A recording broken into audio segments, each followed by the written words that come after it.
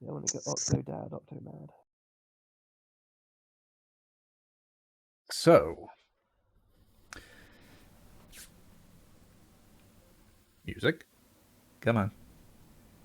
There we go. Our band of adventurers, the Talaria, have arrived at the city of Port Honor, seeking out Archmage Olivia to make use of her magic to hide curs who you have left at a smuggler's cove. The latter half of your journey was relatively uneventful. You had passed the Shrine of the Sisters, watched as somebody paid tribute before paying tribute yourself the following day. As luck would have it, you were not assaulted on your way to Port Honor after that period, and were able to get in relatively middle of the morning. As such, you made a beeline for what is considered the second home of the various pirates, the Mermaid. And with the reputation and Boris's knowledge of both Havelock and Mev, were given access to the secret underground bar, the Murky Depths. There you had a rather fruitful reunion with your old crew, and found out a little bit of information after the fact, including that in order to save the ship, Oront had to make an agreement with a individual from Galero, allowing them navigation to Mari Libere in exchange for their survival. And that is roughly where we left off, where you were bringing each of your groups up to speed on the various developments that had happened since that fateful day. It's entirely down to you guys if you want to roleplay the whole bringing the group up to, Orant's crew up to speed on what you've done, or not. I think we can sideswipe that. Obviously, we would not mention important, like, confidential details, like, A dragon. yeah, like a dragon, like the location of the druids. In fact, we may not even bring up the druids. We may just be like, we went through the Morag. And we might mention that we, like, turned in an illegal mage in Lenarch, but we aren't going to mention names or the Spider's Eye or anything. Like, anything big going on that these guys are not supposed to know, they will not know. Mm-hmm. So just to check as well, that means you also don't mention about helping the Iron Accord. Yeah, we are not mentioning the Iron Accord. We might say that, you know, we met, like, Archmage Olivia, but she's not part of the Accord. I mean, she's trying to be, but... Yeah. Do you mention that you're meeting her here, or do you skip that part out? I don't see the harm in mentioning, like, oh yeah, we're gonna meet up with her. Okay. Here. Alright. Yeah, so no names, no mention of the Druid tribes, no mention of the Iron Accord, but pretty much everything else you mention. And obviously no mention of curs. Hey, you want to hear about this fucking green dragon that we're harboring? Yeah, this is... He can't die. Yeah, they're with this goblin girl we've got here. Get her. Alrighty. Yeah. So you give the breakdown of it all. They all listen intently. A few questions are asked, such as the combatants you fought in Port Embar, but for the most part, they mostly just listen. At which point, then, Orant fully explains what had happened. This one will be partially roleplay also because it's not covering many, many sessions. Mm-hmm. So at this point, he's just like got a fresh drink in his hand. He's just like, well, when the bulldog was holed, it had a pretty high risk of sinking. Took on a lot of water. Even with luck doing the best he could, it wasn't enough. So I had to ground it on some corals, but that did more damage to the ship and left us stranded on it. 2 days later, spotted by a passing ship known as the Rising Stars. On it was a group of sailors and warforged under the employment of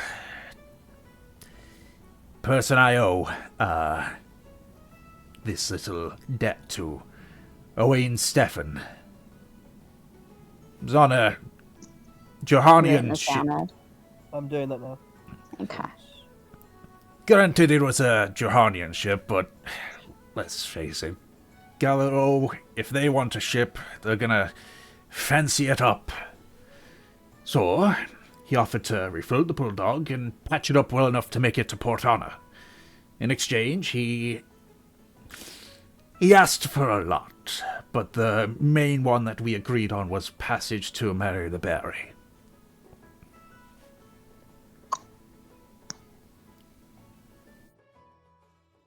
What did he ask for? Besides that, is there anything else you owe? There was stuff that he wanted me to owe. Seen these kind of people before, cutthroat businessmen. They'll help you, sure, but when they want to return the favor, even if it's immediate, they want the whole 9 yards. What do you expect? They're fucking Jerahanians. Thomas, Yes?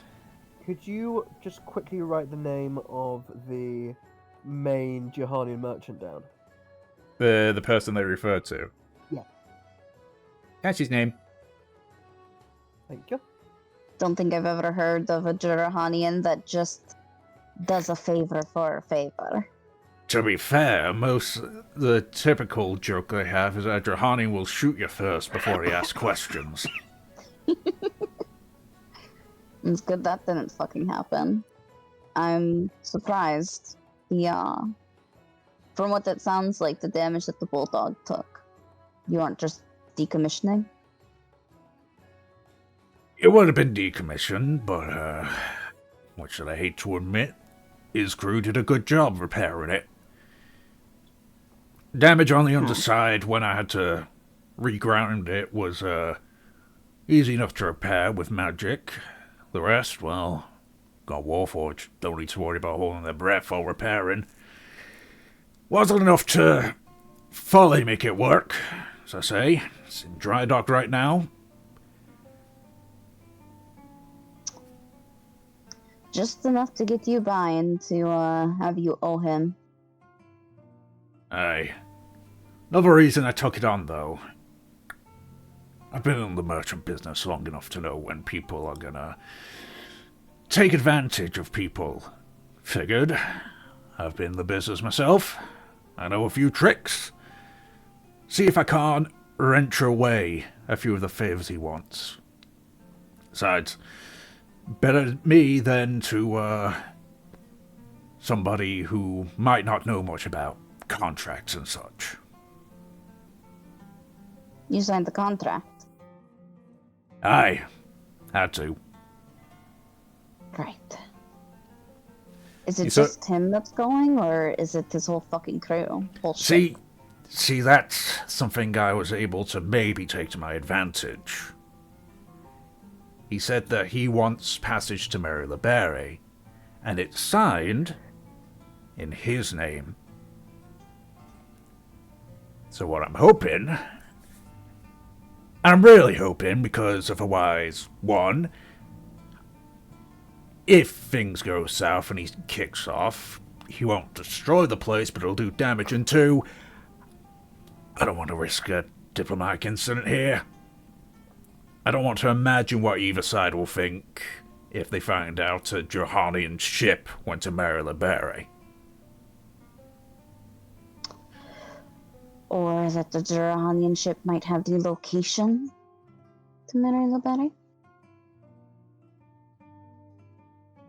That's the other part. I mean,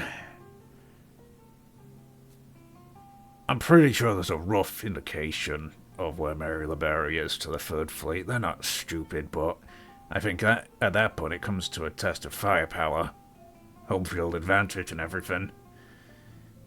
But who knows? But It's also if the Third Fleet feels us worth that taking out. that too. If they find out that we're doing business with Jurhan, and they figure it's a big enough threat, Third Fleet will come to us. Hells, First Fleet might go for Jurhan.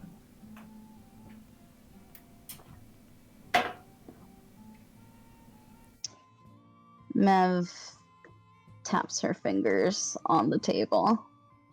This might be a bit easy. Sort of reaches into his pocket and pulls out a folded bit of parchment, and just sort of like waves it a few times before just placing it down on the table in front of you. Yeah, she takes it. Okay.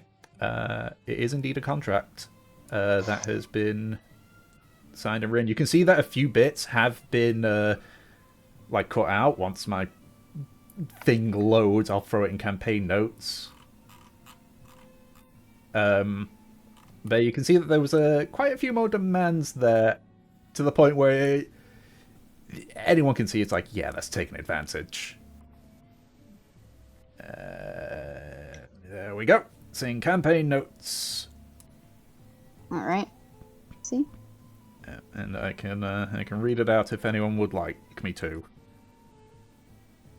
Mev takes it. She's just slowly, quietly reading it.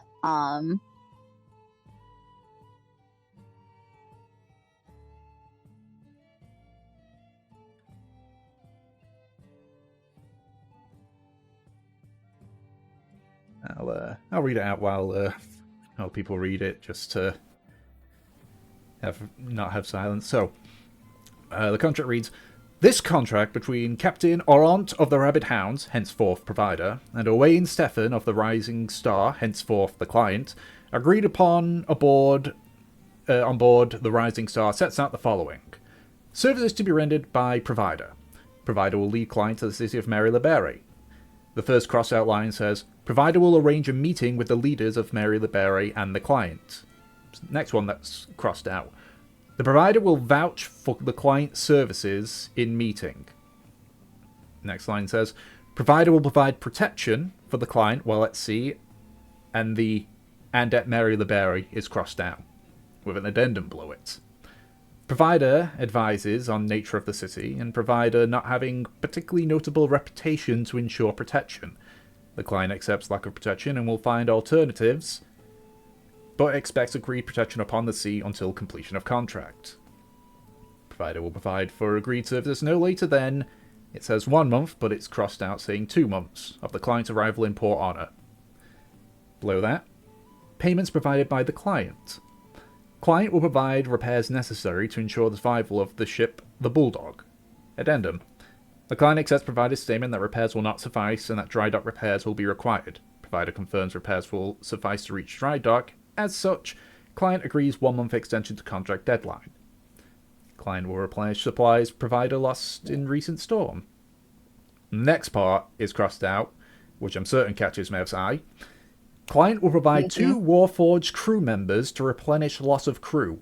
Upon completion of contract, provider will be offered to take on new crew members permanently.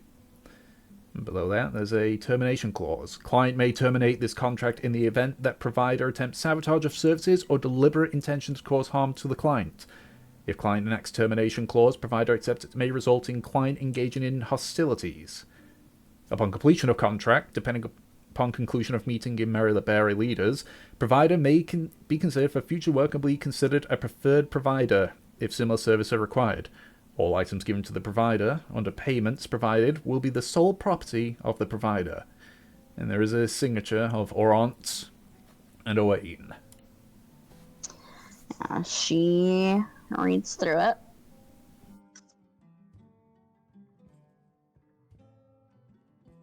She turns it over, sets it on the table. So it's like the words are on the table, not facing anyone. Mm-hmm. She looks at Arant.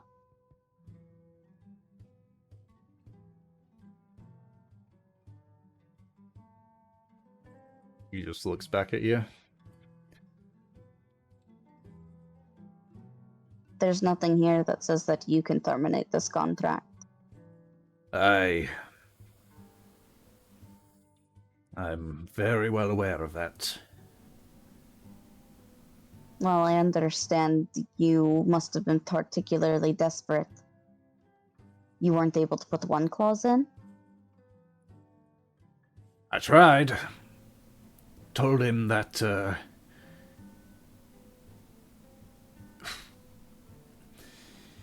I tried to make it clear to him that,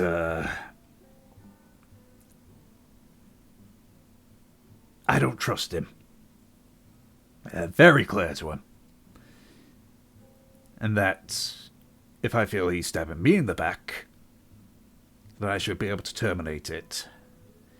Unfortunately, we had a damaged and ground ship. He did not. Yeah, she nods. And to me, I know I'm taking a big gamble here. I'm not stupid. But I'd rather take the risk and save the crew than not take the risk and, well, one, die, and two, potentially have this person run across someone else more manipulable.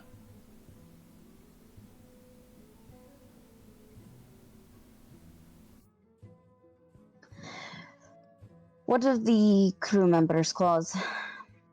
Why is it crossed out? Because I don't trust him, so I'm not gonna trust his crew. They're still his, and the last thing I want is them eavesdropping and passing the information over. Well, thank the sisters you thought of that. She smiles a little bit, like that was exactly what she was thinking.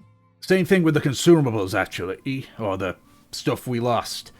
Didn't mention any of the, non-consumable stuff we lost. Lost a handful of cannons. Mostly because, if it's a consumable, then if they were eavesdropping, well, we made sure to use that first. Yeah, she nods.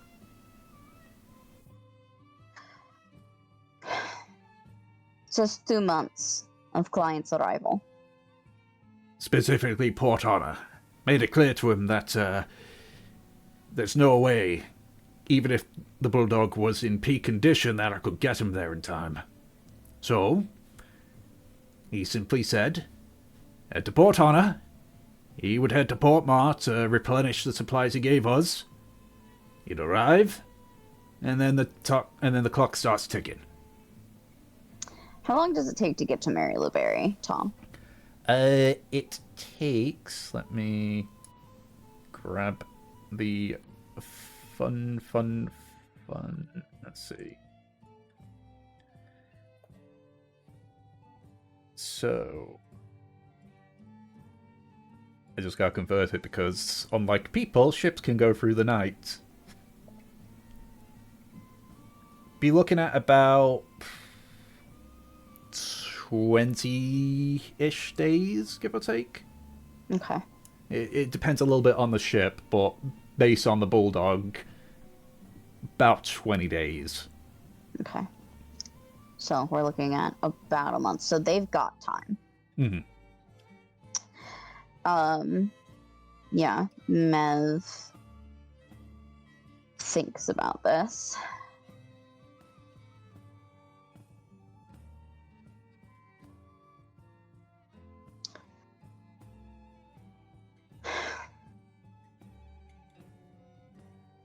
She slides the contract back.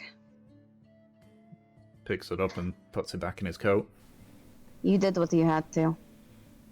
I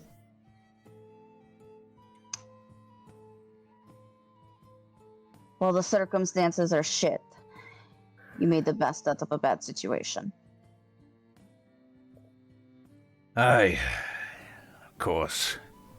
If the crow's nest have a problem, fine. I'll stand in front of them and plead my case.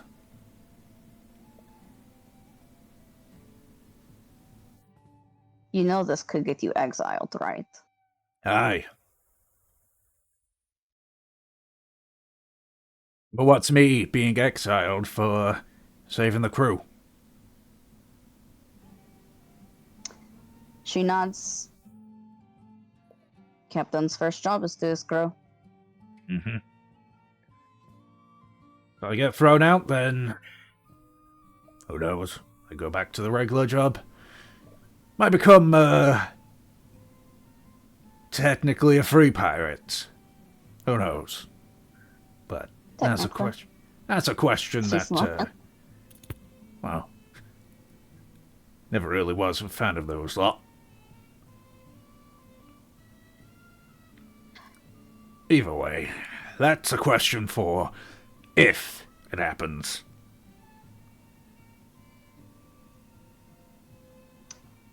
Mev pointed out the fact that there's no termination clause for Thank you. the pirates. She asked about the crew member stipulation that's crossed out and how much time they have. No termination place for the rabbit.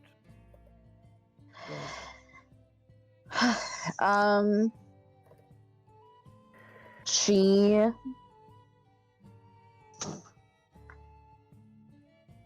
Mev actually gets up. And how long have we been here? I'd say at this point, just also as well, trying to summarize, several months of travel, you've probably been here about 3 or so hours. Okay, and it was what, It was mid-afternoon or something. It was approaching afternoon when you arrived, if I recall. Okay. Has I suppose the best indication, has Rita gone off shift? No, she's still on shift. Okay. Just figured out how late it is. Well, she gets up and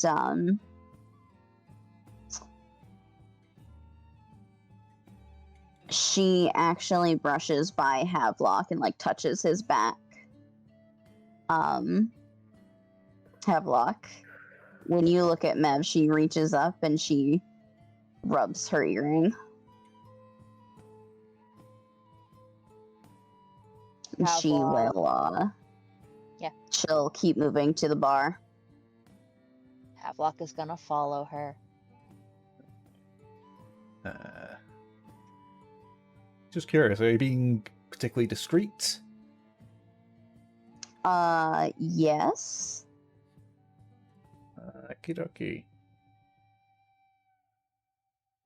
I guess, because Oron is still looking at you.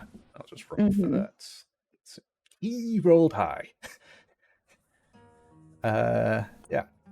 So you just sort of see, you just sort of walk away. And you just looks over at your 3 other companions. Says, "So, what's your story then?" Deliberately, raising his voice. Yeah. Mev, Mev will head to the bar where I assume Shelm is. Yep.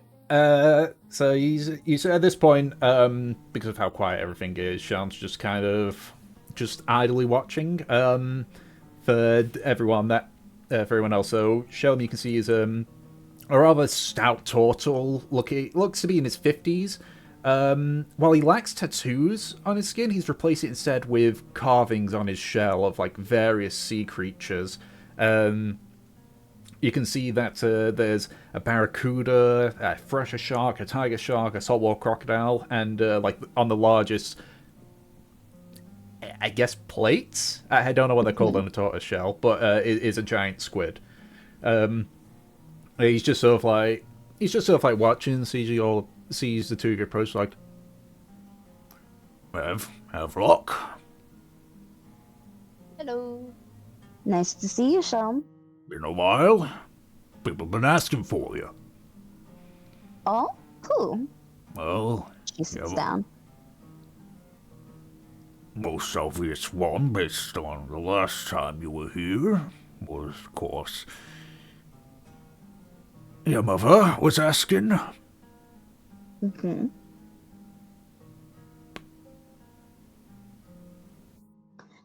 Your She nuts. and she stares at him to continue. Has anyone else?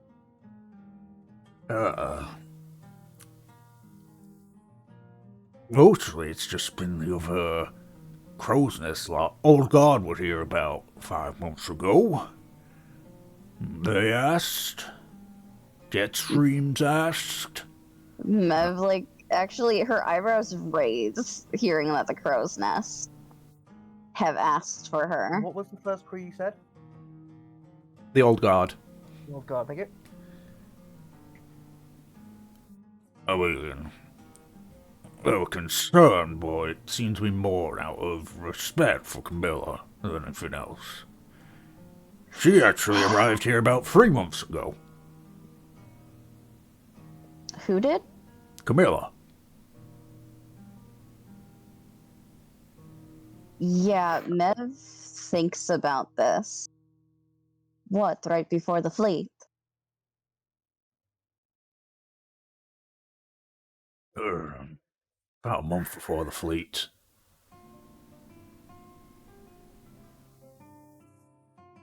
Did she head back to Mari Libere like the others? Say where she might be headed? She was debating on, doing a bit more, of a normal work. But, depending on the situation, yeah, she'd, head back to Mari Libere.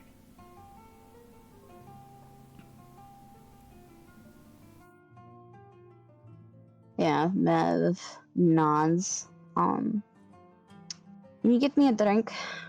Anything. Alright. Make it two. Same thing, or mix it up? Yeah, just surprise us. Yeah. Alright. Just sort of like reaches down and just pulls out a bottle with two and places 2 tankards. Just pours it out and just passes it to you both. Yep. Mev will take it and she will take a sip. It appears to be gin. Okay, sweet. Yep. Mev will set her gaze on Havelock. What do you think about all that business? Her voice is hushed, but like if Shelm hears them, whatever. He's a neutral party. He does notice your listener. If he's like, I want to go elsewhere, I can. She glances at him. I'm not concerned if you hear anything. Just, we're having a talk. She smiles at him. Alright. If anything, I'll just be back to grab your drinks when you're done. Just sort of like heads over Thank to the other you. bit and starts sort of like cleaning up everywhere. Yep. Turns her attention back to Havelock. Havelock takes a deep breath. Camilla's in Mari Libere. She's Right. been to Cool. Port Honor recently. So, continue, Anna. I don't think things are gonna go very well for us. In general. I think things are going to go to shit.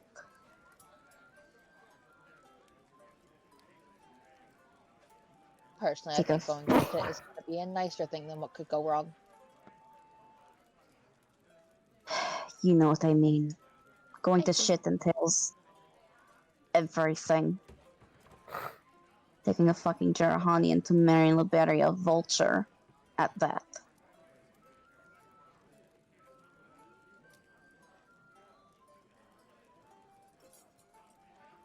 It's eyes we don't want. We don't need. But unfortunately, it's eyes that we're gonna have stuck on us. Unless we can stop them. That's what I'm thinking. If we can get the ship, head out before the hounds, or at least get the hounds to stall, we could beat them, warn the nest, try and circumvent or control the environment that is Jarahanians and the people they meet. Because even if the crow's nest says no, they're gonna meet a lot of fucking people. People they can talk to. Hmm.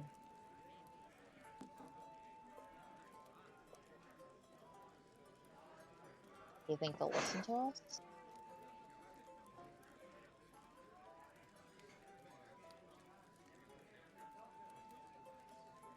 Mama will. The other nest will listen to her.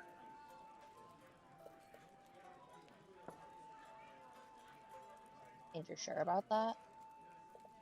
Not that I don't trust you, Mev, but like, we have to be sure. Even if she's mad at me, Mama thinks like I do. She'll know that this is dangerous beyond compare. She'll listen, no matter how she feels. Alright.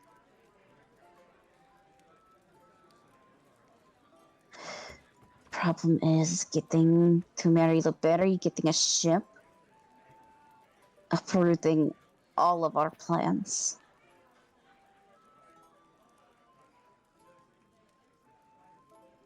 How am I going to present this to the group?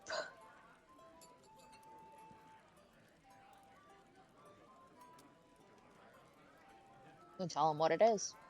Things are about to get fucked, and we need to take action. It's more important than something like the Druids was that could be done at just about any time.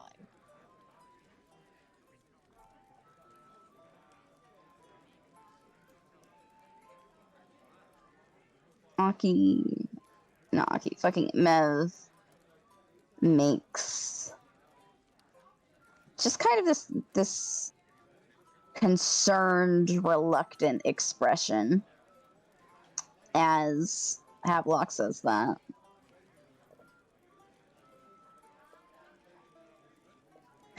You're not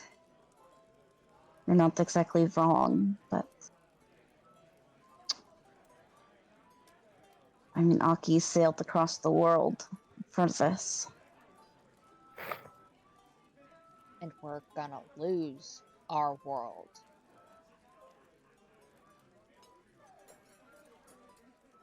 I know. It's not like I'm not going. Just don't know if they will.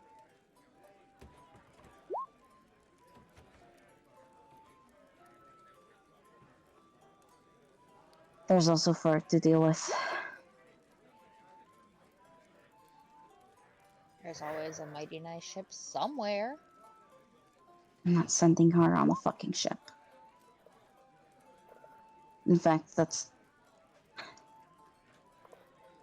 Even if I wasn't feeling this kind of way towards her, she couldn't go to Mari Libere. It's a tiny island where everyone fucking knows each other. Everyone sees each other.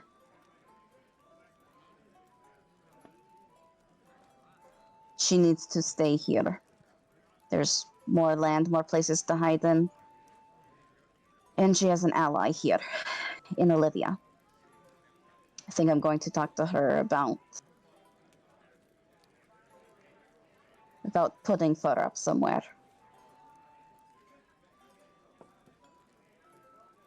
Okay. That can be done.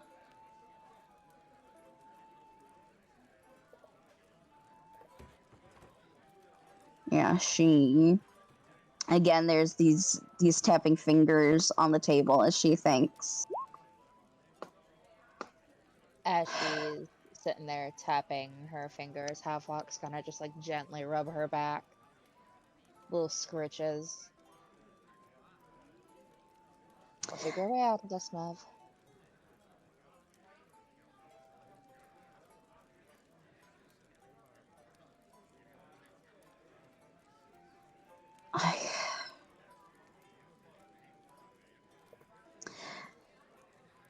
If we do manage to convince people,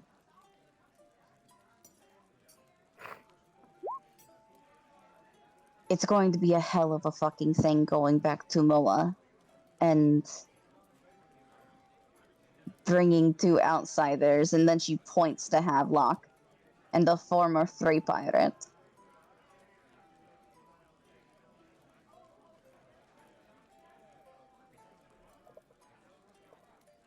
So if she wants to try me for crimes, she can. But we need to see her. You know that's a possibility, right? I know that's a possibility. That's why I said it's alright. You might get by on age. There's only so much they can try you for a year. And if I vouch for you, you may get the option of recruitment rather than exile.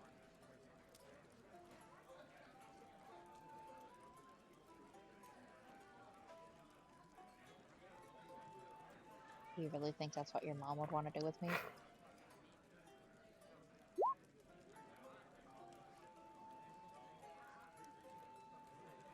She leans in, says this very quietly. If she knew your story, she would make you a nymph in a heartbeat.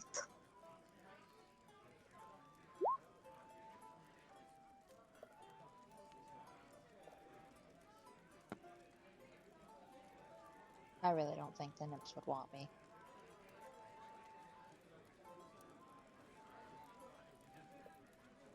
The nymphs that are full of people just like you, Havelock. Yeah, and I stole away the most precious one, and he's gonna give her a little bop on the forehead. She leans back. And if we go to Mari Libere, you've returned me. So?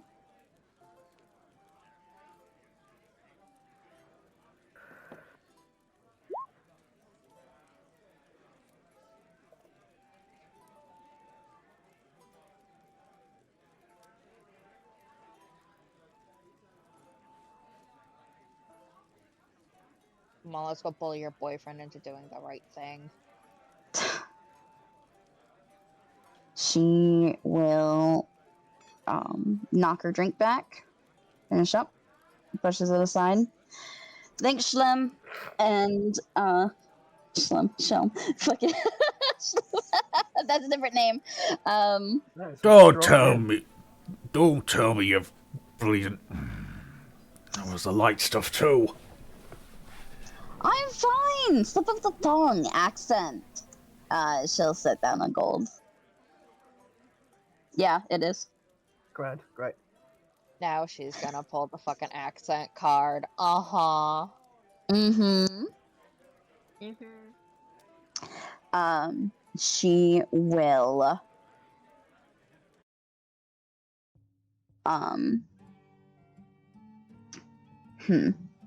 yeah, I think she'll just be blatant. She goes over to Aki, Kindling, and Fur and taps each of their shoulders.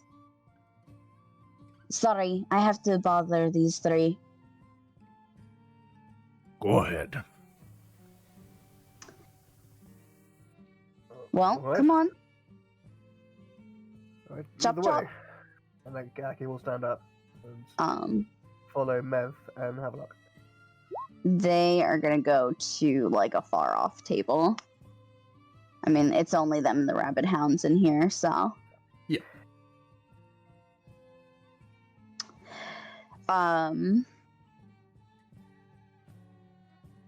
Yeah, they're gonna go to a far off table, and as they sit down, you all hear that familiar like click in your heads.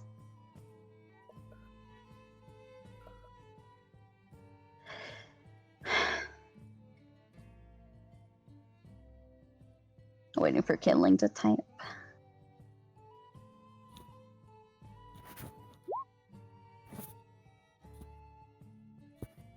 Collect call from Evelyn Gatlin, yeah. Mev leans back in her chair, just looking very relaxed. And you guys hear. So, Havelock and I have a bit of a problem. How big is a bit?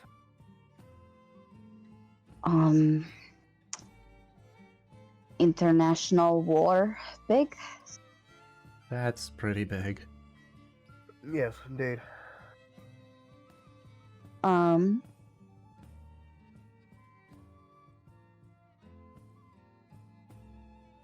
You all heard me and Oran talking. indeed, He something wants about to. Yeah, continue, Aki. Yeah. So essentially the problem is the true location of Mari Libere is an incredibly closely guarded secret. And if a Jihanian merchant or whoever this Owain gentleman is finds out, that could potentially be disastrous for, well, all pirates, code followers, and free pirates. That's a portion of it. It's more than that, though.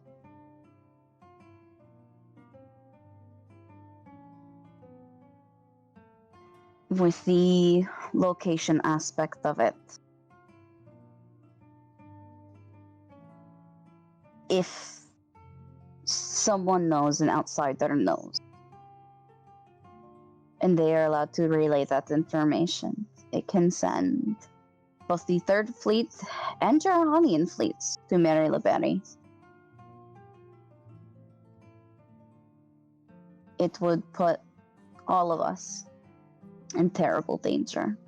And even more so, something incredibly dangerous is that these people, these Jarahanians, want to try and illicit trade, smuggling between my people and them. They want us to do their dirty work while their hands remain clean. And if we get caught, it is... She looks at Havelock. It is our people who are going to be punished severely. The Republic might get involved. The Republic might even start a war with Jarahan, but we will be the first targets.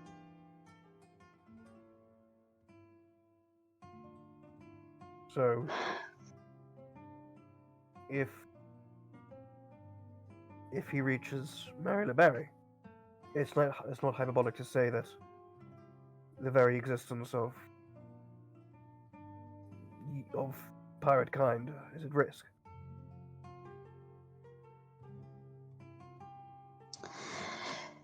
There is a very good chance that if they catch wind of us even talking to these people, our home will be burnt to the ground.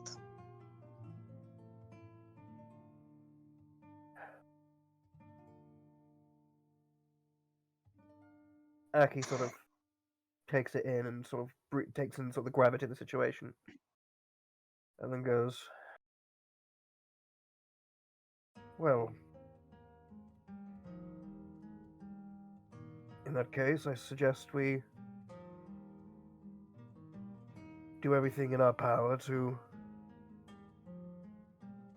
prevent this man from stepping foot on Mari Liberian soil."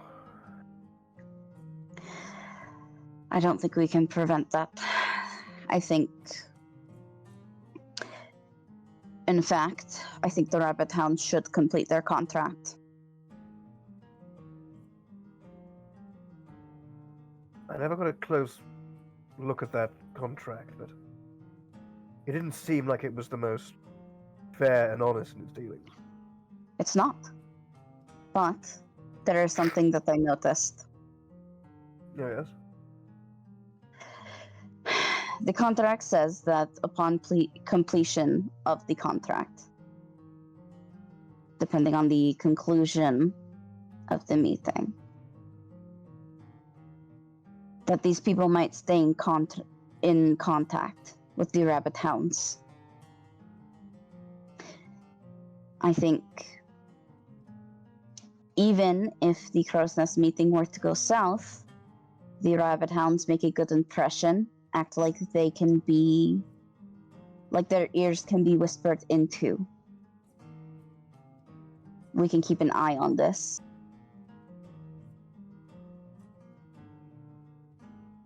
But true, but wouldn't that also maybe possibly hurt the Rabbit Hounds if they're seen as, traitors and making surreptitious deals with the enemy?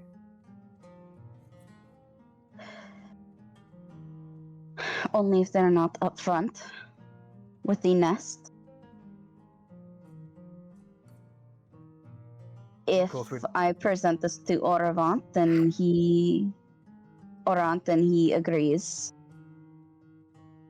to do this.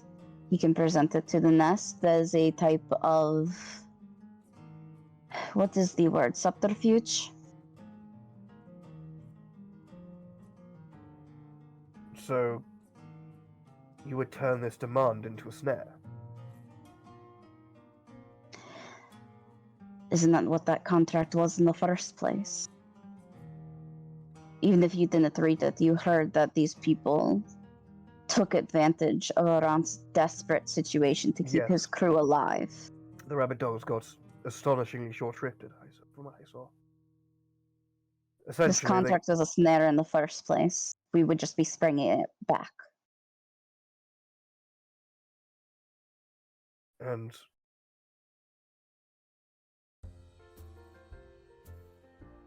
what were Mevada, do you remember? What was the specific terms of the specific criteria for the completion of the contract?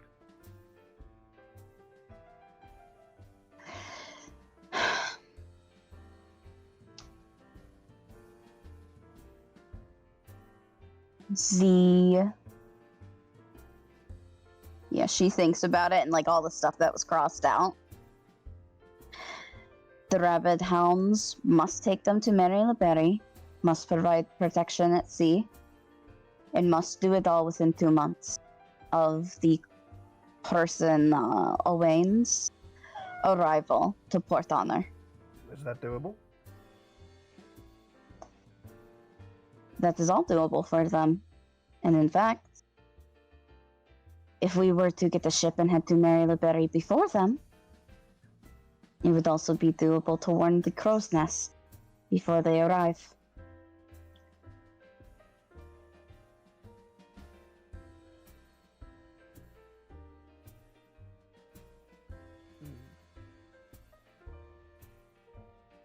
So what precisely do you intend to tell the Crow's Nest? I assume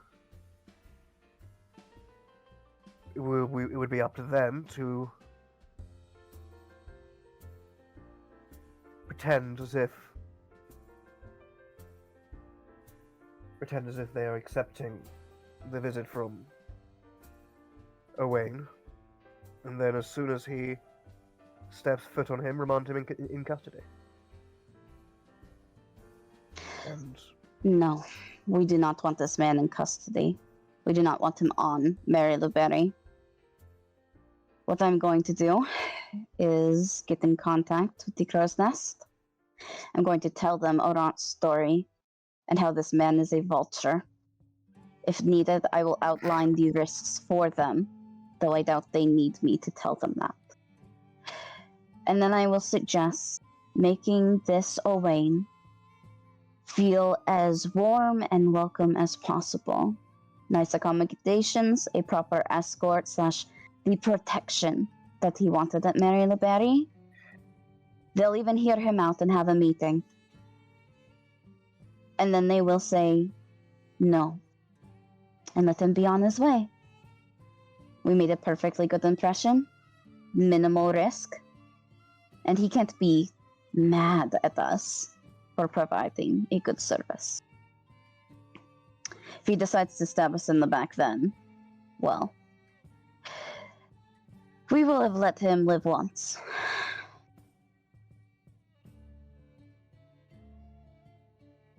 But in that situation, what would be stopping Owain from notifying someone of the position of Mari Libere?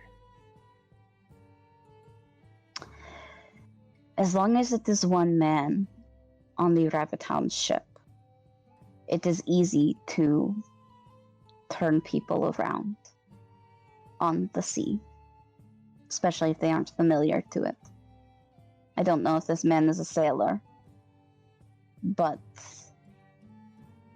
it's going to take a lot more than one trip to get him. The Rabbit Hounds can take a different path, something more confusing, perhaps longer. Stall.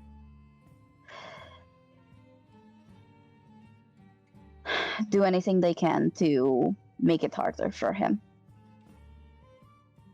Heck, if they party all night with him and get him too wasted to chart the stars, even better.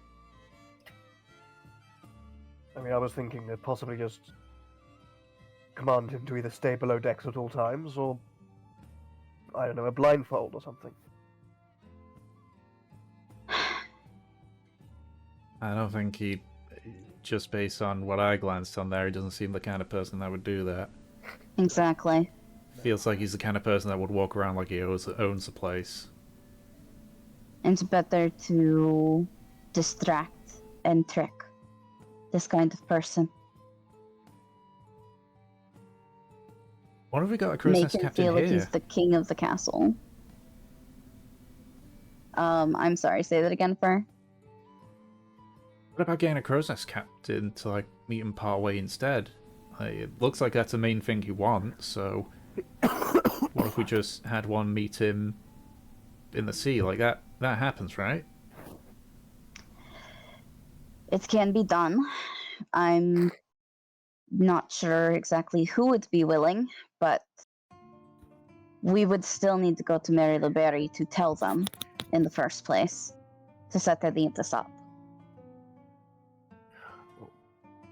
Would there be any way of getting a message, an expedient message to Mari Libere right now? Not in a shorter time than we could sail. Damn, right. That is true. He specifically said that he will lead, that the Rabbit Hounds will lead him to the city of Mari Libere. He could argue that the contract was not complete. Yeah, I guess it depends, because it looked like he mostly wants to speak with the Crow's Nest, I think you called him. Yeah, she nods. I think that is a good idea for. I think we can try and arrange something, and even if he says that the contract was not complete, then depending on how it goes, we could just throw him overboard. But I'm trying to make this not end in hostilities. If we can get someone to agree to meet them halfway, we can go from there. How'd we get a message relayed, though? Like, Didn't to she the... just suggest that? No, I was about to say, but then you spoke up. I mean, like, to the Rabbit Hound, saying that they're going to meet so that they know where to go. She thinks about this.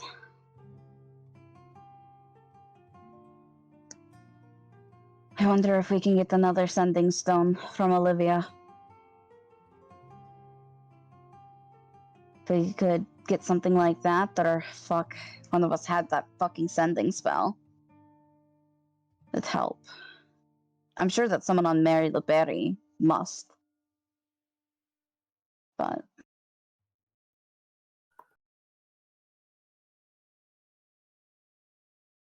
she actually looks between Aki and Fur. You know that if we were to head to Mari Libere, this would change plans, right? Yeah. Jeez, Yes. Aki. But frankly, in the circumstances which you've laid out, I believe it deems the plans worth changing. Are you alright with that? Of course. I'm going to insight. Go ahead. Aki's not hiding anything. Ugh, 6. What the fuck? Meth, get good. With a 6, you would be able to tell. I don't know what I'm telling. It's a 6. Actually, to be fair, is the 6 not a critical? Well, I'm trying to think because you know Aki quite well, very well. Also in his head. And you're in Aki's head. So yeah, you'd see that there is a bit of conflict, but otherwise it's agreeable. Yeah. Okay, he's genuine.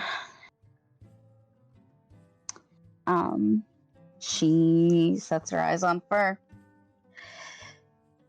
And you couldn't come? Why not? Because of your situation. Because of Curse. Well, that's the reason why we're getting Olivia to help us out with it, so that for things like this, it can be sorted. Or are you saying that you'd have to set off before Olivia's done? It might be before Olivia's done.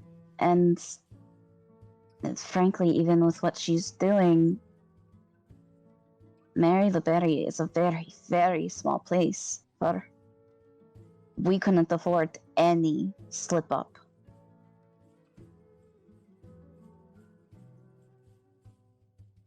It might be better for you to wait here. Be safer. Like, stay here, and then when you've done this, come back and we continue on?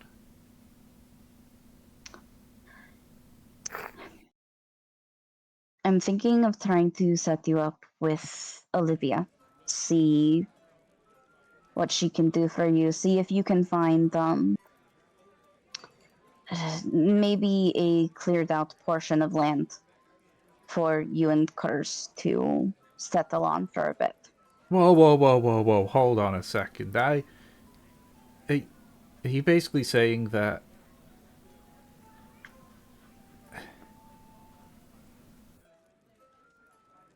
why?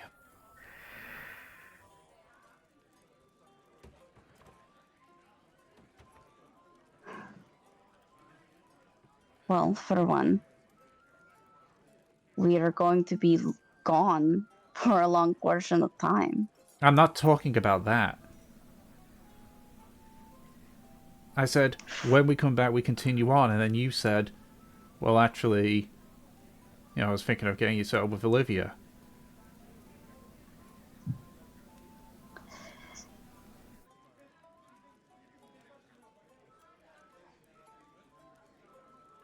I think it's safer for you both not to be running around.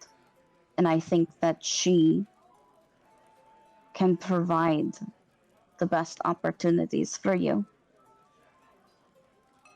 She currently is the one that can help you. She looks to everyone else. We don't know anything about your situation, but all we can do is run you around the continent and put you in danger.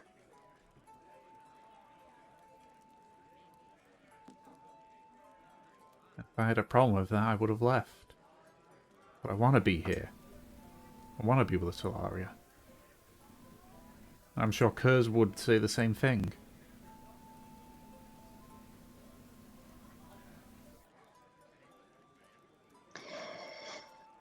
Mev looks at Havelock. Havelock's giving you that look like, do I have to say something? Can I bark now? Mev bites her lip. And... Let's get an insight. Yep. Pull up the thing. Oh, God. No, Mev, why are you rolling poorly? Fur can tell that Mev definitely has more to say.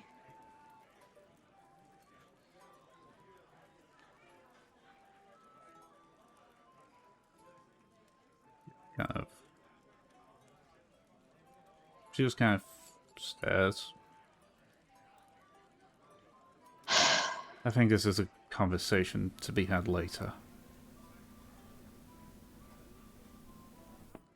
Right.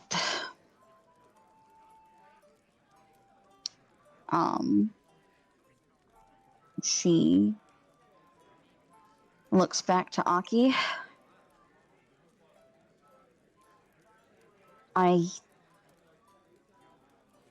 don't want to ask you for this, but is there any way that you can get us access to a ship?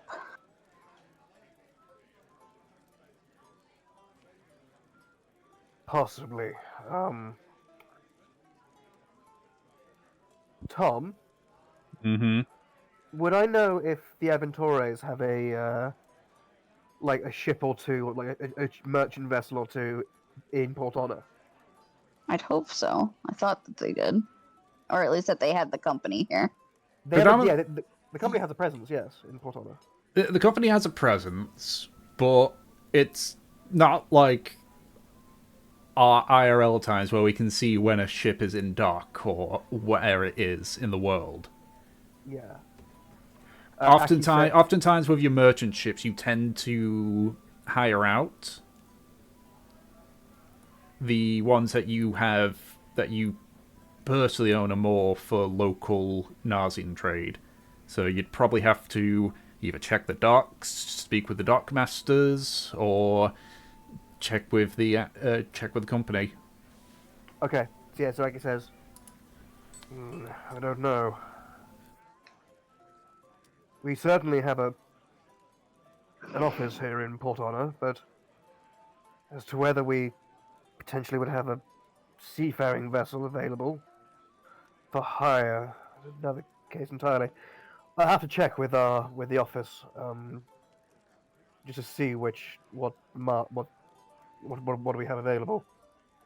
And then I'd of like to course come there's with you. Oh, I'd be delighted to. And of course there'd be the problem of having to disguise the fact that it's a Narsian merchant vessel. As long as we can strip the ship of any sort of iconography, It will do. Pirates have commandeered ships many a time. If a merchant vessel comes in to Mari Libere, we might be searched, but it's not like they're going to blow a hole in our hull. True. Now, Mevelair, if it could possibly be more helpful, we might be able to get this ship from the Aventore, and we can have it so officially, according to company ledger, it has been captured by pirates. So I'm You able want to forge a commandeerment? Well, I suppose if anyone asks after us and going, hold on, what's an Aventore vessel doing sailing towards Mari Libere? And they'll say, oh, it must be an actual genuine pirate crew. It might help disguise us more and people ask less questions. And it could possibly mean we could have the ship for longer dealings as well. If the company believes it's been sunk or captured and commandeered, then we might not have any recompense of giving it back urgently. She thinks about this.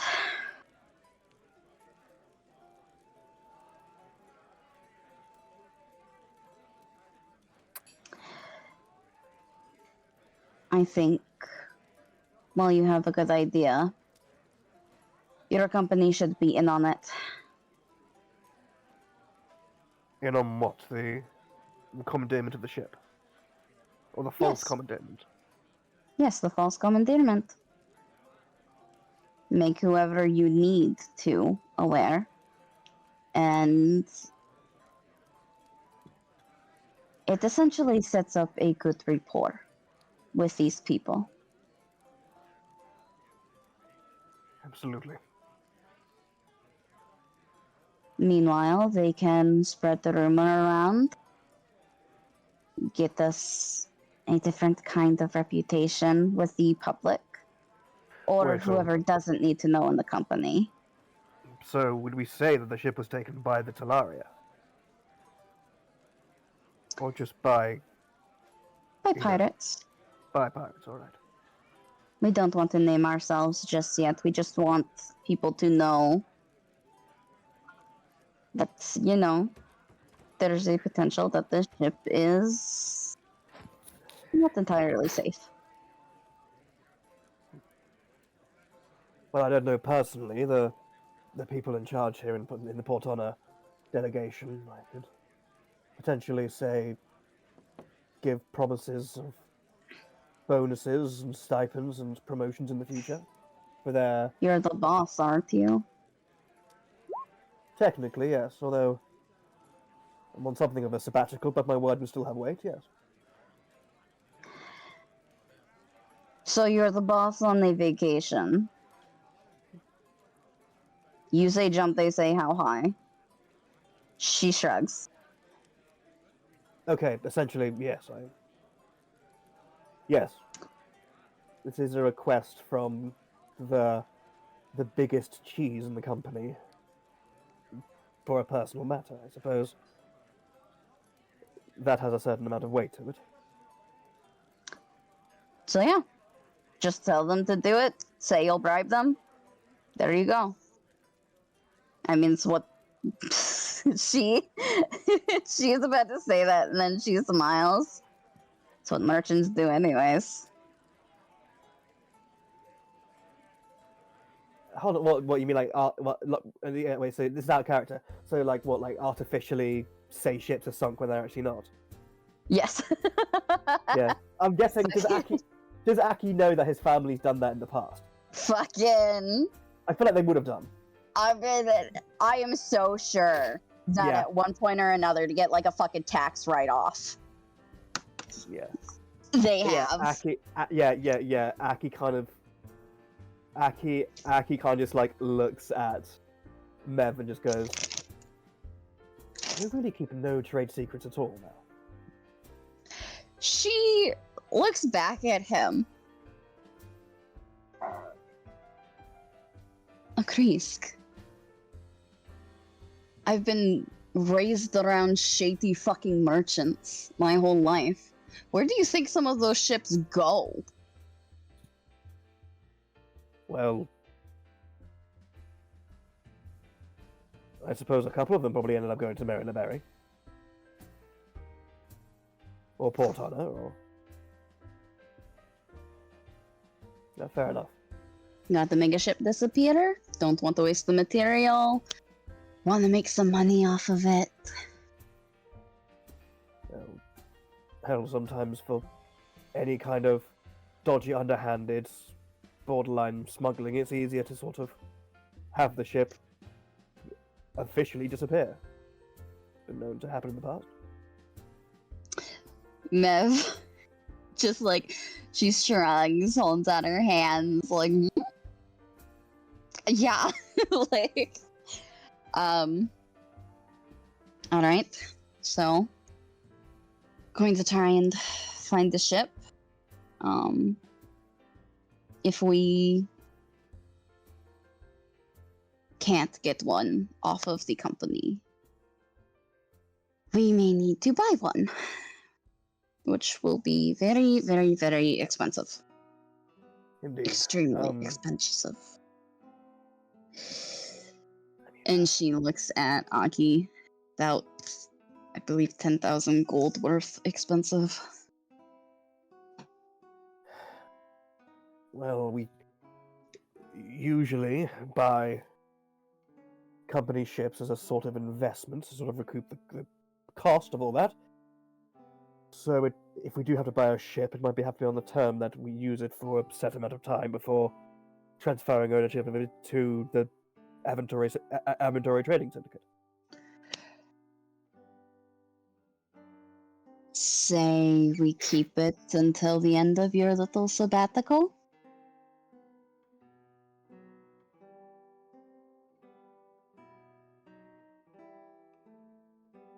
That would be the Suppose. favorable amount of time. I suppose, given the fact that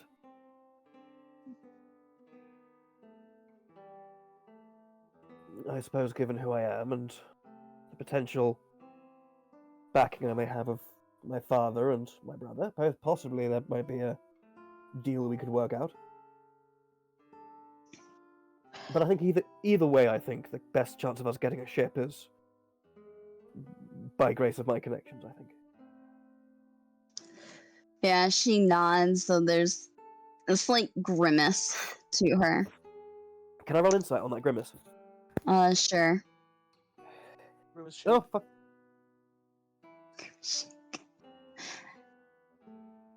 Hold on, I accidentally reloaded the page. 1 second. Oh, wait, did I blow my nose? Hold on.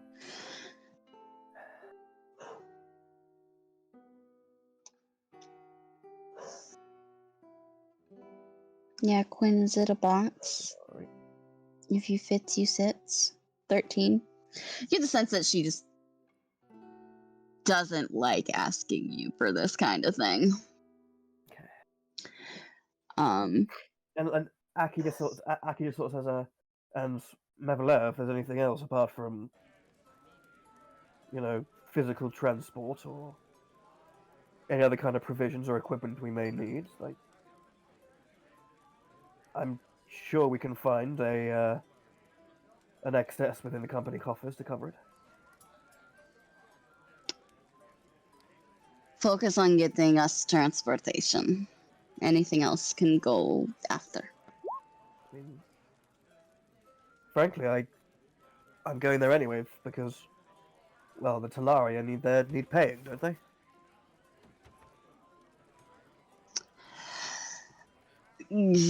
She makes an even worse face as she looks to everyone else.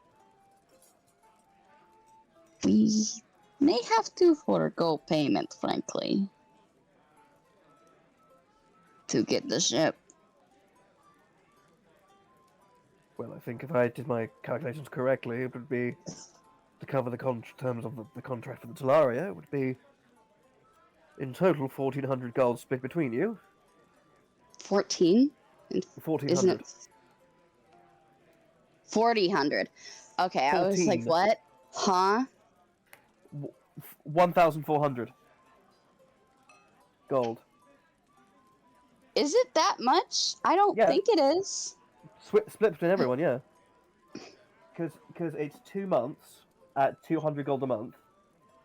For Oh, Mev, okay. Havelock, Okay, Kindling, okay, and then okay. 1 month for Spur. Okay. Um. Yes, well, getting a ship is very expensive, and it may help us to not take money from them before we get the ship. The ship is the most important thing right now. I could But be on my last copper, and I would say, get the ship. God, I think I'm about to be on my last copper. Fucking. so, is that alright with everyone else? If we just focus on getting the ship, I may have to forego your contractual obligated payment. Is all. Obviously, it is up to people if they want to do that or not. I will forego. So, Kindling and Havelock, you're liable for 400 gold, for 200. You can either have it now or when we return from Mari Libere. And then it will be more gold. uh, how soon do we have to leave? I would prefer as soon as we commandeer a fucking ship. Maybe keeping a day or two. But really, realistically, as soon as possible. Means. Oh dear. I have to. What?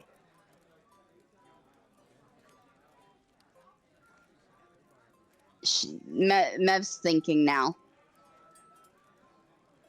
And you guys can actually start to feel her thoughts and her planning before she cuts out.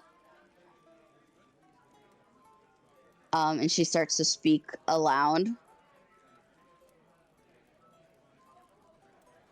I need to. And she starts tapping her fingers. I need to go to Olivia. I need to go with Aki to get the ship. I need to meet those boys and tell them that there is a change of plans. Maybe set them up with Orant. And I need to talk to Orant. In fact, I probably need to do that right now. Is there anything that I missed? Apart from, I guess, personal effects? Don't think so. Of urgent business, I think you covered all the bases.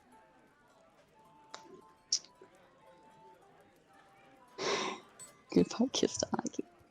Okay, then I would say whatever you guys need to do, you need to do it in the next. I would give us 3 days at most to get this all set up. Alright. Because time is going to be of the essence. We don't know when this fucker is coming in from Portmar. Could be fucking tomorrow. Could be tonight. For all I know. But the more time we have to set things up, the better. In that case, something we'll need from Orant would be a description of both Owain himself and his ship, just so we know when he'll have arrived. Okay. And also maybe a report on what sort of man he is. Is he conniving? Is he manipulative? Is he duplicitous? Does he... I think I've already got my answer from reading that contract. True. Good point. So, do whatever you guys need to do, and I will call you all when I need you.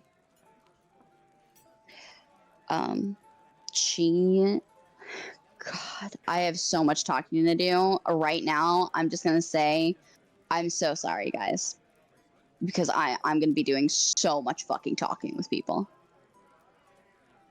I'll be right back. I mean, Aki says...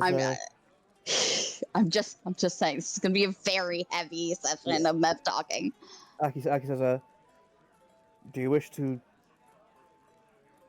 Like, Aki says, if you like, I can come talk to Arant with you. She looks at him. Why? Because...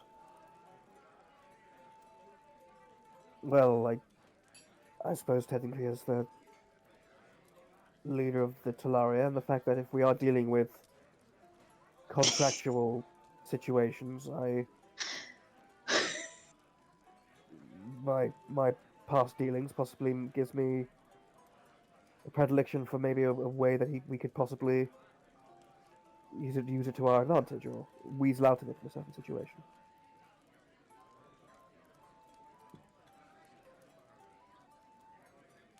Aki, you cannot weasel your way out of anything. But I digress. You can come. You'll need the information anyways, and it's better than me having to parrot it after.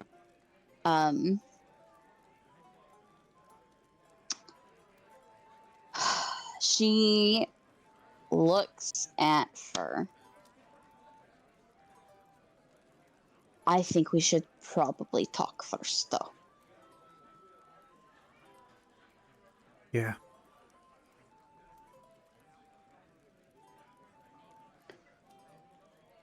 Do you want to go somewhere else?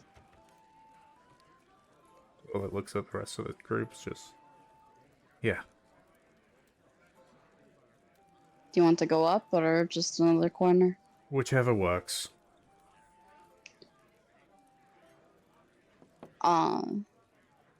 Yeah, she'll just go to another side of the murky depths. I don't. Yeah. It's a bit of a pain to get in and out of this place, so. Mm-hmm. Yeah, so she just sits directly across from you. Yep. Mev crosses her arms. She speaks hushedly.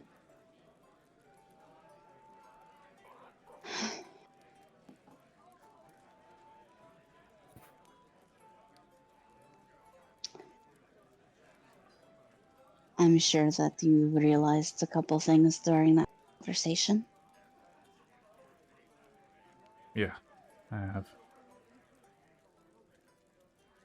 What conclusions have you come to?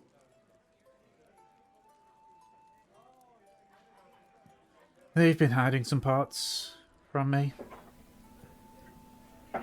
And I'm getting the feeling that maybe you don't want me around. Either because of that, or simply because of my situation.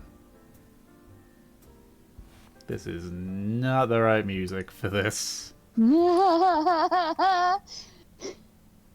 do you mean? We're having a great time. There we Was go. that in or out of Mev character? Oh, that was out of character. Okay, I just got back. Why are we having to ask if we're having a good time? Fucking. I moved to another part to talk with Fur. So she and Mev and Fur are speaking privately right now. Oh, she's gonna fucking die, okay?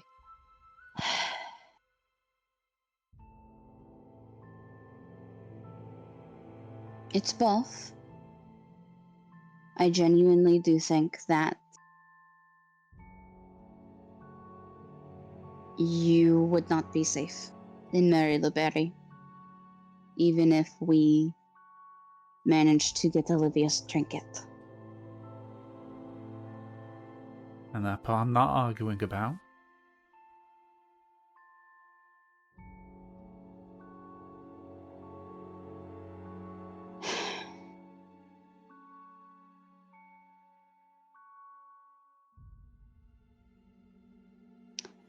You...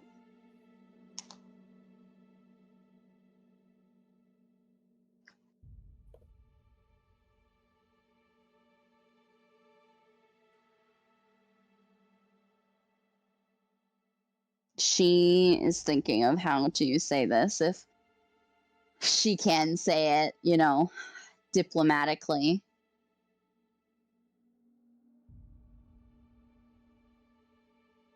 We are all sticking our necks out for you for every time we cross any sort of road, anytime we walk a mile.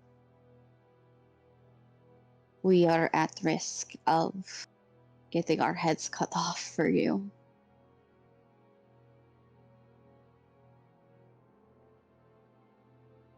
And as much as I want to help with your situation, you know that I do.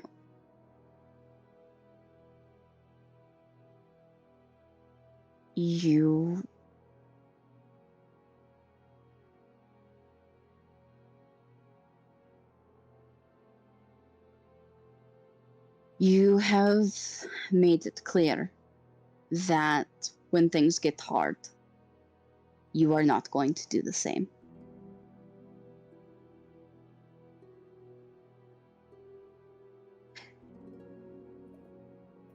I trusted you with things that I thought that you would keep secret. You didn't. In fact, you sold me out and tried to ambush me the first chance you got.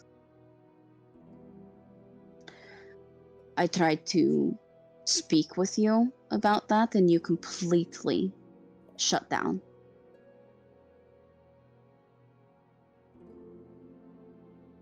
You guilted me, you played the victim, and I'm worried that that's going to happen again. That when things get hard, and they will, that you're going to take advantage of the situation or cry wolf.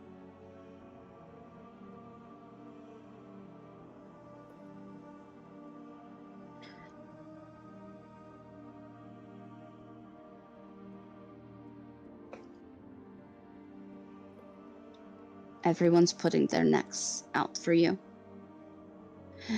And if that is the kind of behavior that you have, I can't in good faith make people do that for you anymore.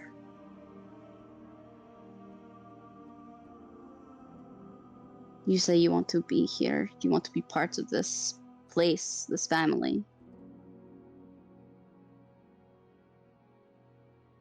But you haven't made any steps to actually communicate with anyone else. And the one person who you have, who's been vouching for you, there's such a phrase as biting the hand that feeds.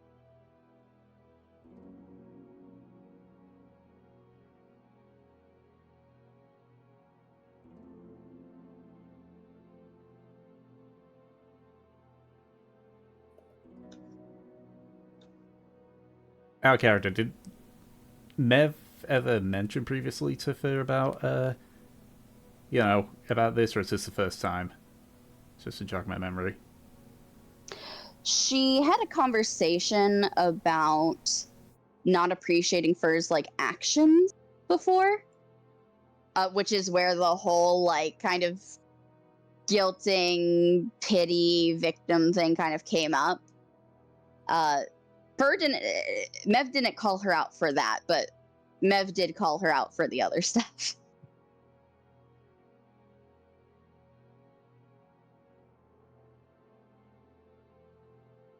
So that's it then. Oh, sorry for... You know, this stuff, that was a problem. Yeah, I'm not going to mention it now you're gone. You're deciding for me, and you're deciding for Kurz. You're not even letting us have our say.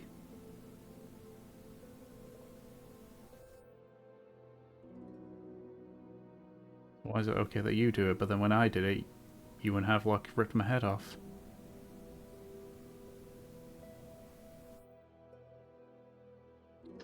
You think I want to just hide behind things? No. I'm scared, I'm terrified. But I feel safe here as well. Safer than I ever have.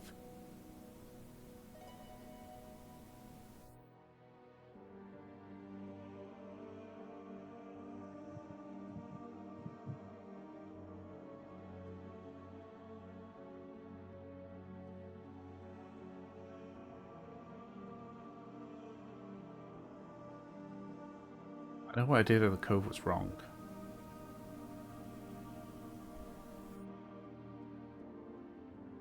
Now that you've said it, I know afterwards, sulking like a child, that was wrong too.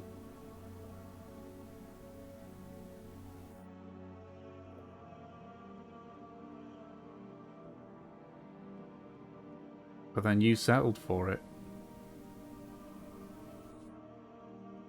Rather than have this conversation there and then, you decided to be quiet about it. All the way through here. And then not knowing, you then decide, okay, let's get rid of the girl and a dragon. Because of stuff that I didn't tell her for. And for the record as well, with talking to people, I did. I've had a conversation with Aki. Excuse me for it not being fast enough, I guess.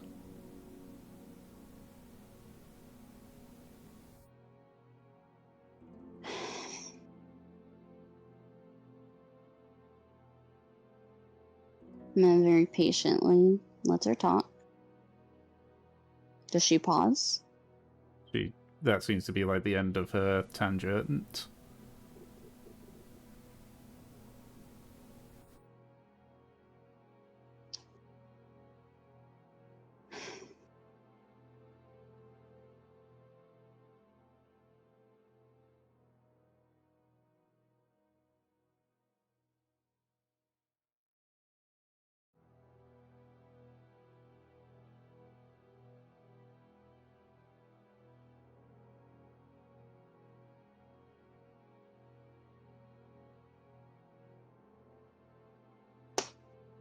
One person, one conversation does not particularly make a difference to what I've said. As for why it's okay for me to do it, or why I didn't tell you,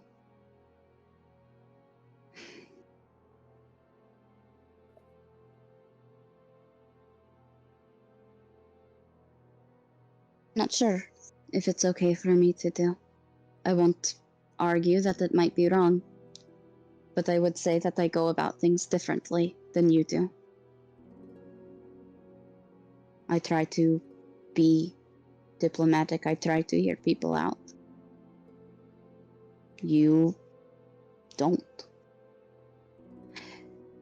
And frankly, the Cove is just one instance of you. I've heard about you and Cutters. I've heard your story.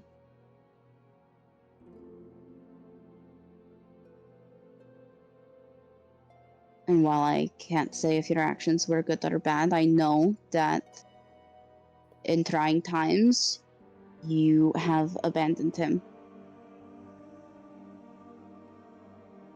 You've acted like you're the only one that has issues going on.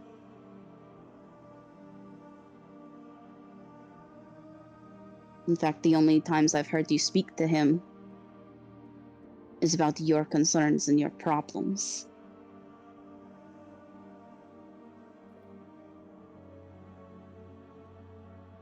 From what I've been shown from you as a person, not just one incident, though it is the most fresh example, you are currently too consumed in yourself. And again, I can't say if that's a good or a bad thing. You've got your own fucking issues, and that's fine. But the way you go about it, I don't like it. With the amount of risk that people are taking, I don't like it.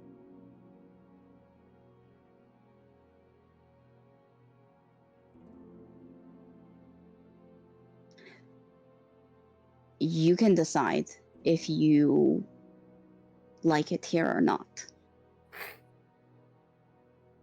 But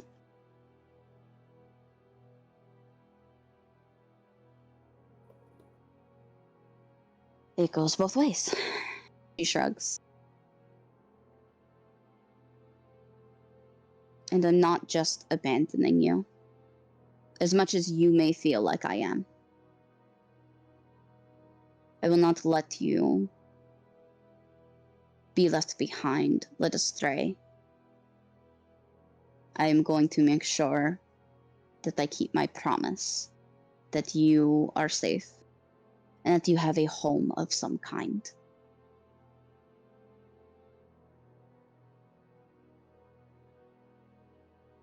Perhaps even if you take this time with,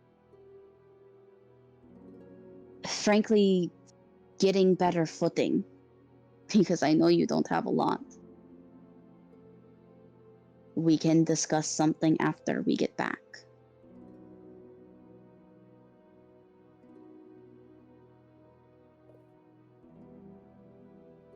Do you promise on that one? I can promise on that. Insight. All right. Okay. As far as she knows, Mev is telling the truth. Mev usually doesn't break promises. In fact, I can't name an instance of her breaking a promise.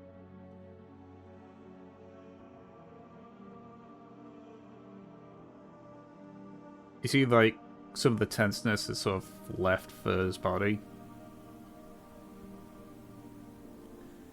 You sort of see, like, her eyes are... Like, she's not crying per se, but like, they are a bit... It's clear she is sort of... That she is fighting back tears a bit.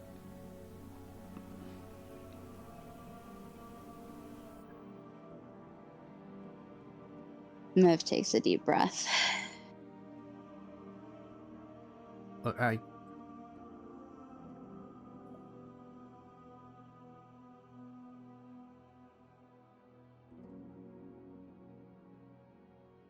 don't know if it's something that it'd have to be through Olivia or not, but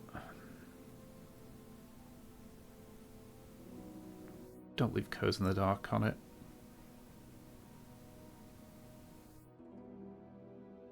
Obviously, if you don't want to bring it up when you see Olivia, then I'll do it. She wanted to have a conversation with me anyhow. About my magic stuff, because I am clueless on it.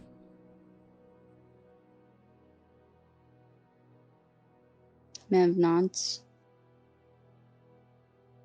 But regardless on how I treat Coz, he doesn't deserve to be left in the dark. You're right, he doesn't. I You know this isn't an easy choice for me, right?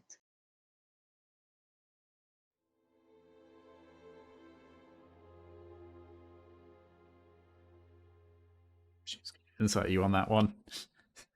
Yeah.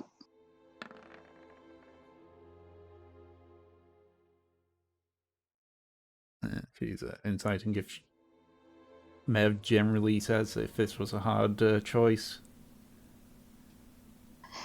Um.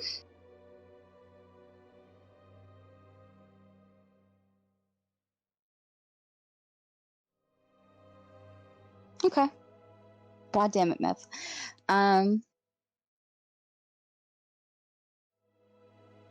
Best I could describe it is hard choice, but quick decision. It's just a rip the band-aid off kind of deal.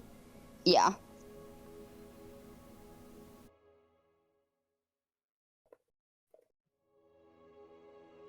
I do care for you too. You're right that Curtis doesn't deserve any of this. He doesn't deserve to be left in the dark. And despite what happened, you are still my friend. I think you just need time to grow. And that it can't really be here right now.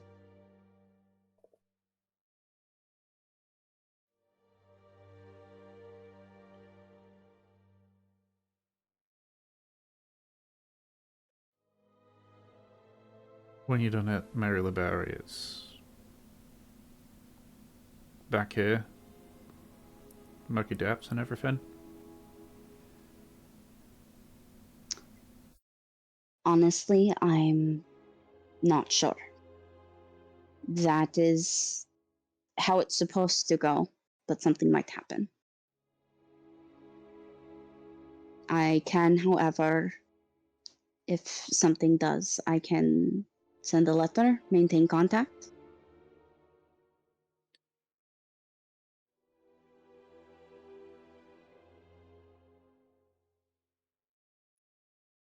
Just so I know where to find you if I feel that if I have grown enough. If not, you don't need to worry.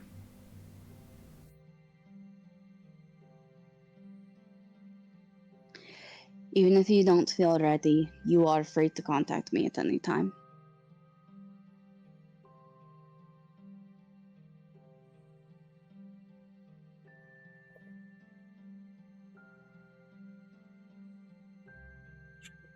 He takes off a pack and sort of rummages through it and pulls out a very creased bit of parchment. Just looks at it.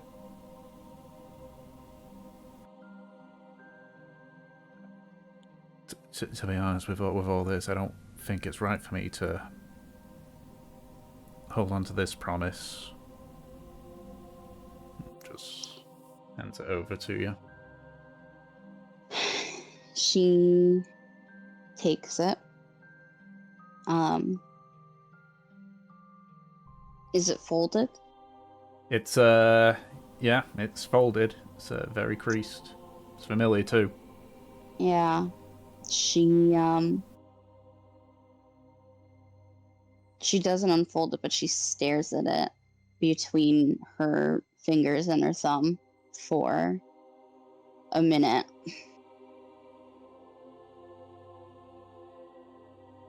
If you don't want anything to do with that anymore, then by all means, do what you intended to do that night. If you decide that I've grown enough to be back with the Talaria, you still want that sorted, you can give it back. I don't think it's right for me to hold on to that. Not right now, anyway.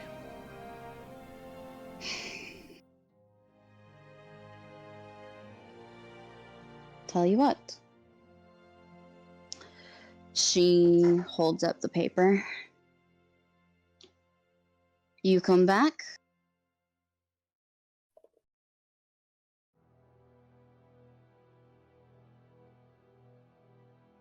I will be a willing participant in this. Only if you've made progress.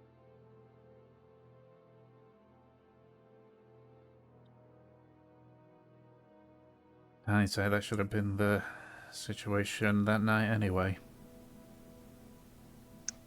That was the first time, weren't it?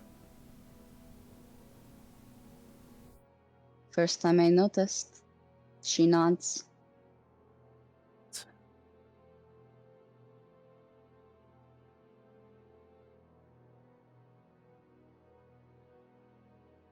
Hindsight's 2020, isn't it? Doesn't make it suck any less. Deal.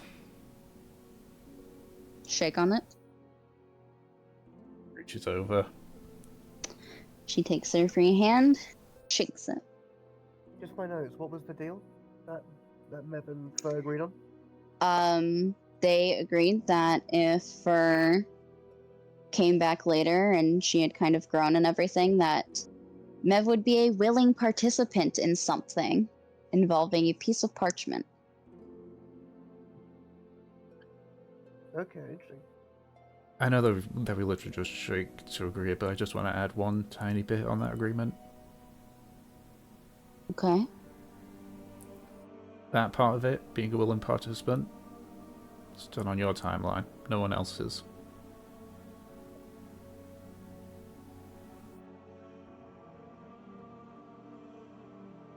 I appreciate that.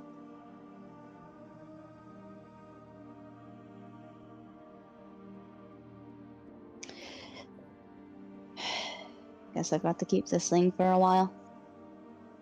She tucks it in her bag in one of the books that she has. Could always say it's what you imagined yourself a few years down the line.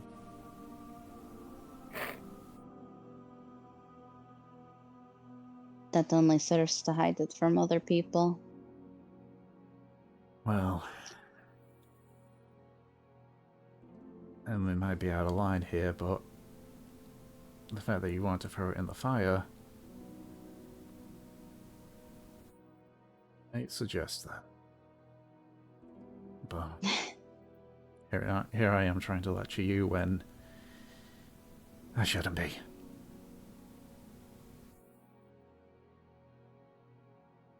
Not yet, anyway.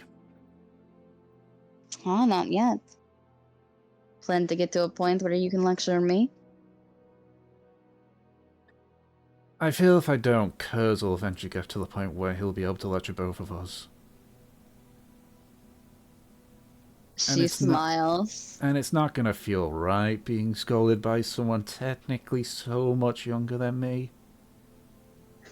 But then looks over at Mev just so has like a mini realization. It's like, but I think that's already happened. Sometimes younger people are wise beyond their years. One more question. Mm-hmm. Where are we sleeping? I don't see any beds around here. We sleep up top in the mermaid. Okay. I might call it early for the night then. Get my head in order. Alright. I expect to see you early morning. We're going to meet Olivia.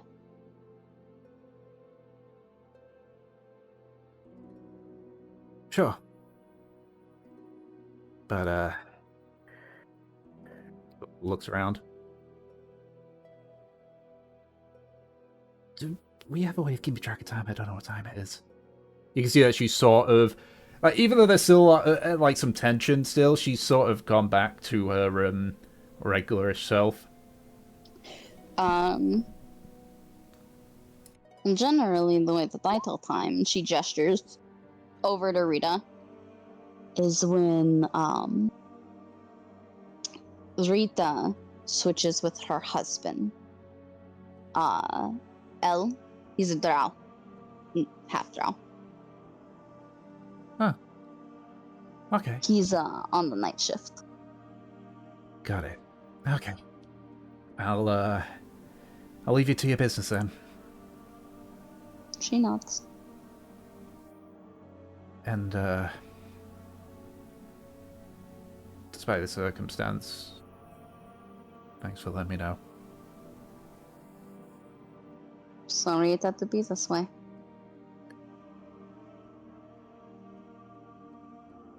Better to be this way than...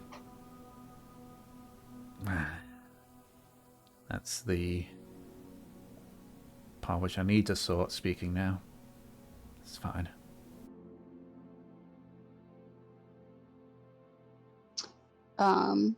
Mev gets up and I'm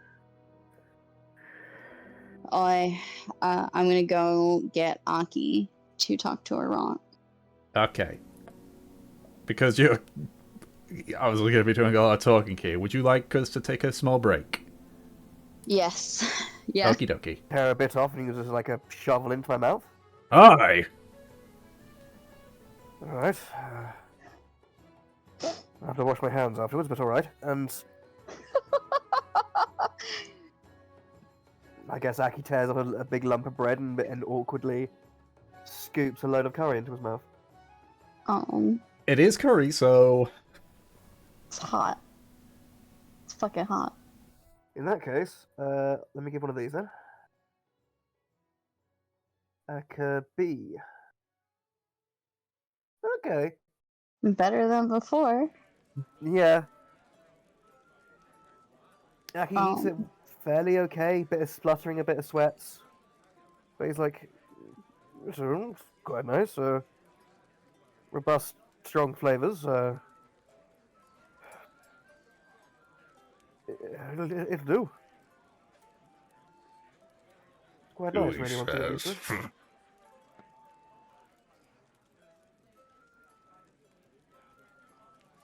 I'm sorry, repeat that, Tom? Sean said, It'll do, he says. Yeah.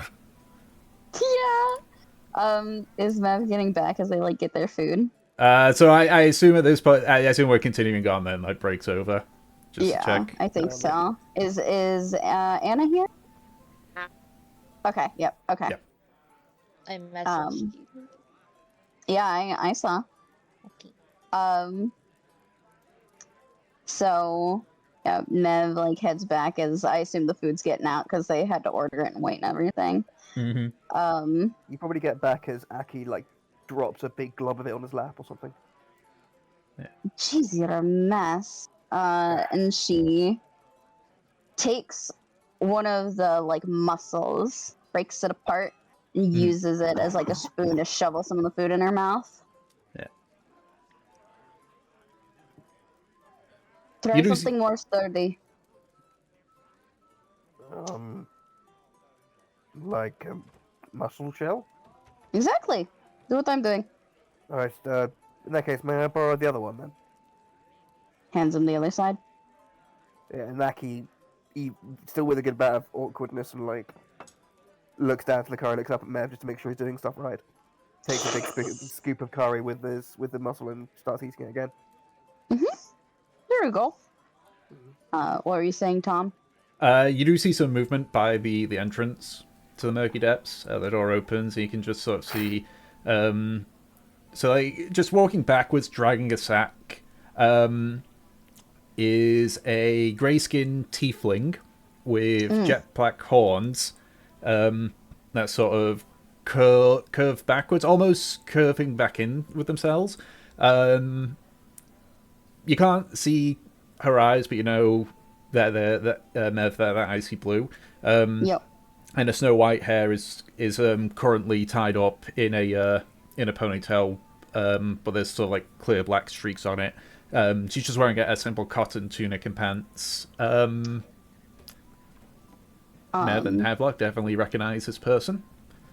Yeah, Mev takes like another scoopful of the food, like fucking squeezes some of the like citrus on it, takes a big bite, and then sets it down. She heads over. Celine, Oh, it's been a while. 1 second. She sort of like drags it over to the side. Just do you need some help? no, I'm fine. The real question should be, where the fuck did you go that night?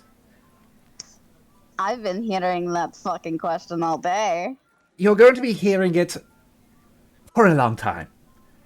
I'm sure when Elle gets here, when Korgoth gets here, I wouldn't be surprised if Xavier hasn't potentially said it. I'm sure he's up and about at this point. Or Shelm! Yeah, Mev grins. I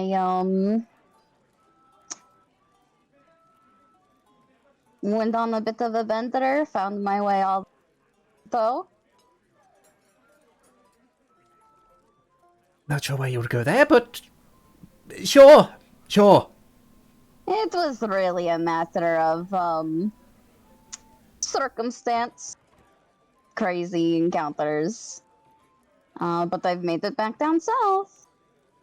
So I can tell, unless you're doing some very weird apparition, but I doubt that.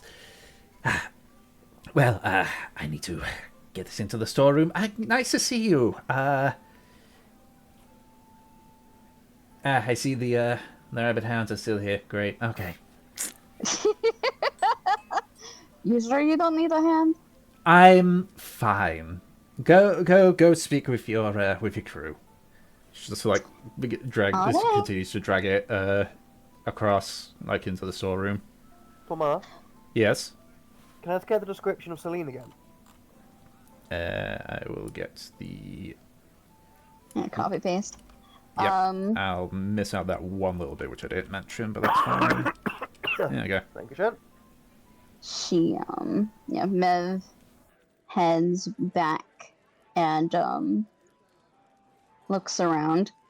Man, you fucks didn't order anything for me, and she keeps taking from people's plates. Havelock just slides his entire plate over to her. He hasn't taken a single bite of it.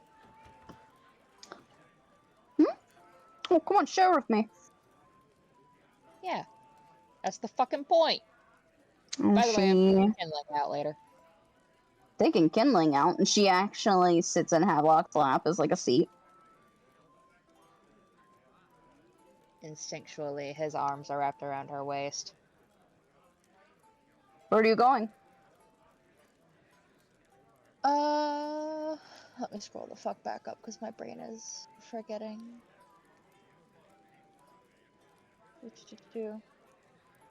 Oh god, where is it? No, that's Aki.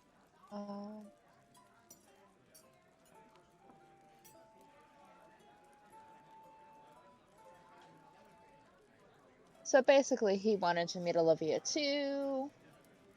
He just wants me to show him the way to the mermaid. You want to talk to Olivia? Oh, is it for your dagger? Your book? No, just keeps eating. God, it's so good to have real fucking food. Hey, What do you mean, hey, come on? Whatever are you not rations you can pull satisfied? together. Are you not satisfied with consistent meals on the road? Is our bland, spiceless food not good enough for you, Mev? From where we come from, have you fucking tasted this food? It doesn't compare. Well, some people think we're trying to kill them. Mev rolls her eyes, puts a bit of bread in Havelock's mouth. I'm just saying, living off of rations is not the same as having genuine Mari Libere food. He Fuck, chews, can't get this shit putting, anywhere else. as Havelock chews, he just plops his chin on top of Mev's head. Yeah. I imagine Mev and Havelock, as they eat, manage to stay perfectly clean. Aki's just there. Oh yeah, Aki's a Like a fucking mess. mess. Yeah, like it's all over his face, into his beard. His sort of spits like stubbly beard. Probably like there's like globs of it on his shirt, and like his fingers are like stained with it as well. I mean, you could ask that in character, Kindling, but yeah, she looks at Aki. Jeez, you have never used anything but a knife and fork. Yeah. Oh, that's good. Frankly, would you be vaguely ashamed if I said yes? I'm not surprised by it. It's you should probably practice though. With our food, we don't usually use any type of cutlery. Well, how do you stay clean and hygienic then when you eat? She holds up the muscle she's been using. Ah, tools and technique. All right. Tools, technique. Basically, we have a bunch of foods that can be used as utensils of sorts. She like does little Got it, quotations. We're very big on reusing. Function over form. Yes. I think the form's just fine. Sorry. I think the form is just fine. It's you who can't carry a fucking shell. I suppose. Although I should probably get it cleaned up. Is there a wash basin or something nearby? I'm sure that there's like a restroom or something. Yeah. Yeah, and she gestures to it. Yeah, Aki kind of just stands up awkwardly and sort of holding his hands out wide. Oh my god, like a toddler. Yeah, pretty much. To go and wash his very mucky face and hands in the bathroom. I'm surprised that he didn't choke immediately.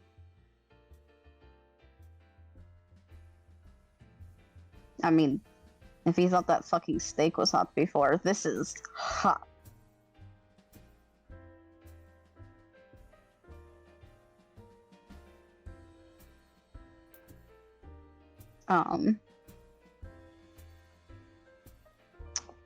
Havelock, are you there?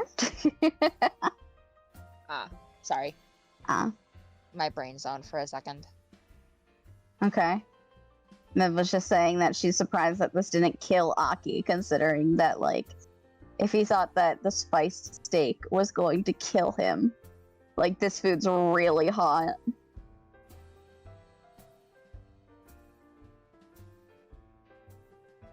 Havelock's gonna whisper into her ear. Do you think it's because a certain someone made it? Who, Kindling? She smiles at Havelock. He's gonna pinch her nose. Don't be a fool. I know there's a brain in there. Don't be a fool. Sorry, that's Peach. Oh god, it's in my head. I know. Though, I mean, if he was under that impression, he might have thought that all pirates are trying to kill him with this food. Have you heard the way he talks? I'm pretty sure he does think we're all trying to kill him. She looks at Kindling. What do you think?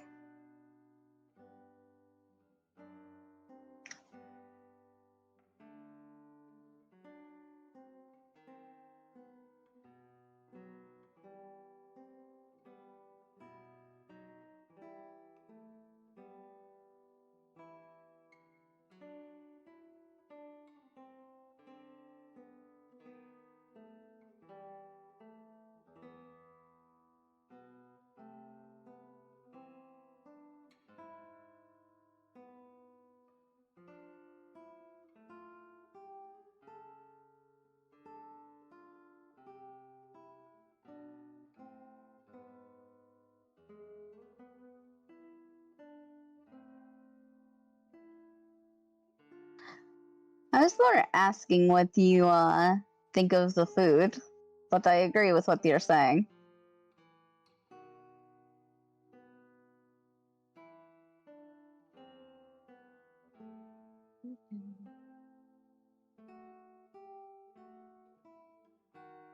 Really? What's your food like back home?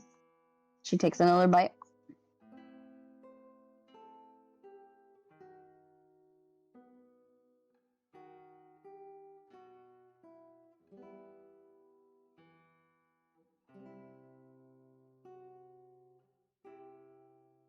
I'm just staring at the picture of fucking pirate food, and I'm like, I'm so hungry. It looks so good. That's why I'm not looking at it. I'm waiting for actual food to arrive. I'm refusing my to like, think goodness. about this conversation. That looks fucking good. Doesn't that look delicious?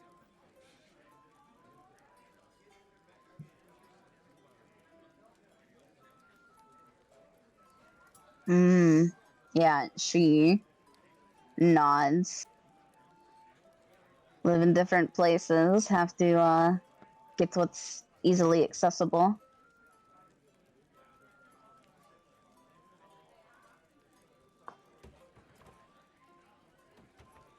Less saucy though. Interesting.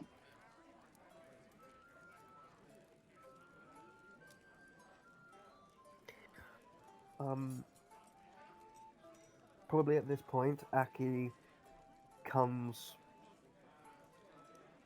Aki sort of comes back to the table with cleaner-looking hands and Mm-hmm. cleaner face. There's still a bit of staining from the curry, but you can probably see that like Aki does have a bit of like, a bit of bit of tears in his eyes as like the afterburn of the curry kicks in. It's in your throat. It just stays there. Yeah. And Aki just goes like, "That was really rather good." You look like you're about to cry. Do I? A little bit. Well, it's not for melancholia's sake. I think it's just. Well, I'm starting to think that maybe food being spicy is just something it can be and not people poisoning me. It's like it could be that the entire time. And she squeezes like a lemon into her food. Okay, what other kind of food is there, by the way? This and pub food. Okay, fair enough. What are you asking? Like Well, other kinds of food, or? No, I was asking like what kind of dish is Mev squeezing the lemon into?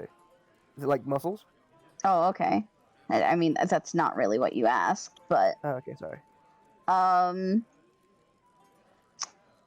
yeah, she's probably got like a mussel with some rice and the curry in it, and then she squeezes like the lemon in it. It seems like she is like mixing a lot of her stuff together. Okay. She's almost like, okay, interesting. She's trying to make like the perfect bite almost of everything, of a little bit of everything. I mean, that's what she's been doing this entire time. Is anytime that she gets a bite, she makes sure to make it mixed. Fair enough. Okay.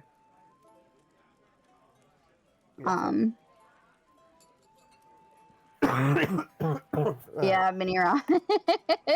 Pretty much. So yeah, which Aki will sort of say, right, well, what's the plan for the rest of the evening then? Have we got any other business to attend to? I think he like boinks the tears out of his eyes. We've got to talk to our aunt. Ah, yes. I suppose just so we're on the same page, and I kind of like, a bit more hush. I guess like, so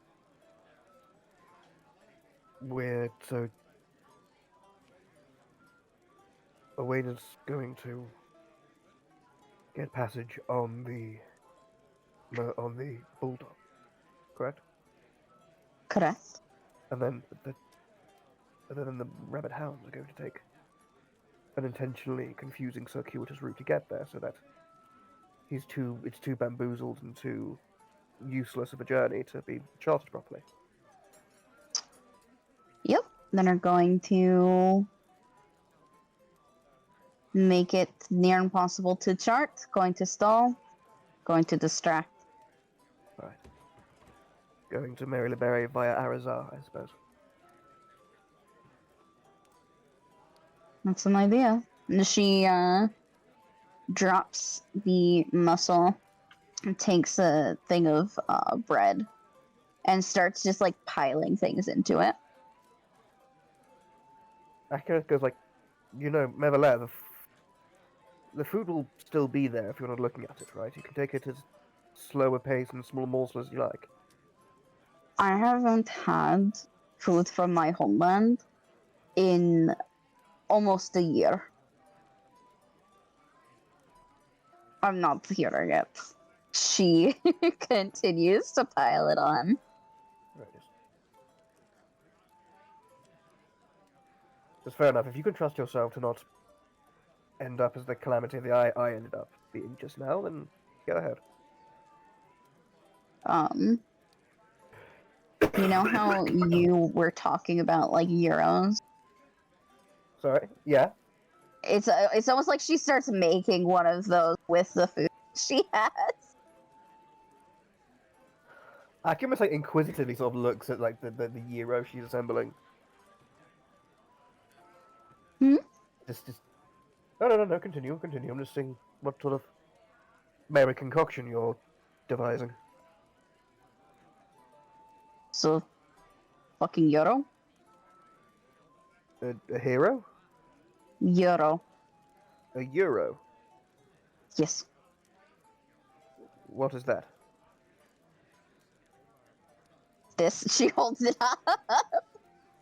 Oh, it's sort of like a flattened bread wrap sort of thing.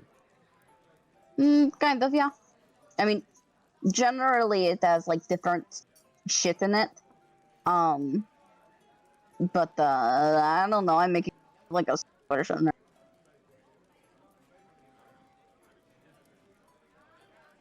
Hey, Mev. Hmm? Mev, Yes. give me a bite. You want the bite? I do want the bite. She will hold it up for him to bite. Off.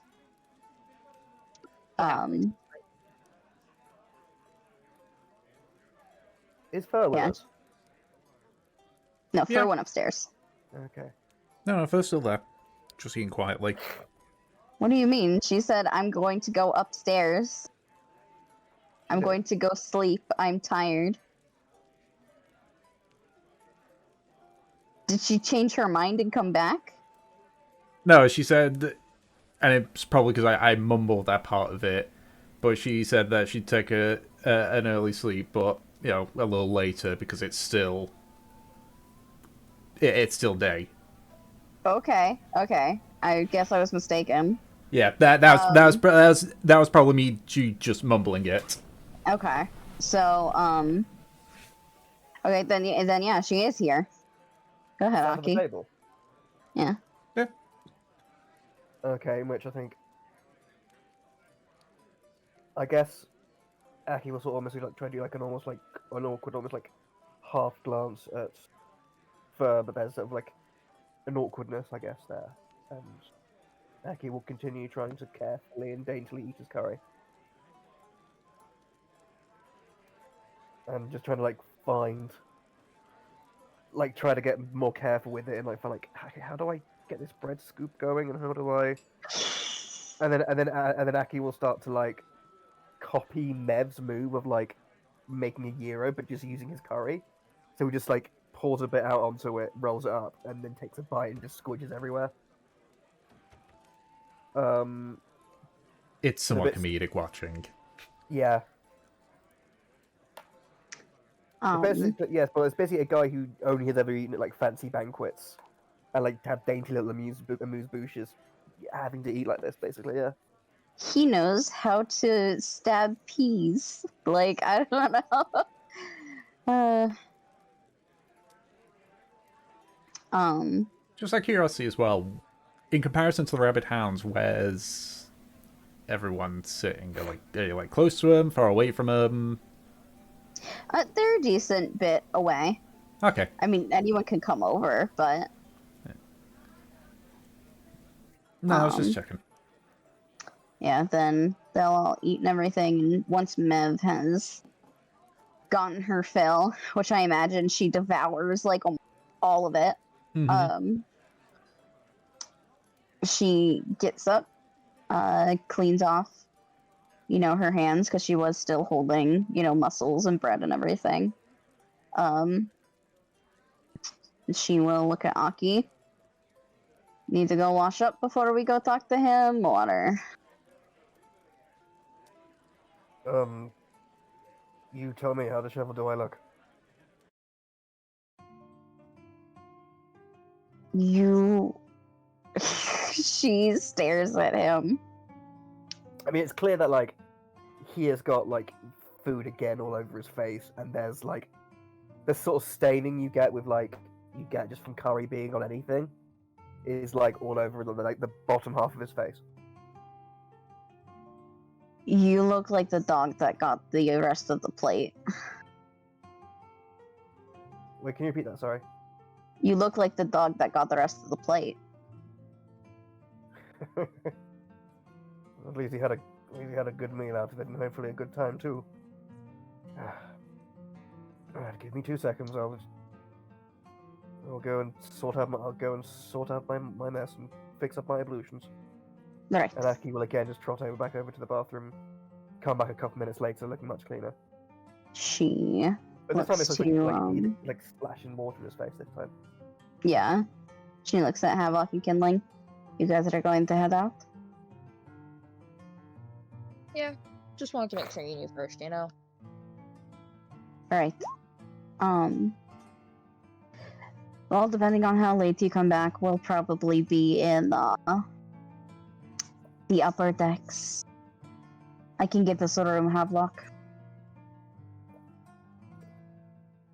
Oh, we're getting a room together. Of course we're getting a room together. Why wouldn't we?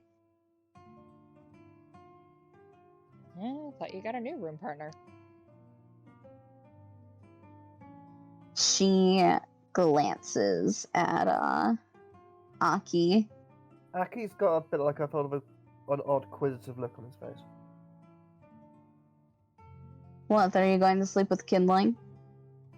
She is saying that to Havelock.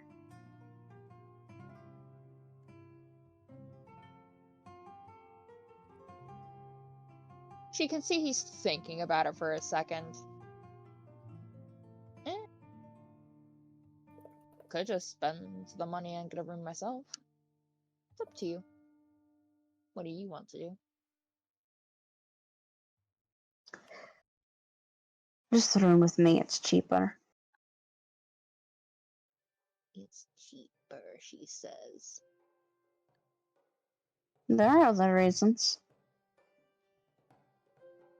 Yeah? Yep. Am I gonna hear about him later?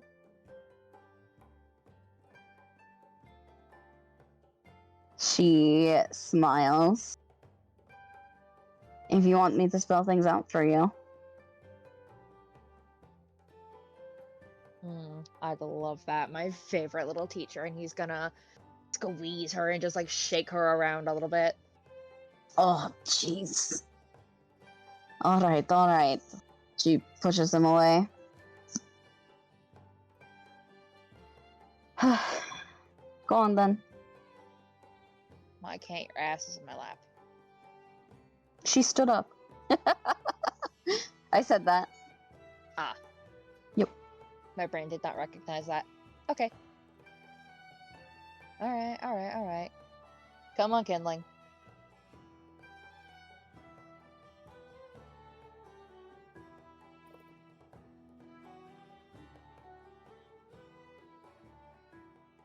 Fucking, we're off to see the wizard, the wonderful Wizard of Oz.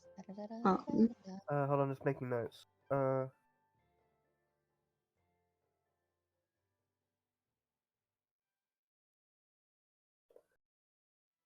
Right, so I guess if they're all leaving, Hmm. I guess as Aki and Mev go to talk to Orant, Mev sort of like Aki's got a bit of like a dejected frown on his face,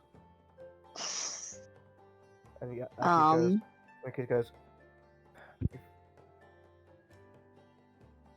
if you deem it fit that I have my own room, then I guess so be it. She glances at Aki.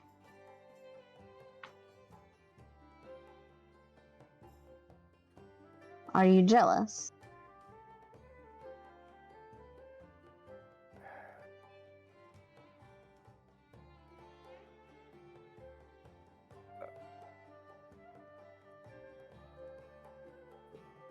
Promise not to be perturbed or have your opinions of me changed. I doubt that that can happen just from this context. Then yes, I am jealous. She nods. Are you worried About what? about me and Hoplock?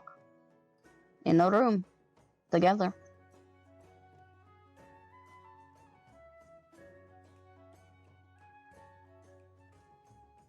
As long as you two are happy and convivial and Krisk. what?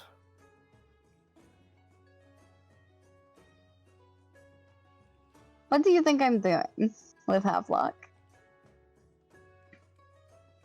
What do you think the whole room thing is?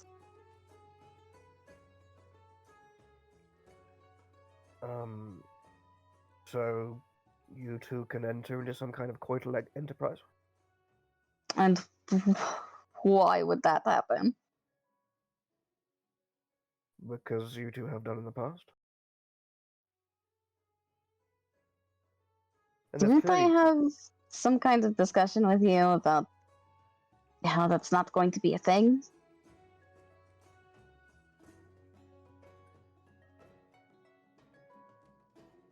Aki, wait. Out of character, did we have a discussion about this? Jesus. Mev Sorry. has talked to Aki about, like, not seeing other people. Okay. Was a very important moment. Alright, sorry. Fucking, I remember one. Same. Oh my god. Yep. Thank Sorry. you guys. I think that Sorry. was like 2 sessions ago, weren't it? 2 I off ago. know, Fucking- sorry. A lot happens. Yeah, so, yeah, Aki just says, well, I don't...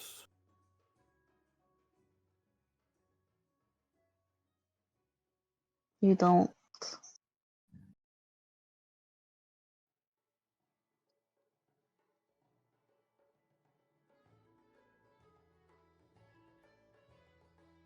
I don't know what to say.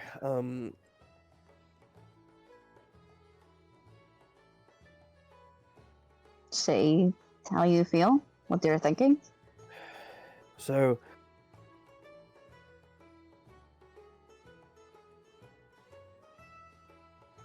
Well, simply, would you... As objectively as you can think, would you prefer to spend the night next to me or next to Havilah?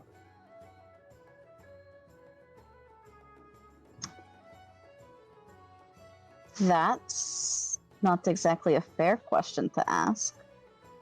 I don't think it's entirely an objective question either.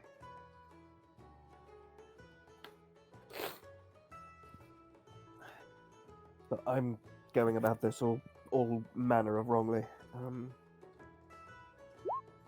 I'm not going to bite your head off.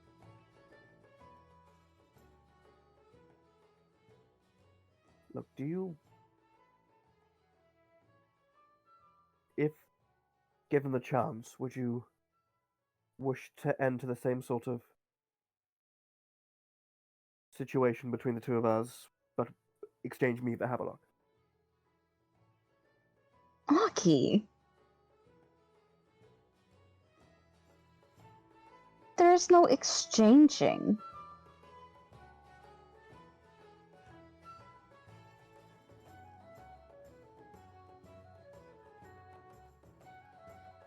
I'm fucking this up. Look, I'm sorry. Oh, okay, hold on. Let's sit down for a second. Come on. We have business with Arond and Jirhanians and the fate of the world, don't we? And this is going to shave off a couple minutes. Come on, sit. Alright, fine. Aki will take a seat. She sits down.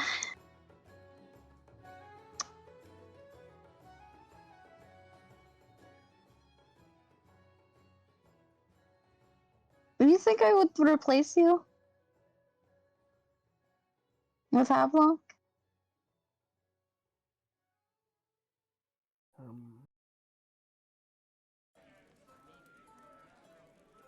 I don't know. Well,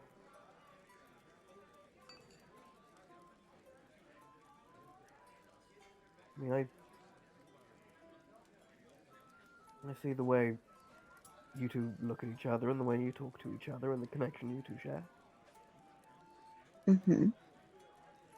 And then I think back to us and our difficulties, my transgressions, and your patience, and I can't help but sometimes watch as my mind drifts towards thinking whether or not you'd actually be happy with Havelock. Okay.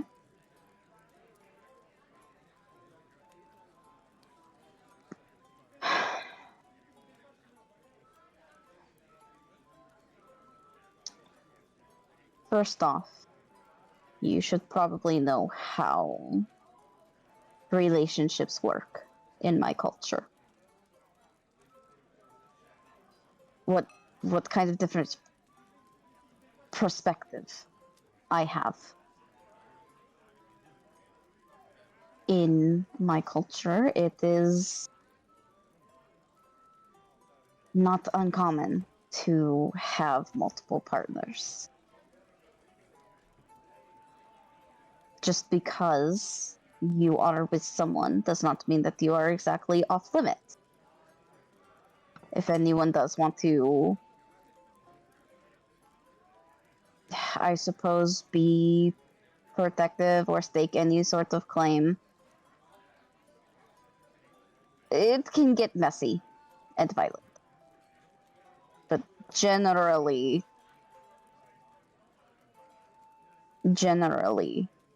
we are not singular couples. I, however, know that that is not how things work for you. Yeah, If I bigamy recall, and polygamy is frowned upon deeply. yes.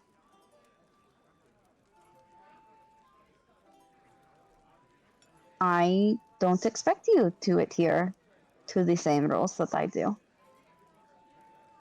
I don't expect you to be comfortable with that either. And I wouldn't violate your boundaries or trust. So, I suppose when you say the replacement or exchange, it's a bit of a foreign concept to me.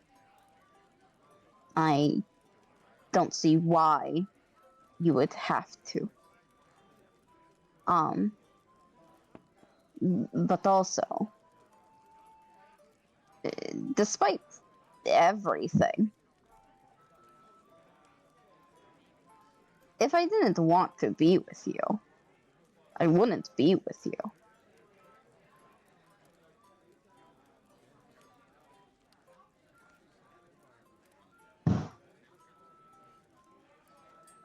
It doesn't have to involve Havelock at all. Right.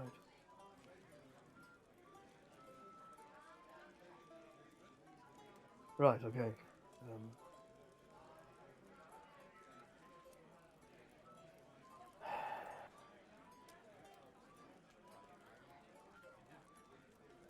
I suppose it's just another thing I need to open my horizons towards.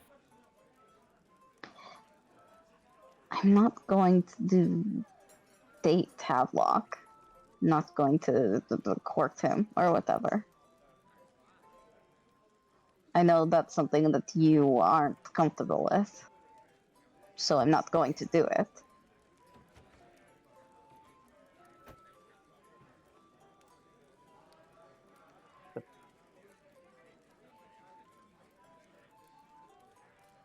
If it's something that you genuinely want to do, and all it will do, if it is withheld, is foster resentment, then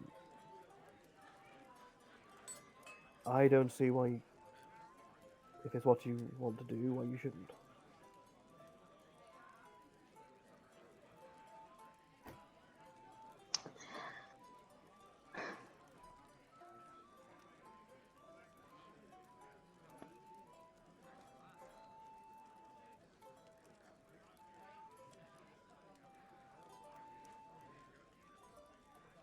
But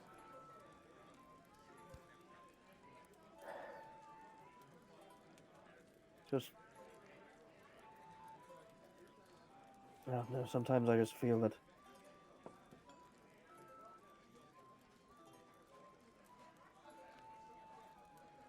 sometimes I just feel like I'm a bit of a liability towards you, frankly. I mean, looking back to it, I pretty much insulted every member of Orod's crew. I made an absolute mess and a fool of myself just by the simple act of eating food without cutlery. Sometimes I can't feel that at points, at worst, at best, at, at best I hold you back, and at worst I'm a liability to you,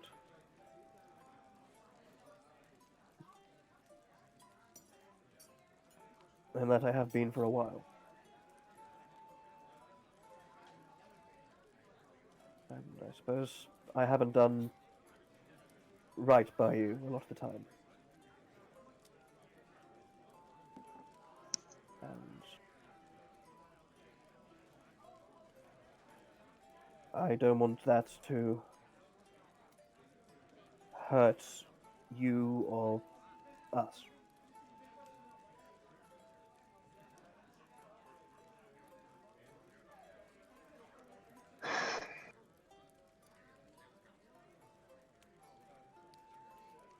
So,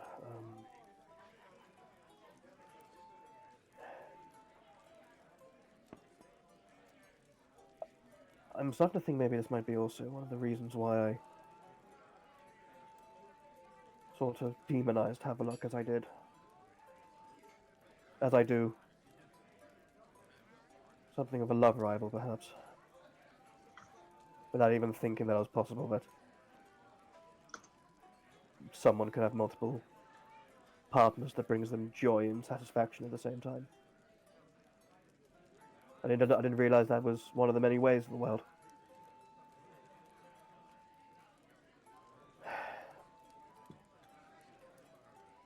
So, in the case of a better tomorrow, I'm sorry to you, and I'm sorry to Havelock.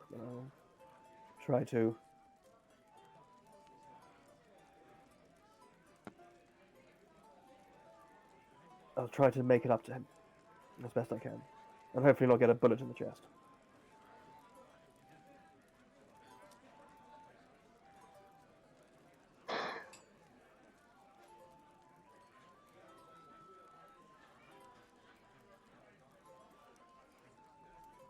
Right, well, I think we have, I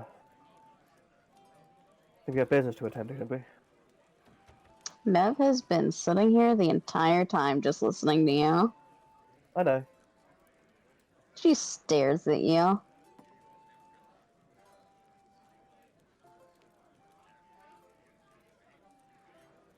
Can I roll insight? Mm-hmm. I'm scared. I'm very, very scared.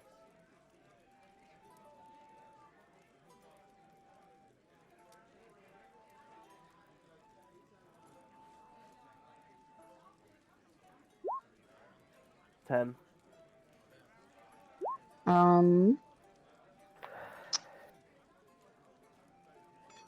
She definitely doesn't look very happy.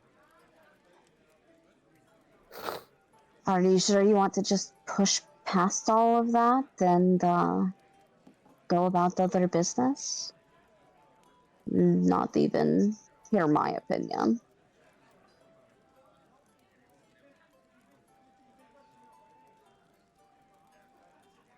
Oh.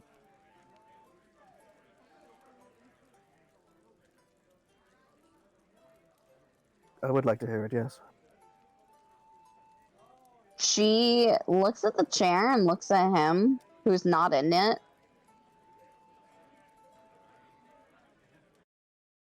She just leans back and crosses her arms. She's not impressed with you. I'm sure she's not. I'll wait until you settle. Take your time. You're Aki. Yeah, he's fucking standing there. No, no, he sat down. He got back up. Did he? Yes. You said, I get up, and then you were like, let's go talk to Orant. And Mev's like, oh, well, fuck me. Oh, okay, Aki then sits back down then. Yeah. Sheepishly.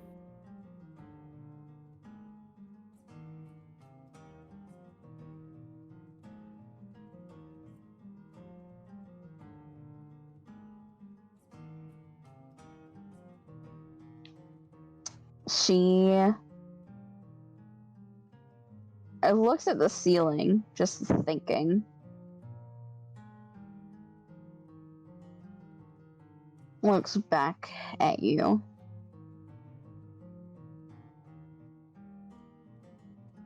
Should I address first the whole thing of you spouting all of that, then just not asking my opinion on any of it?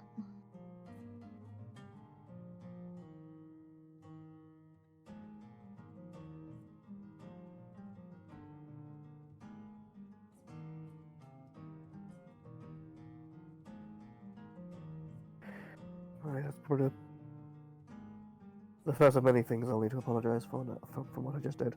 I don't need your apologies. She leans in, sets her hands on the table, and just clasps together. You gave me, I don't know, 3 different apologies in that statement, and then proceeded to ignore any sort of action or progress that you could have taken the next second.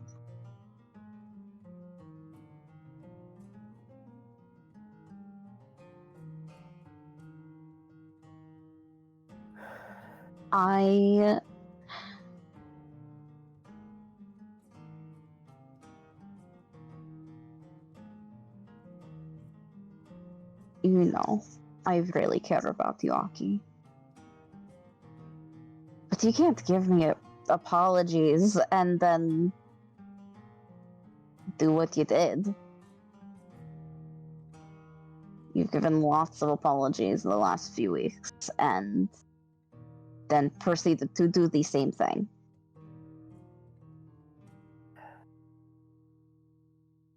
At this point, I recommend stop apologizing and actually do things.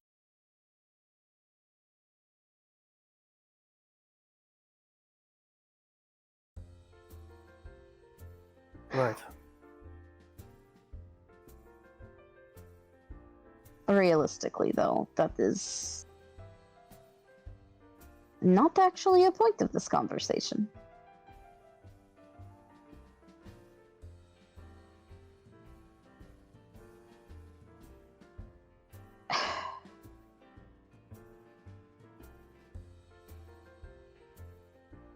At this point, I have to ask what kind of relationship you want to have.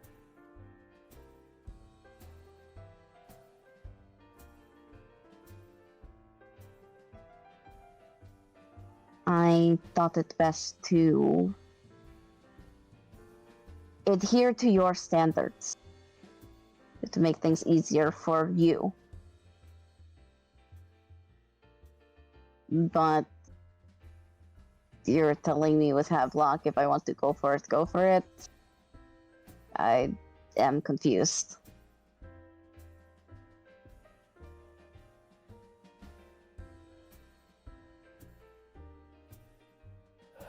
I'm just trying to be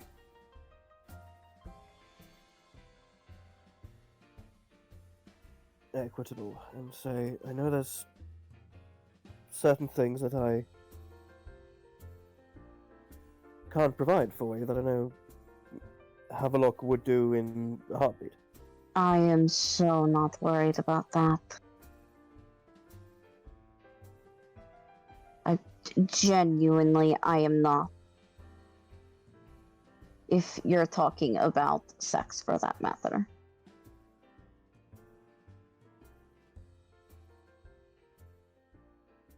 I need to know if you expect this to be... She waves her hand, thinking about it.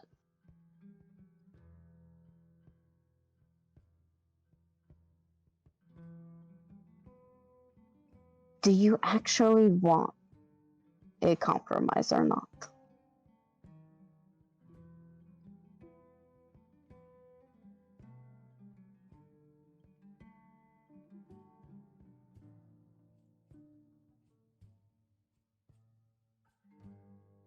I do.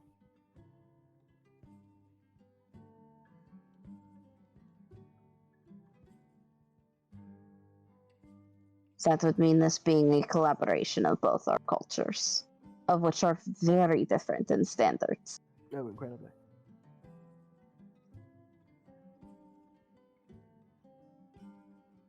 Do you want that?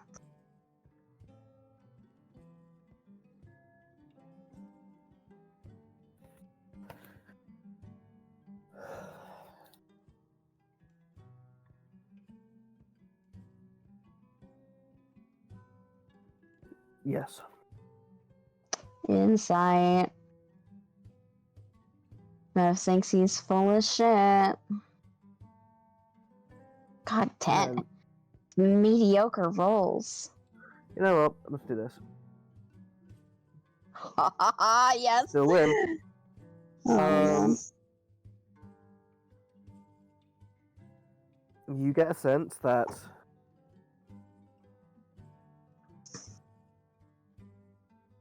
Aki is more... Aki's saying it, but he's saying yes, but he doesn't agree with it to himself, if that makes sense.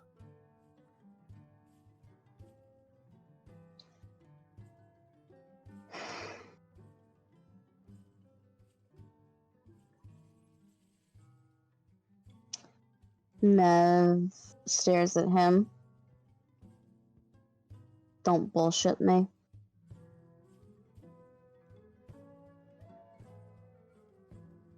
What? You're fucking lying. I'm not lying. I'm just saying, if... Look, the whole point of a compromise is that it's something both parties partially want. So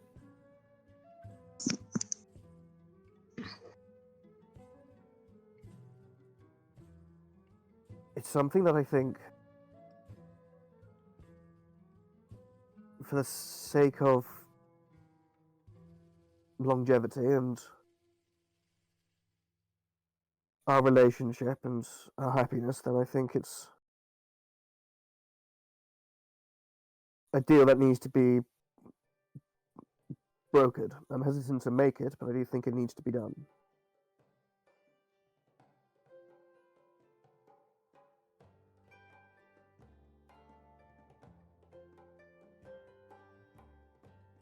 If that at all makes sense.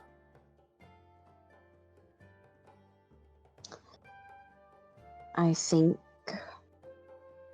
you have a harder time with that idea than I do.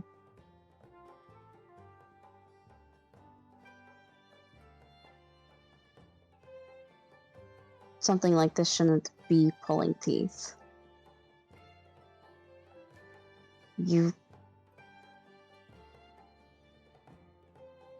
She frowns.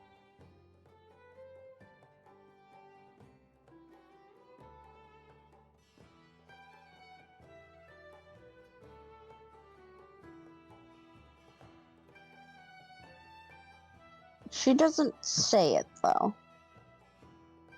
She cuts herself off. In that case, insight, please. Mm-hmm. That's a natural Jesus 20. Christ, I can't even deceive that.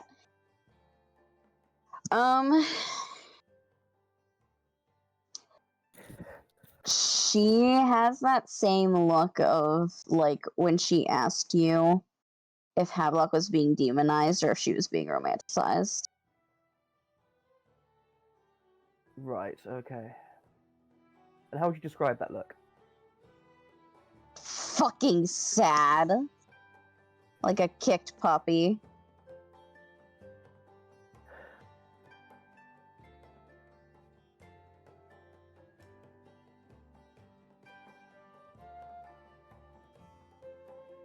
Mevelair,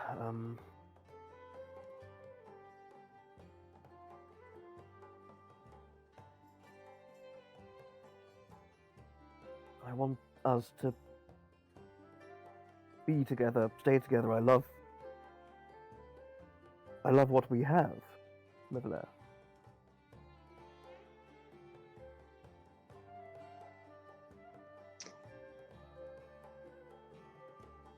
That sounds like there's a but in that. Well,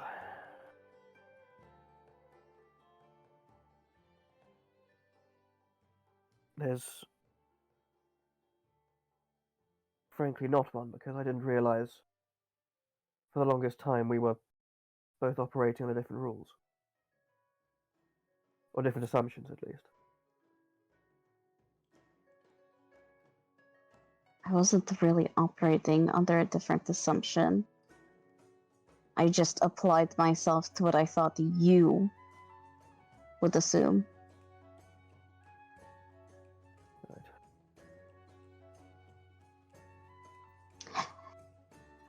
And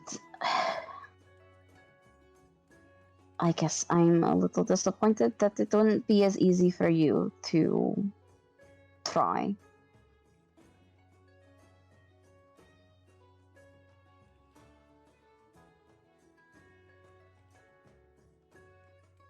No, this conversation is me trying. In my own feeble, cack-handed way. She shakes her head.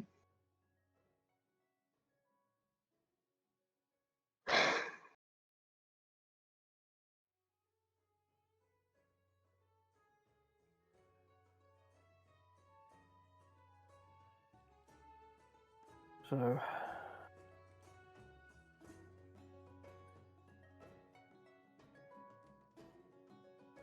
where should we go from here?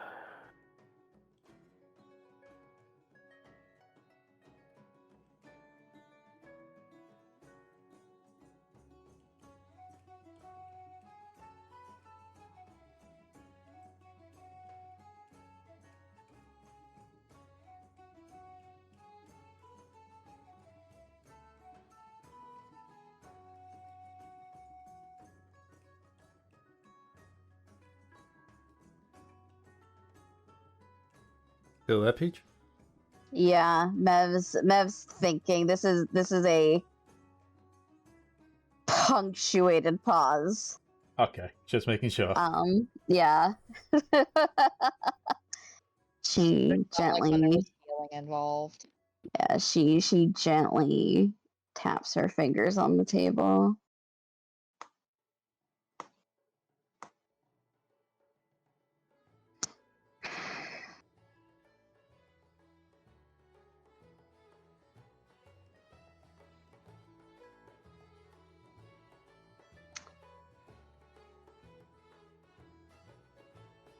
I suppose I'll ask one more time if you actually do want to have a compromise of both our cultures in this relationship.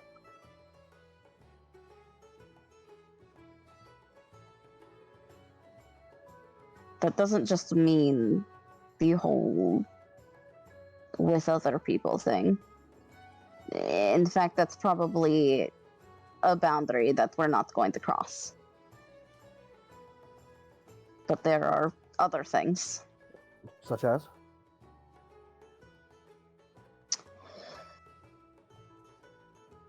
I mean, learning about my culture would be a start, considering that I know quite a bit about you and how nobility works, how relationships work there. I know all the names of your family, and you even know mine. You have your mother. Mm-hmm. Oh god, you have siblings, don't you? I guess let's start with that. Is it a sort of situation where technically all the nymphs are your sisters, or? All of the nymphs honor my family. Any pirate with the ship, they honor each other's family. Right. And that's why you have such a fixation to a fault for loyalty, because the crew is your family. Yep.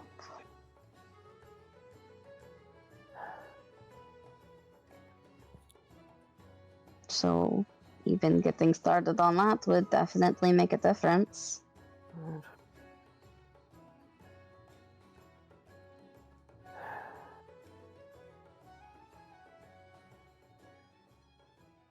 Right, I suppose in addition to my fighting training with kindling that I've started, I guess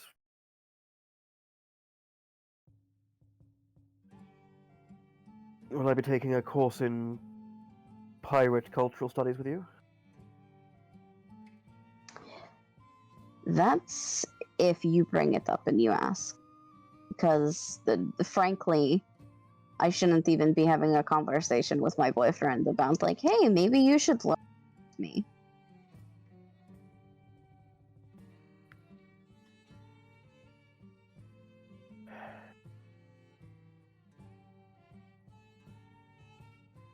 I don't know. It is shameful.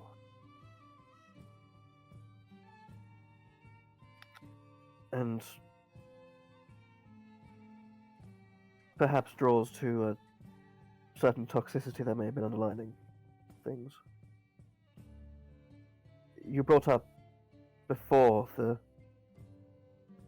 almost the incredibly biting remark whether if I romanticize you or I demonize Havelock, and I answered both.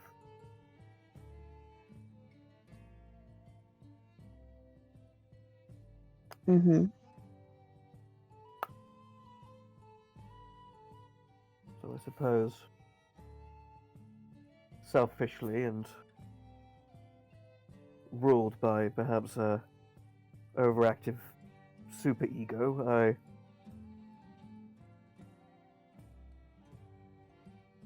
only thought in terms of services to be offered and provided instead of actually addressing people as my fellow man.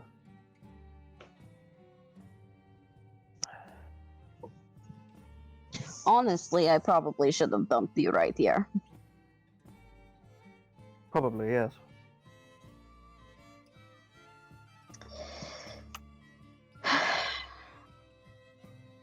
But the relationship is still quite young. I am willing to wait a while longer and see where this goes.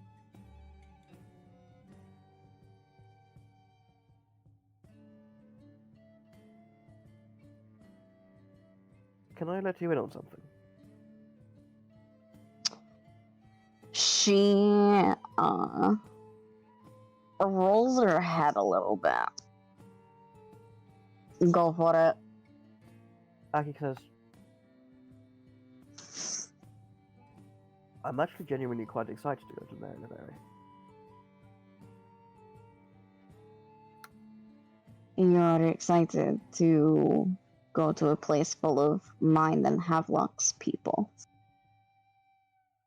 Well, yes. I am. Even though you're terrified of us.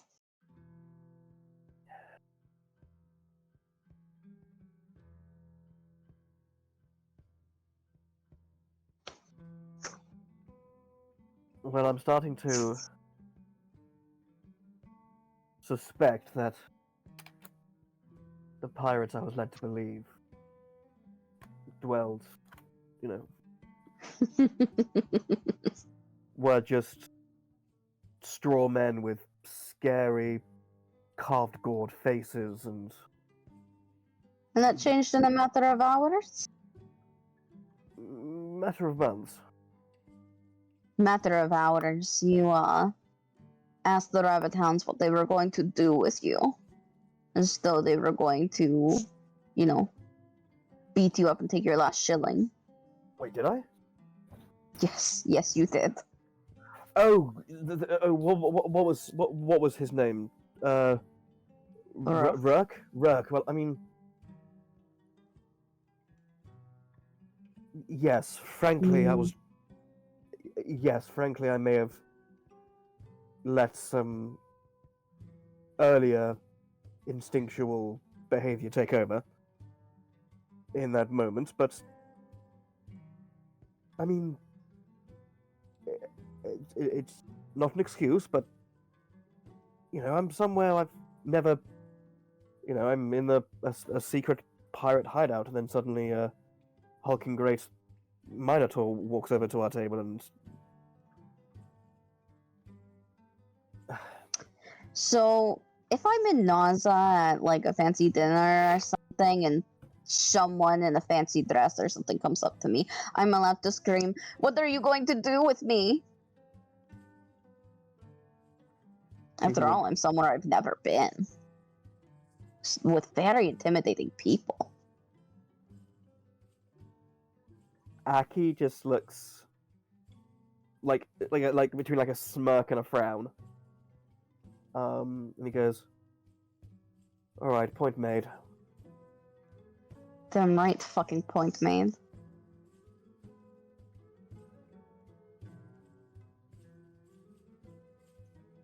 See that shit again, I'm going to fucking chew you out. And you'd be right to do so, frankly.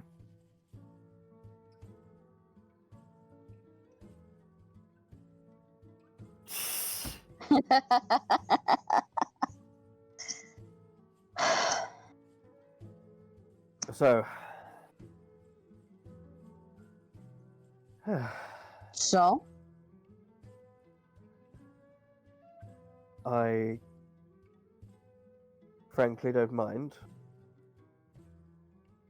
if you stay with me or Havelock. That's up to your discretion, and I will do everything I can to learn as much about you and Havelock and pirate culture in general as I can find, and actually give the time of day that you are that you are owed. And I probably should go and apologize to... No, not apologize, just actually Be treat... fucking normal. yes, just to actually treat the rabbit hounds like my compatriots and not, Like you people. know, yes, Treat them and like not, people. and not, cardboard watercolor villains from some children's book. She looks so unimpressed with you that you have to tell yourself this.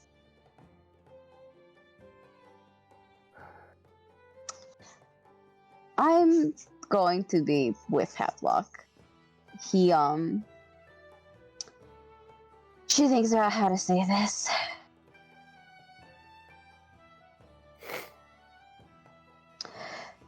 Havelock doesn't feel comfortable rooming with other people, and I'm not exactly going to leave him by himself.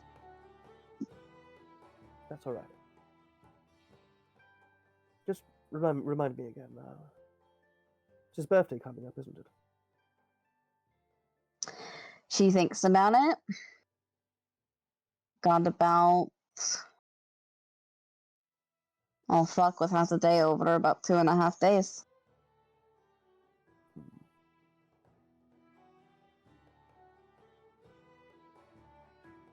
Well, so that's probably not enough. Do you think that's enough time to have a party planned and established? Party doesn't have to be a big thing. Couple of gifts, get an absorbent amount of food and alcohol from shelves. It's a good time. And I'm probably going to sound like an incredibly asinine, but I'm guessing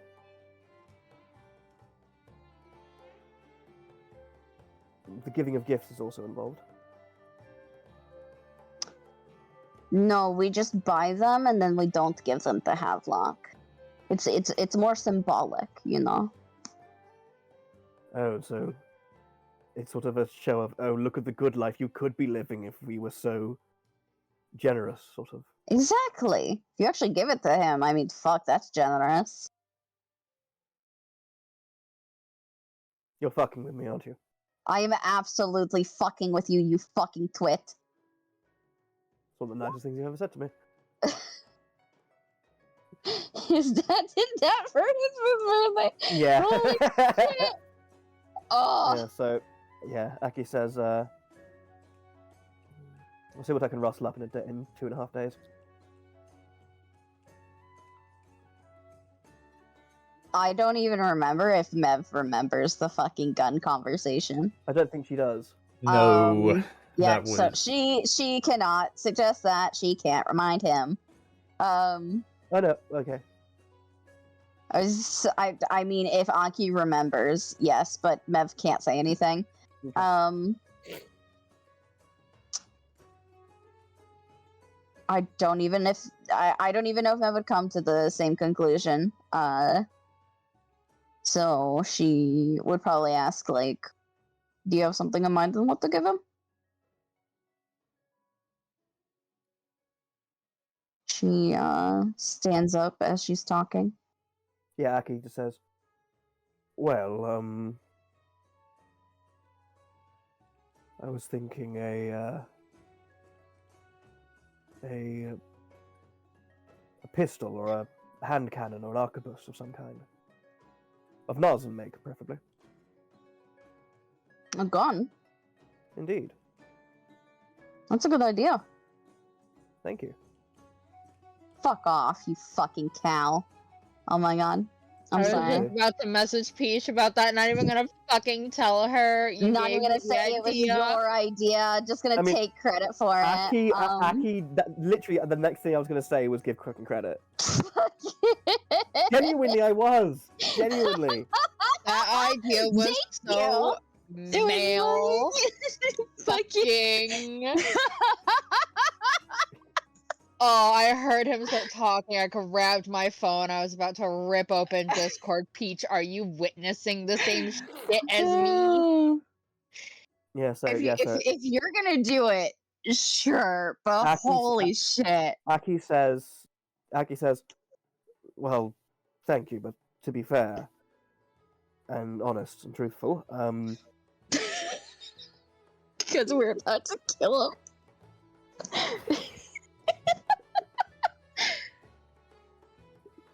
You remember that you sort of lost a day or so in between the cove and here? Where I was apparently a fucking ghost? Yes, then. Yeah. I mean, I don't remember, but I remember. You remember the moment before and after when you went, oh gosh, a lot of missed time there. Yup. So, during that, you and I had a discussion about what to Mhm. get the Havelock birthday, and in fact, you were the one who brought up the gun idea. Then why did you say thank you when I complimented you?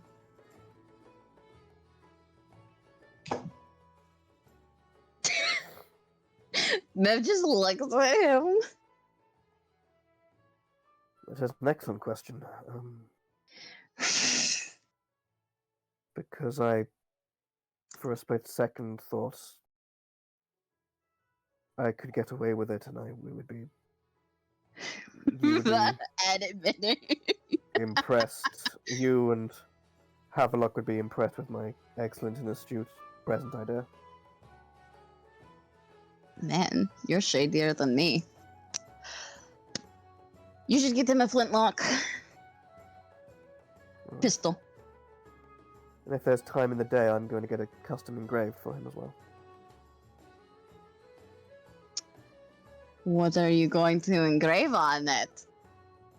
Well, I had the idea of using silver inlay, having sort of spiraling octopus tentacles along the barrel, and then on the handle grip itself, a carving, also inlaid with silver, ideally, of a proud crab holding his claws to the sky. She nods. You could name it Orcish Silencer. Aki just sort of clocks that, and then you see him go from like concern to just a smile, and he goes like, Mevele, I think knowing me, it will take more than one ball of lead to shut me up.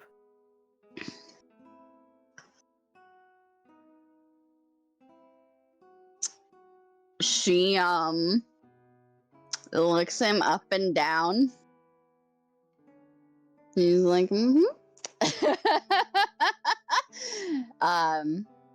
she will head to Orant. If we would like to jump to Havelock and Killing though for a second.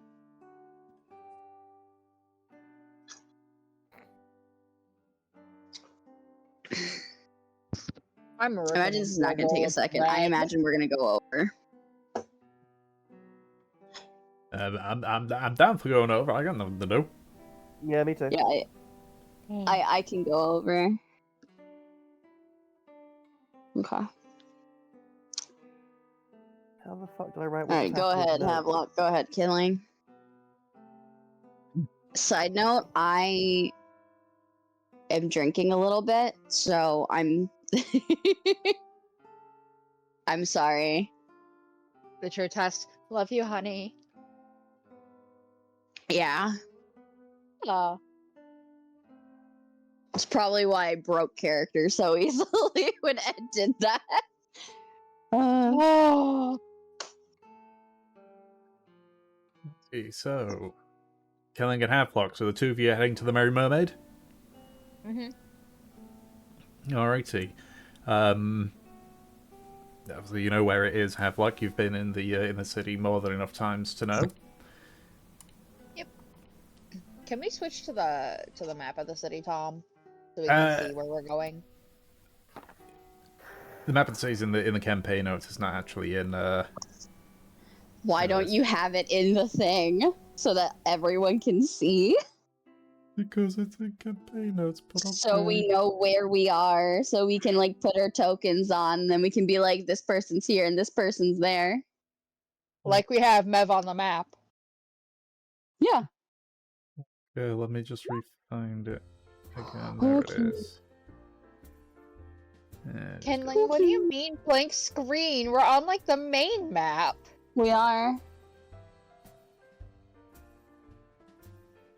Oh. Maybe you should refresh. Have you just had a blank screen for like months? Everyone's there. Everyone's on that map. I just checked. Make sure I'm not going crazy. It's like Smash Ultimate here. Everyone is here. Everyone. Man, to calm down from taking Mev's idea, I am ripping into a bread roll right now. I am aggressively eating bread. Thank you. I thought of it. Me being avant-garde. What do you take me for? A guy with class? Oh my gosh. I haven't seen you in the Eladon debutante's ball.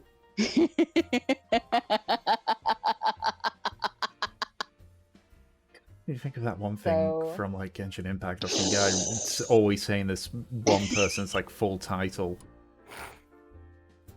And it's like, oh, you just saying his full title makes you sound so goddamn pompous.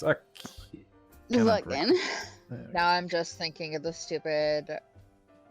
What is it? It's the Genshin Impact sound. The Oratrice Mechanism. That's the one! That's the one! Yup. Yup. According to the Oratrice Mechanism something. Delatrice Coronal. And someone put the beat from another one bites of dust in there. I know why I did Yeah. on there, Oh, but I think I've it's whatever. seen that. That really rings a bell. Look, it's the map! It's a map! It's a new map! It's We have a map! What was the map? We can see! Fucking. Kenling, can you see? Good. Oh, fantastic. Look at that, guys. Did you like new Havelock lore that dropped today? About his 5th Which- birthday? Fucking. Oh my god. Where the Look fuck at the are life we? you could be having. Alrighty. So, continuing on. So, you make your way over to the Merry Mermaid, and for whatever reason, my goddamn notes aren't loading. There's always technical issues. One sec. I'm just gonna open a brand new one. There we go.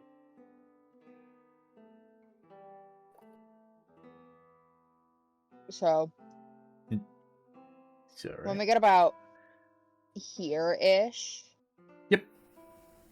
Havelock is going to grab Kindling's arm. And he's gonna keep his hand there, and he's gonna smack himself with the invisibility.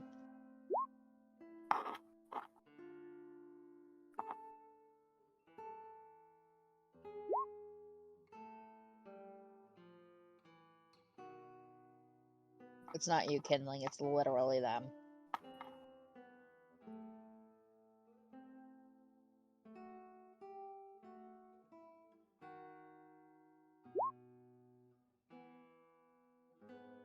Just please open the doors. Thank you. Let me see. So, you continue onward, deeper into the Sicilian district, until eventually you make your way to the Merry Mermaid. It's a large, three-story stone building, with the front having a stone statue of a mermaid. The brickwork shows a little bit of wear and tear, but it's in good condition. Even from the outside, you can tell that the interior is quite busy. There's a lot of noise. There's a lot of movement in the windows. And as you make your way inside, there is a lot of conversation taking place.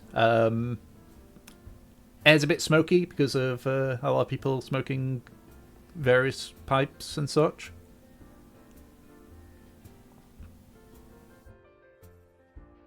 And I assume you're just gonna look around for Olivia and just go straight to her, yeah? No dilly dallying or anything. Okay.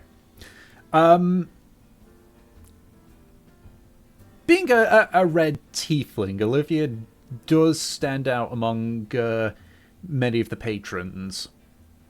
So you do spot her sort of nearer to the back of the building, in her own separate booth. She's just looking out of the window. Being the fact that she's not looking elsewhere, she hasn't noticed any of you at the moment.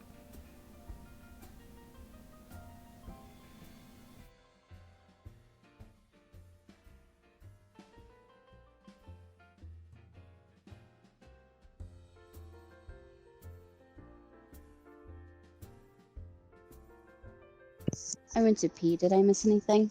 Nope. Okay. We have a map. Havelock went invisible. Surprise, red tiefling stands out in a inn. What? Havelock went invisible. They went to the inn. Surprise, a red tiefling stands out amongst the crowd. Okay, for some reason I thought you were talking about Kinley. I was like, Kinley's not a tiefling. Surprise! I mean, he's red, but yeah.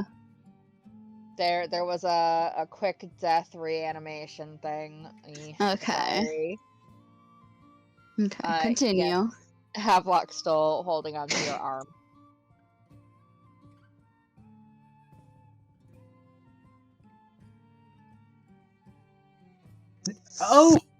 Oh, kindling. So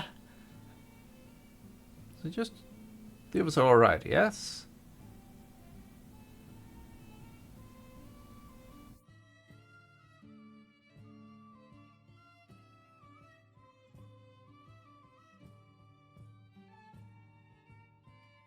Good, good. Maybe a bit tipsy, but I'm fine.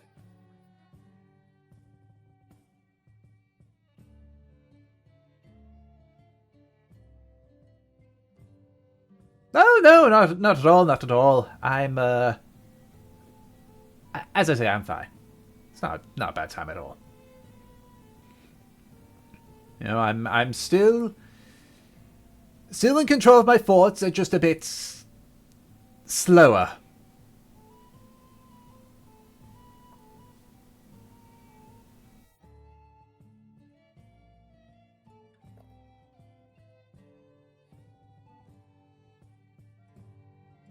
Anyway, what brings you here then? Clearly you've made it. You're standing in front of me.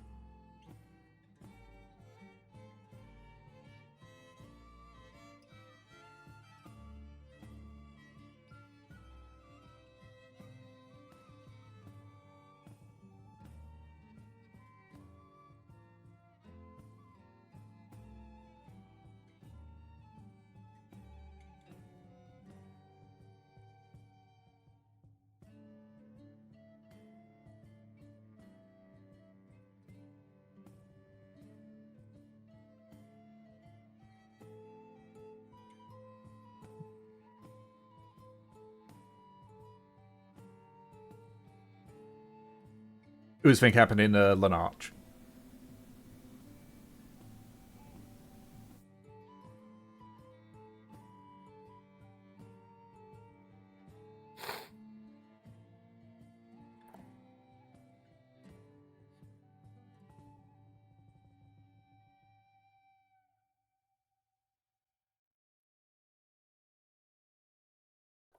Yes, my so like looks about.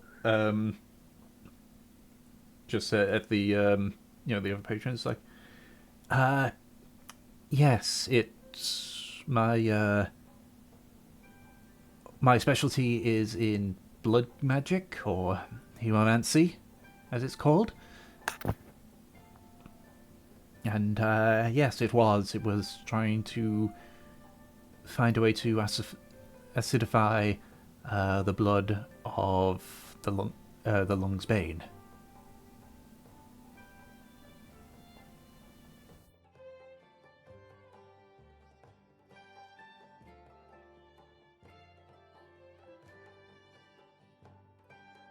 What's the Lung's Bane? Big green dragon that Oh, easily. attacked. Thank you. Yeah, he's a leaf. There you go.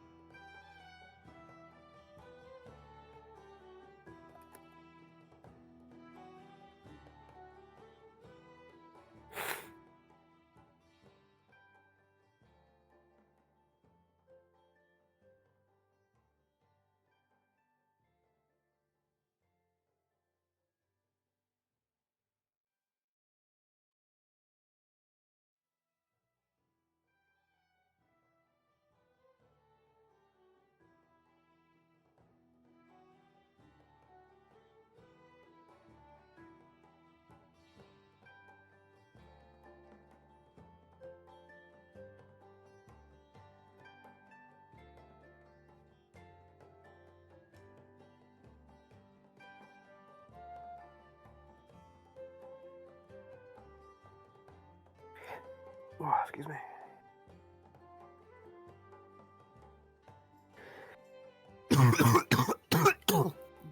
I mean, I have many specialties, but due to the nature of my research, I've become as close as you can be to an expert in a lost art of magic.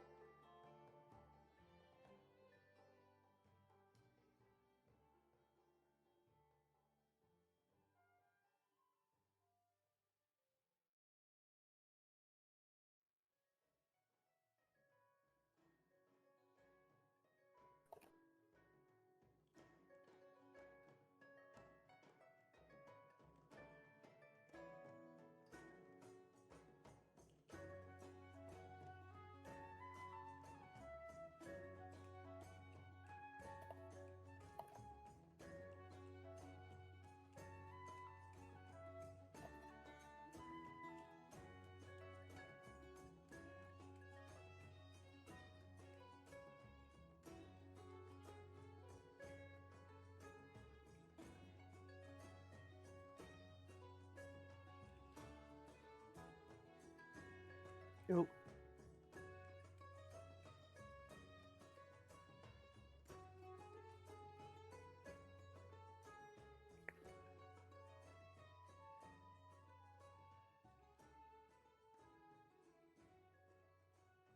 I'll try and get rid of the white bars at the bottom of the map there.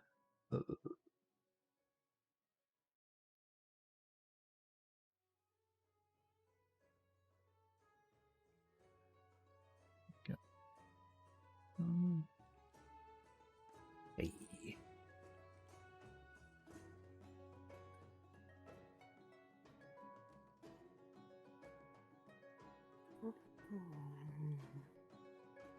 Right, you want your...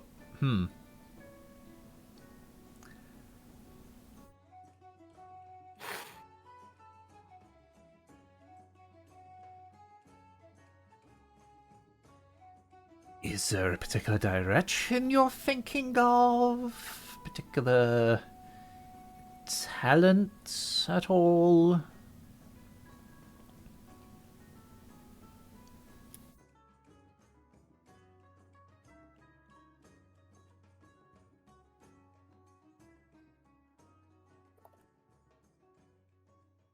Because that's one of the glorious things about combat. There's so many ways that you can find your own way for things, whether it's simply hitting things as hard as you can, or magical spells, or whatever the hell's Mervyn Valkyr can do.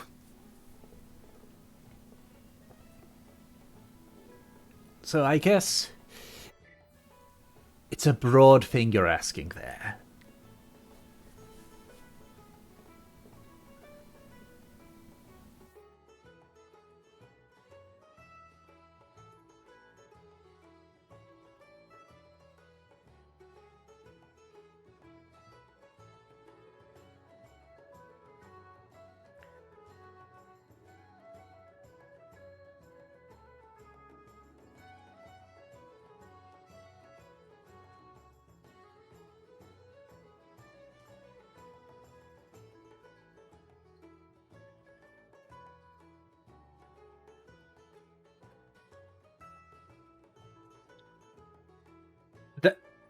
That blade has a blood elemental in it. Damn, Skippy.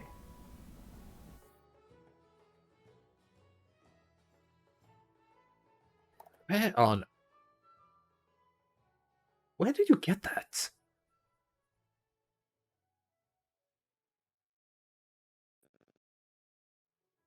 It's even Mevaliers if they give me cool shit. Oh. Okay, but since it's got Mev's blood in it, can he like toss the knife somewhere and Valkyr can go to it? Oh my god. Can we Better yet, extend the the knife reach? can blink. That'd be rad as fuck. That'd be sick.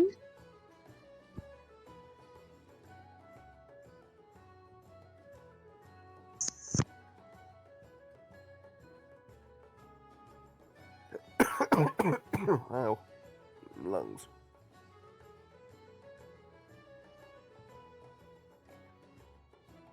Okay. How did you get that blade? I guess it's the second question. You don't find elemental absorbing daggers just sitting on the ground or in a typical merchant shop.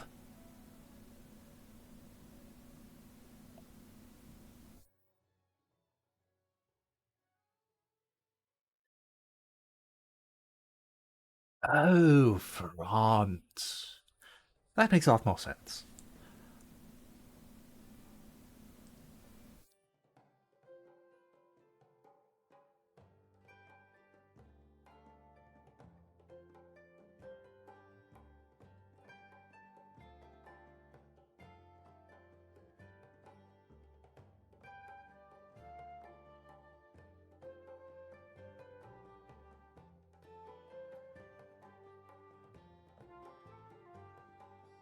Right. So I assume you wish for information in regards to what have that became?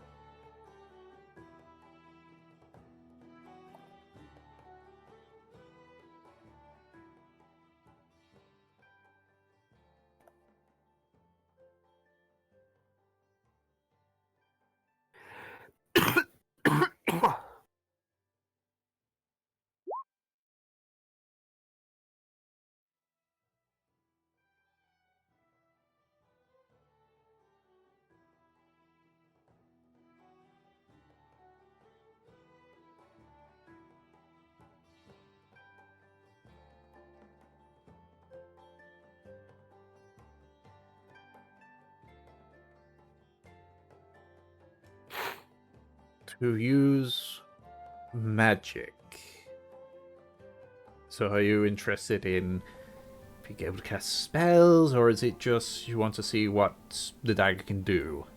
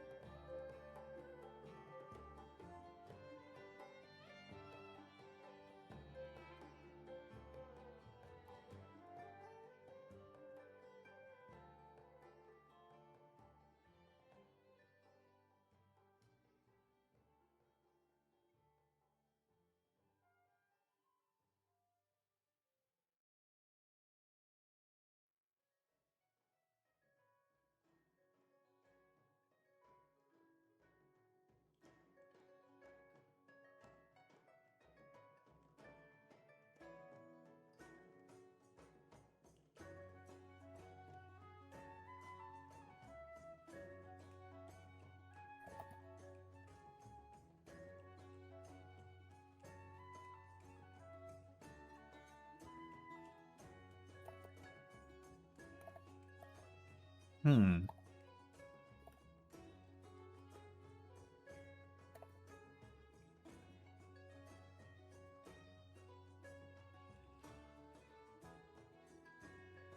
Using your own health to make yourself a better asset in battle. Hmm. Let me see the dagger.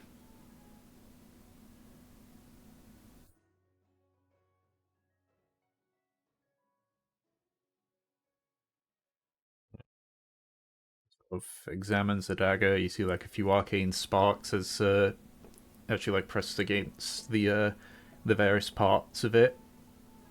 You actually see that she like takes the dagger and just lightly like cuts into the palm of her hand.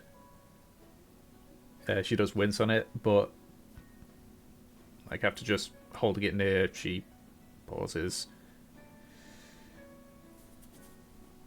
So like begins to point it almost like a wand.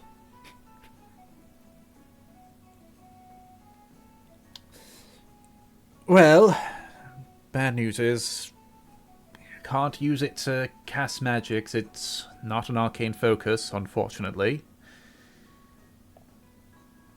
But the elemental inside could be made useful. She like twirls it in her hand a bit.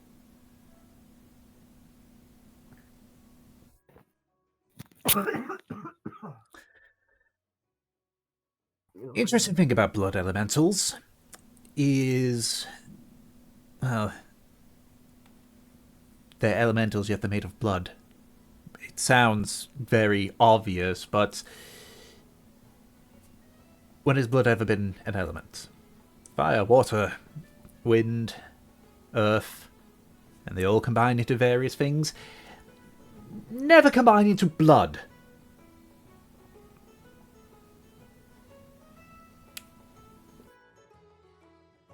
Now, the interesting thing with elementals, and this goes a little bit away from my speciality, but don't worry, I'll go back, is that elementals have, well, they have control over that element.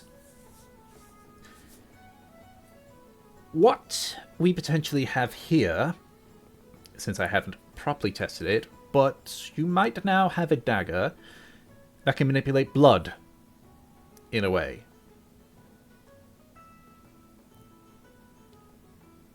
In a manner of speaking, it is akin to what I was looking for, but at a much, much smaller scale.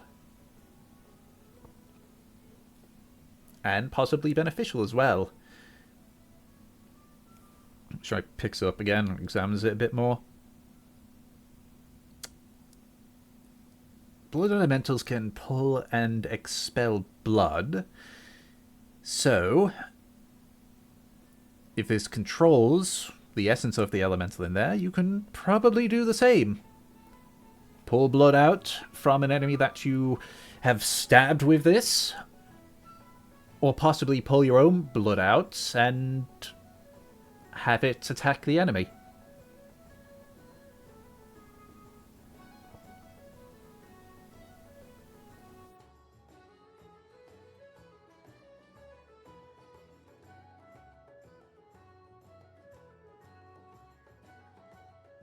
Now, of course, you have to be very careful not to expel all of the essence. It should replenish in time by itself.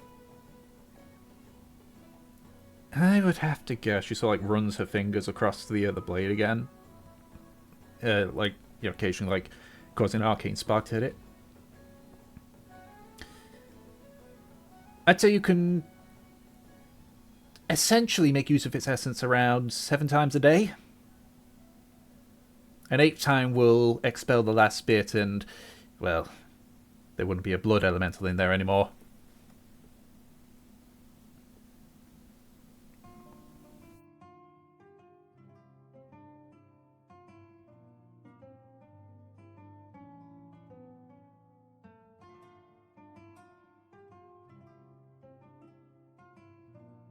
Now, unfortunately, it is on a dagger, so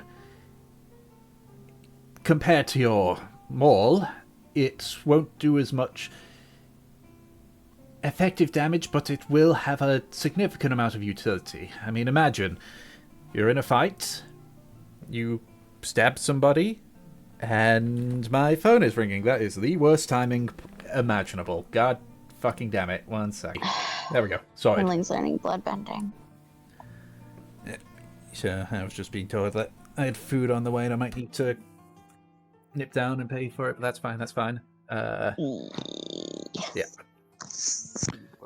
So what you have there is, compared to the consistent damage, you have the potential of limited utility or potentially even more damage, depending on what you do with it.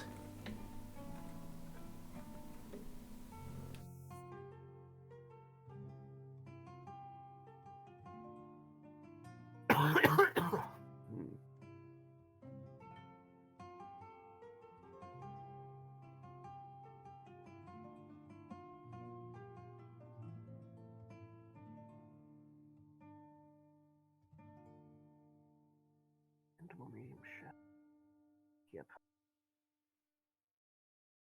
Okay, so we're making current lighting. Okay. Now, thankfully, usually with how these magical items work is, it's very weird to say this, but it's almost like getting to know the weapon. You attune to it, essentially. Once you've attuned to it, you should be able to, theoretically, even those without magical prowess can do this. You're muttering, Ed, when we can hear you. Ed, Sorry. mute or quiet.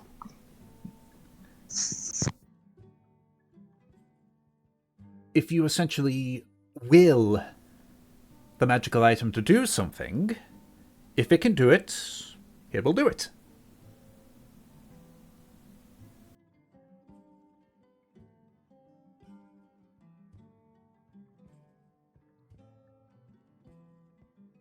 Just like that.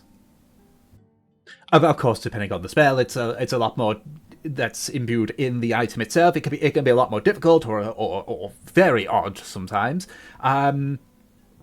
But overall, yes, you simply will it, and it happens. It's kind of similar to regular magic. Except the magic is bound to an item as opposed to your being.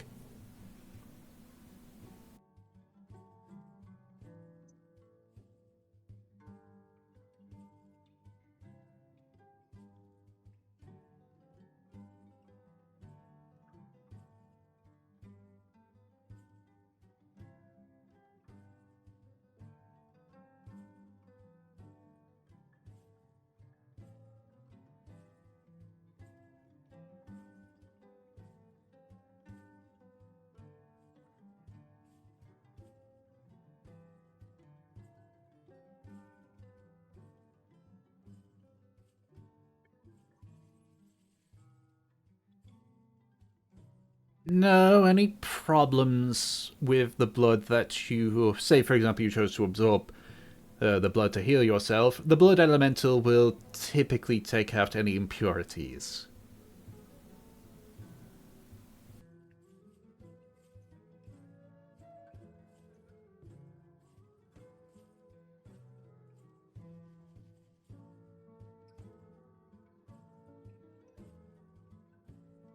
Though, of course, if something has got acidic blood, maybe that's a different story entirely.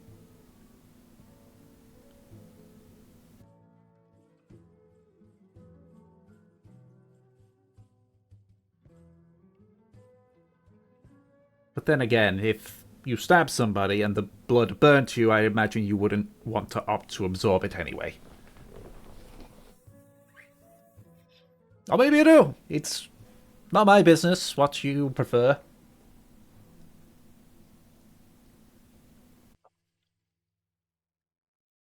I mean, honestly, if at that point it'd be down to common sense. I've checked best I could. The blood elemental's essence is there, but the blood elemental's being isn't.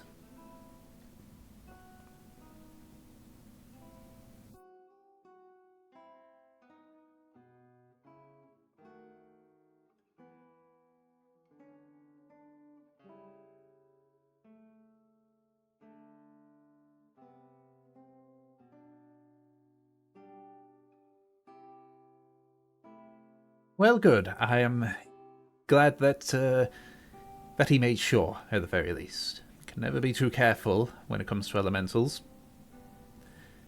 But on the question on if it will let you cast magics, I'm afraid that's not something that can happen with that thing. Though it is considered magical in itself. Of course, if you want to look at that, you might need to either look at a magic shop, or if you want to learn magic yourself, I suppose I could see if I've got any old books on from academia days.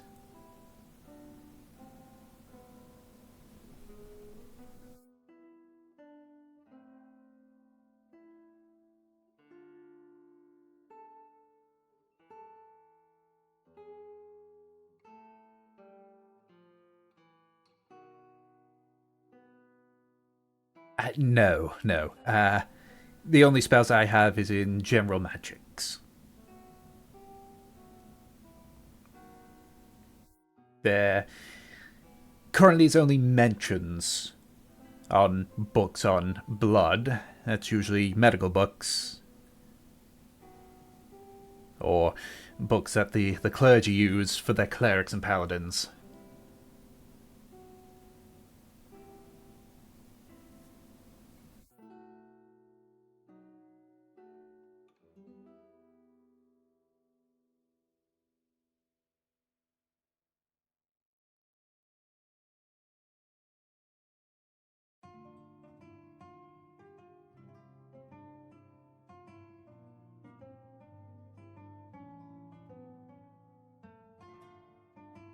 Well, I'm glad I, at the very least, was able to point you a little bit in the direction that you want to be in.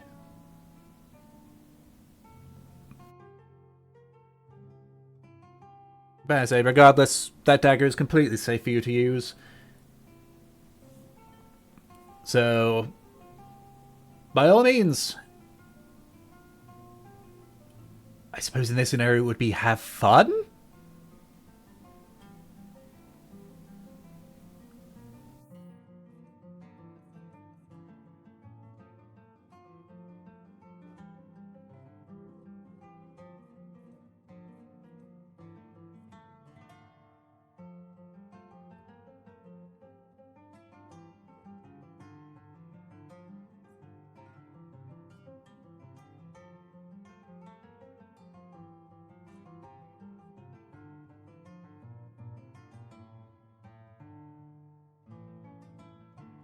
Something wrong with your arm there, Kindling?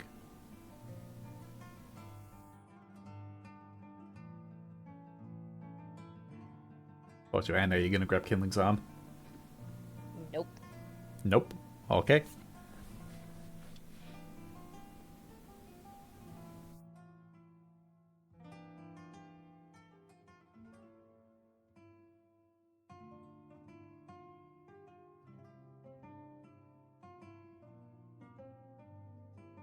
Havelock's gonna grab his arm from the other side and start wiggling it around too. Are you sure you're okay, Kindling?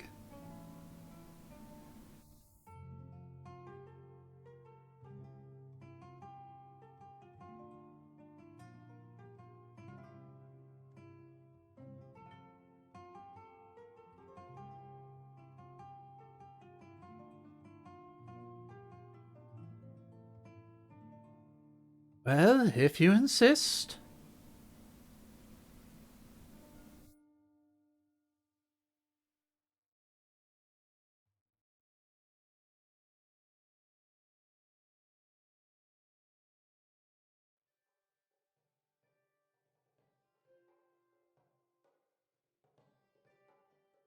Zoo as well.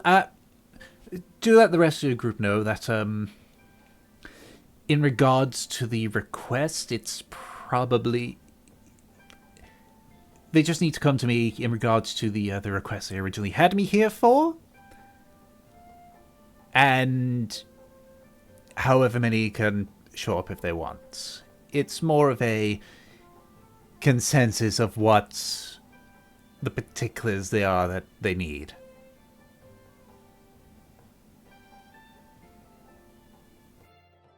Did that make sense? I'm sorry if that didn't make sense.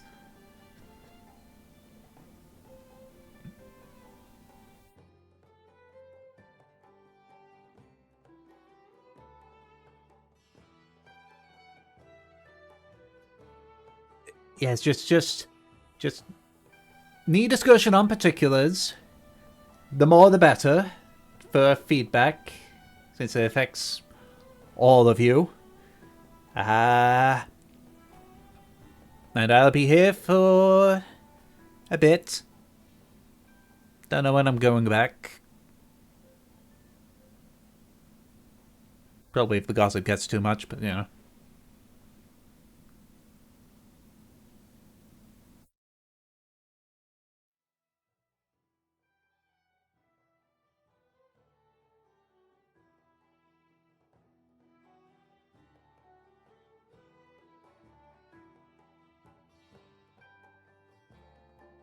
On the way you go, so... you quickly make your way out of the Merry Mermaid. Before we go, Tom. Yes? How big is the Merry Mermaid inside? Relatively large. You know, even though you haven't really stayed here, you know that having, you know, 3 floors, it's got a lot of rooms, a lot of wide open spaces. Yeah, I'd say it's probably about the size of like your average house, but obviously no interior walls and a few posts and such. So Okay, that pretty... doesn't help. British houses are much different size than American houses, but thank you. 2. Double checking. Casting a spell that isn't concentration while holding a spell that's concentration breaks concentration or no? No. It's only if the spell that you're going to... Well, in the case of invisibility, because if I remember correctly, if invisibility will instantly go away if you if you do an offensive action. Yes, if you have anything that is a spell or like an action or anything, it'll take away invisibility. So you can do a spell that doesn't have concentration with concentration, but you have invisibility, so it'll go away anyways. Okay. I just want to double check. Thank you. We're good to go. Alrighty.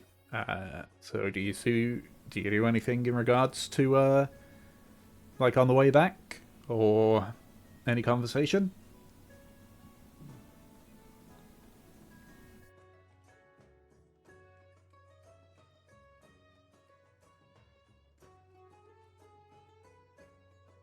What you looking at me for? You can talk too.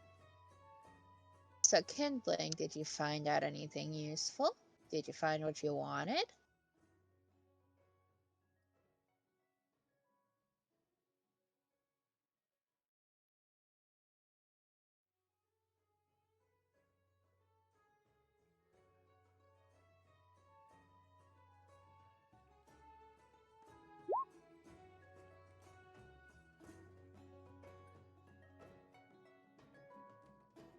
I was looking around, seeing what people were around. They have no idea there's just an invisible person in the room with them. It's so sad.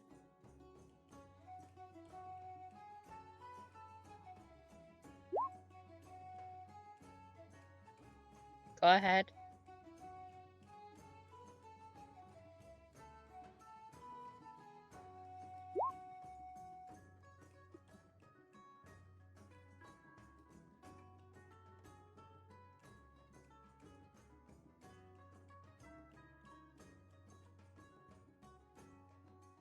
So you've been around Havelock long enough to know what kind of presence he has. You know when he's standing near you. You can just kind of feel it.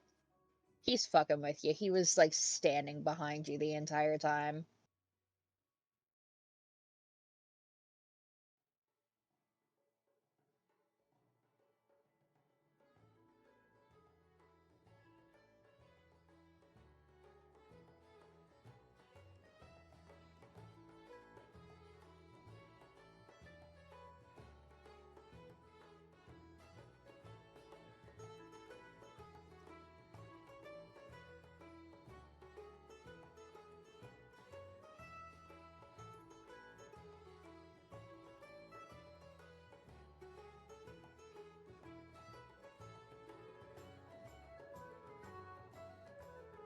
Doesn't mean I don't want to hear it from you.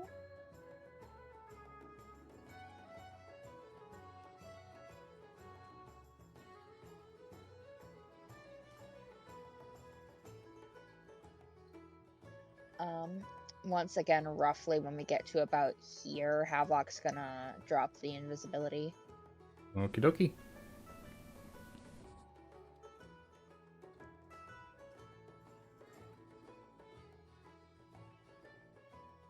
While Kindling is typing, Tom, what kind of shops are in this general area? Let me zoom in so I can see. It's generally just like general store shops. The my brain just blanked out on me there for a second there. Yeah, so there's several like general stores. There's clothes shops here and there. A few like woodcrafting shops and everything. It's just sort of a run-of-the-mill, like just generic shops basically. For various kind of things, like there's a few that sell food, rations. A few sell like hunting supplies.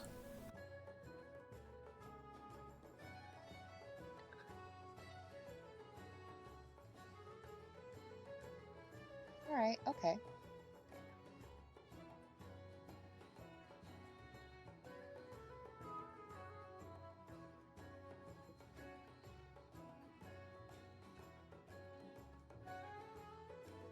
Alright, I guess if Kenling doesn't want conversation, we'll make our way back peacefully. La da da da da. Eat eat eat. Okie dokie. So, Okay.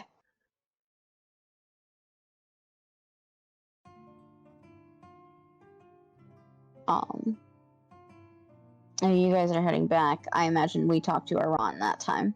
mm-hmm. Which I think is not something that we can skip over. I think we have to talk to him. So Probably not. So I guess it's the question is, do we call it for this session? I thought we were having an extended session. I know, that's why I was just asking. It's like, do you want to keep going, or do you want to call it? That's the question I'm asking. If you want to keep going, then we can keep going. What do you guys think?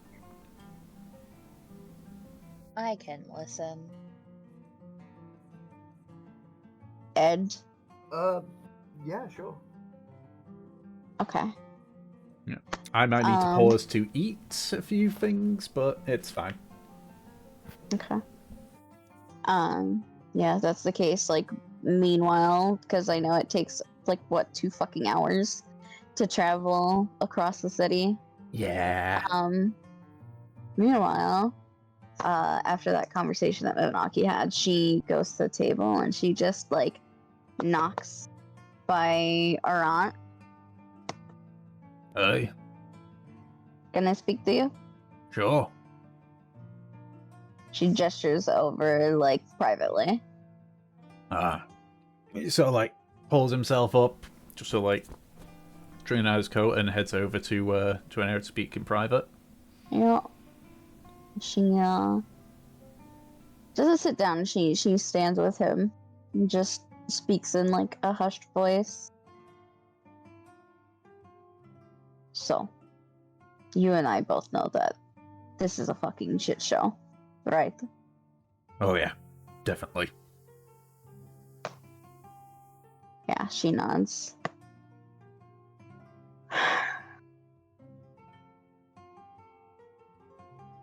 I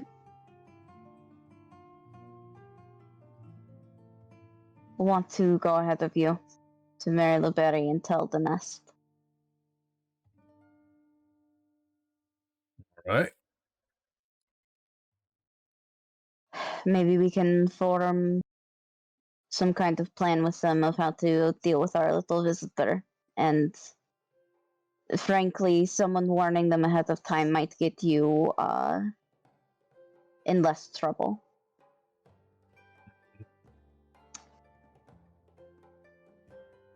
I was wondering if there's any way that you can basically stall the motherfucker.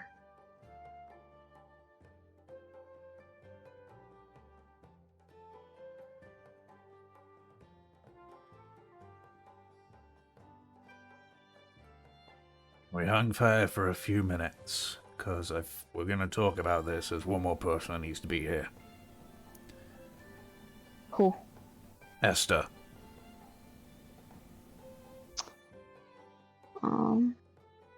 Let me just look at my list. Navigator. Okay. Okay, it is who I thought. Right. Go ahead.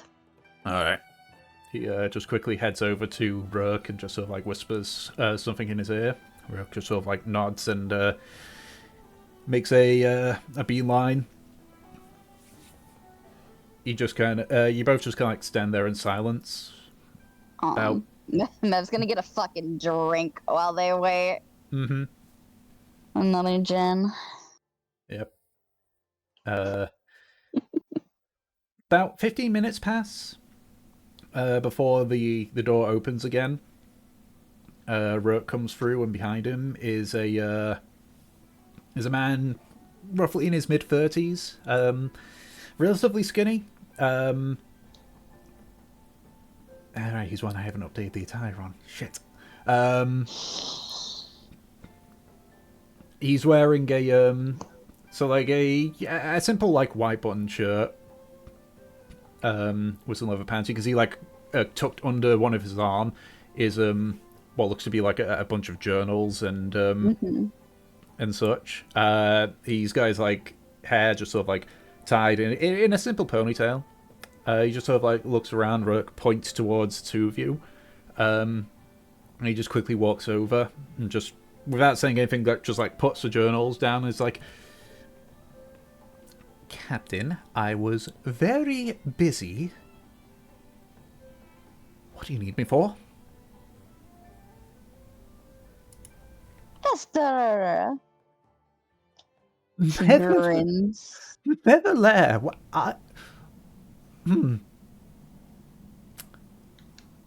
I had a feeling.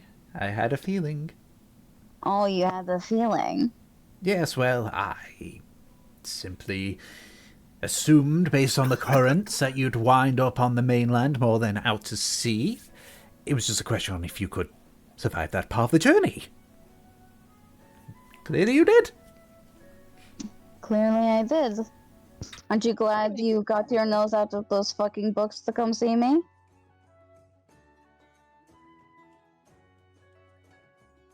Yes, I suppose.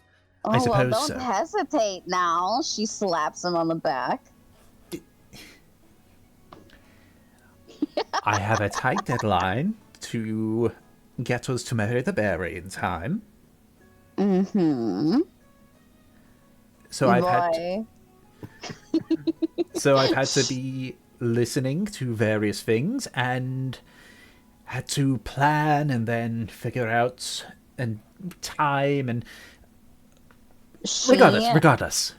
she wraps an arm around his shoulder and hands him her drink. Come on.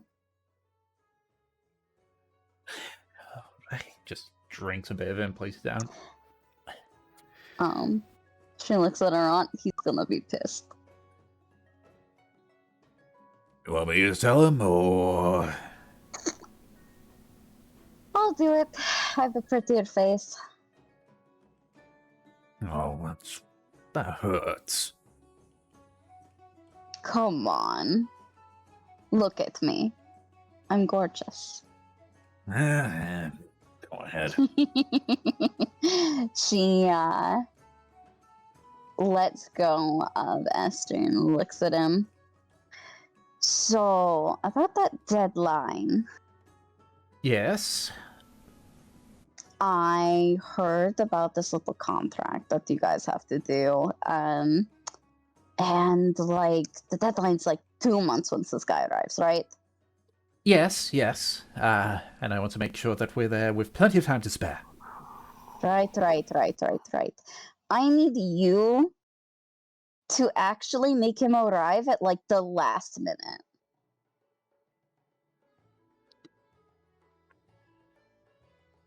It like reaches over to the drink, just drinks a bit of it, places it down. It's like, I'm sorry. Maybe I didn't hear that right, and hopefully that drink has cleared my sinuses a bit. Hmm? Did you seriously just ask me to throw out all of this work I've done for the past few days and start anew with a longer route? Listen. It's for a reason. I wouldn't just waste your time.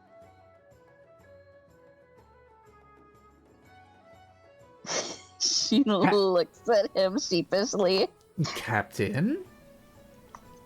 She's right. We're, deck stacked against us. She's got a plan to, try and lean a bit more in our favor. That's right. I want to try and make this as advantageous for us as possible. And to do that, I need time. Your time, unfortunately. Time and reputation? I don't want to look like a damn fool in front of this person, but... Esther? This guy doesn't even know where Mari Libere is. And how does he know how long it's going to take? Yes, but at this point, Oran speaks up. Esther? Yes? Who's the captain of our ship? You are? And if I say I need to plot a course that makes it look like we're making some progress, but delays us, Then the captain's word is law. Yes, I know. Right. Well... There's always heading in the direction of Yenta. Circling around there. She nods. Would that put you on the other side of the aisle when you're... It would put us to the uninhabited island to the south of Mari Libere, and then we would have to circle around the coral shield. Yeah, Mev nods. That would definitely do. Of course, then we have the issue of potential people's coming into us, what to do with the people of Yenton. Esther, Yes, Captain. the Bulldog is still in dry dock. We got time. Right. Yes, we got time. I can think this through, I'm sure. Of course you can. If anyone can do this task, it's you. I know that you're trying to perk me up here, but I've just had several days of work just completely being thrown down the drain. I'm sorry. He reaches over to the gin and just drinks some more of it. Yeah. I'll be fine. Yeah. I'll be fine after some food and probably not more drink. It's fine. It's Yeah. fine. It's fine. It's not the end of the world. You're right. You're both right. It's important we stag the deck in our favor as best we can, given the shitstorm we were left in by that bastard.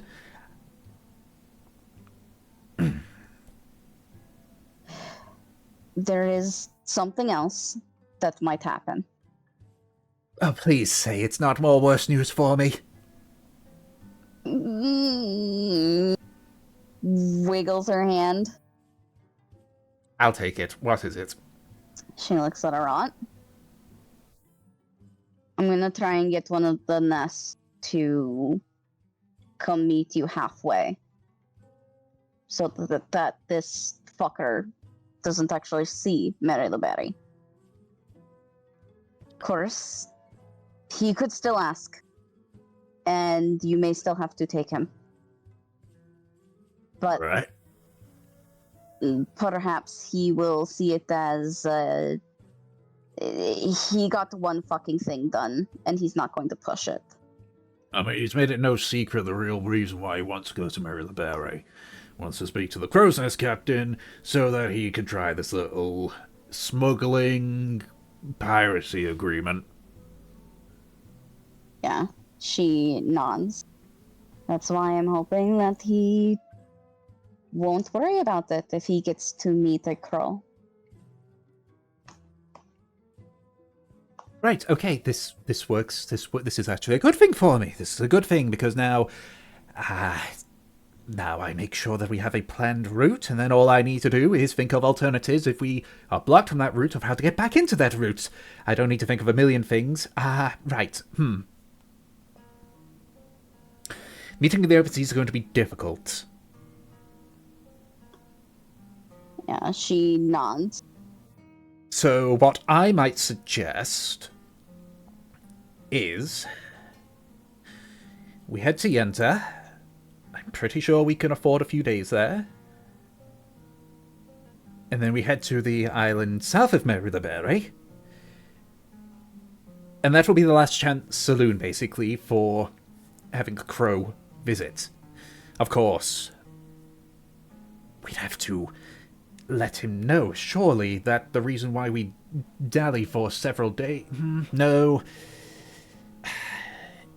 I don't know. There's a lot of situations here that could be a problem.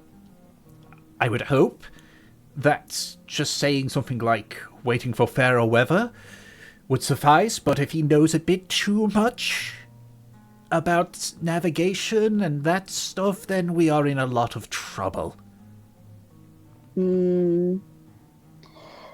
Well, for one, you're still docked. I'm sure there's still repairs going on. You can delay those repairs for just a little bit. That's some time. If you make a stop in Yenta, it's just for supplies. It would just be a day or two. As for the island, I would say don't say anything to him until we get confirmation. Don't have to make up excuses if there's no excuse to be made. Suppose so, yes. Oren speaks up again. I mean, when we get to the end there, we could simply say that the way it works is you get permission to dock, and this is sort of a holding place. Mev nods. Not like he knows any better. It doesn't, and that's what we're banking on here.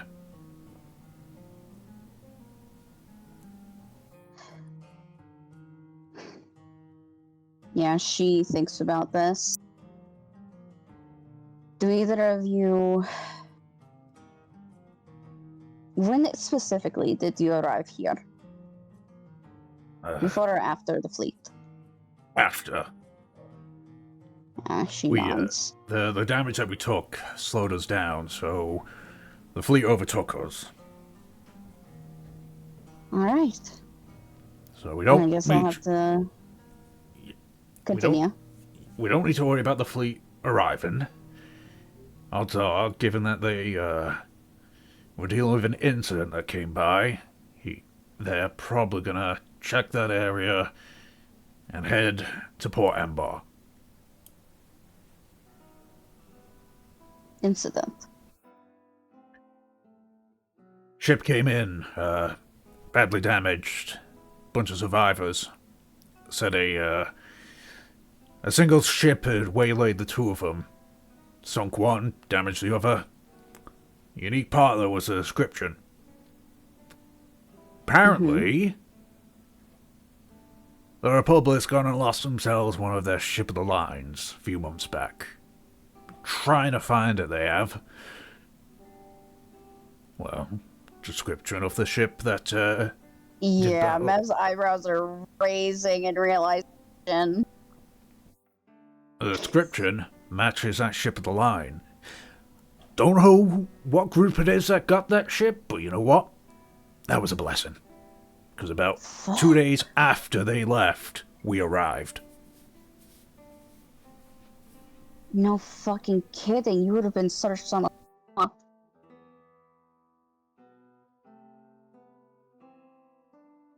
There's no insignia of any sort that about?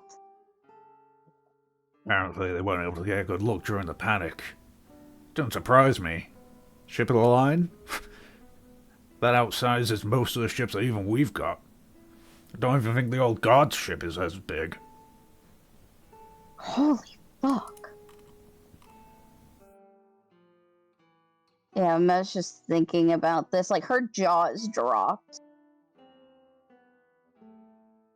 Do you think it's one of us? I don't.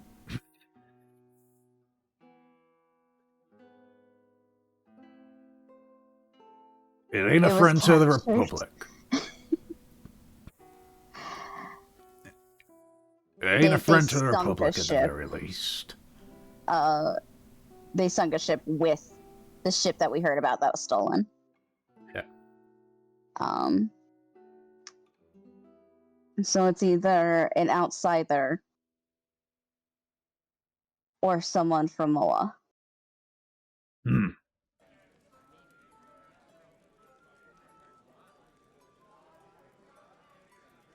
Pretty much, yeah.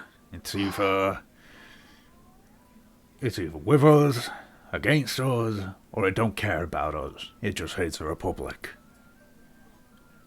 Personally, happy to keep my distance. I fucking would too.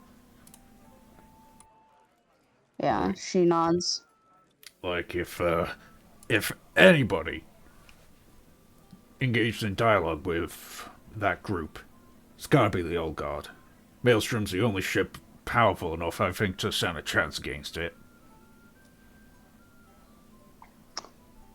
Something to keep my fucking eye on.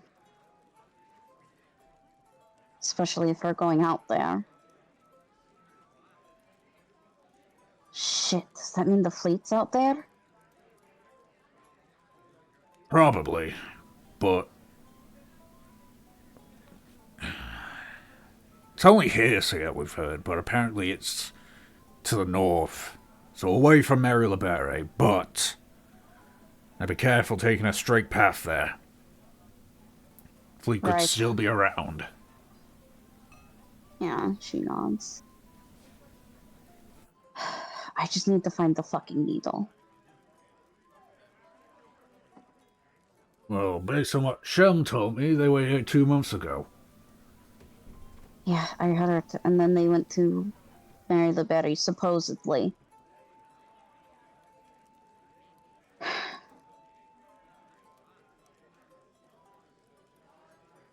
Yeah. she nods.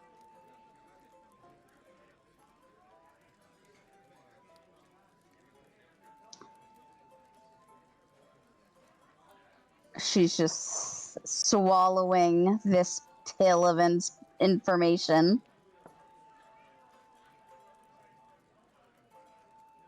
All right.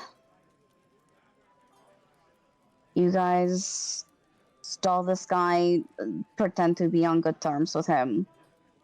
Whatever you guys need to do. Me and my gang are going to head out basically as soon as we find the ship. Make sure that you get as much information as you can. It's going to be incredibly important. And make sure that... Well, it's far from me to say it, our aunts. Make sure you all know your roles. That's definitely something that I'm going to have to talk about with people. Have to delay to figure it out? Then do it. We got 2 months. I'm sure we can bullshit our way through 2 months. Yeah, she nods. Can you give me a description of this guy? He wears, like him and his ship, I assume, yeah? Yeah. Well, for him, he's, he always walks about like he's got a bad smell under his nose, that's for one thing. Emerald green eyes, blonde hair to just below his, or just above his shoulder, sorry. He wears what almost looks like plate armor, but it ain't. I think it's some weird Galero clothing or whatever. It has like blue accents on it and everything. It's hard to describe. Just think of it like plate armor, but as like regular fabric. Does it look like it has self-steam? What was that, sorry? Does it look like it has some sort of self-steam? No. No Celestian. I think it's just fancy clothing shit from there. Does have, well, looks like some gauntlets with Celestian in them. And obviously he's got Warforged with him. Right. The ship, Rising Star. The ship is a carrack. It's, got 2 large masts with the front billowing over the very front. It's, whatchamacallit. I might be re-looking up the name of it because it's gone from my Looking head. at the type of ship? No, I know the type of ship, but the way that the front sail is... you know, like how ships have, sometimes have that little, like, wooden nose bit sticking out at the front? Yeah. The fucking, helm. Yeah, but, like, there's usually, like, a wooden... I think it might be the prow. But it's kind of like the sail attaches to that very front part from the main sail. Oh, weird. Okay. Yeah, it's actually a thing that carrack ships actually have, but I can't remember the name of it. It's fine. I'll find the name later. Pretty sure it's the prow, but... it might be the prow, but either way, like... Either way, Mev knows what he's on about. Yeah. Not a lot of cannons, but the ones that I saw, Celestine's using them. Of course they Celestine, fucking are. and not a whole lot of them, mind you. It's like the center cannon does. So they're big. They're bigger than the others. The others are definitely regular cannons, but Goran saw some arcane sigils on them. So might be enchanted. Probably enchanted. Of course. its coloration is like a light brown color. The ship is like brown. Yeah, like a light brown color. The actual, like the porthole flaps are black though. What kind of wood is it? Looks to be oak. Mahogany. Fucking. I mean, I can change it to mahogany if you'd like. No, I'm making a joke at my own expense. I am aware of the joke at your own expense, don't worry. Fucking. Any sigils on it? Any chance the sometimes they have little statues on the prow. No, surprisingly, no figurehead at the front.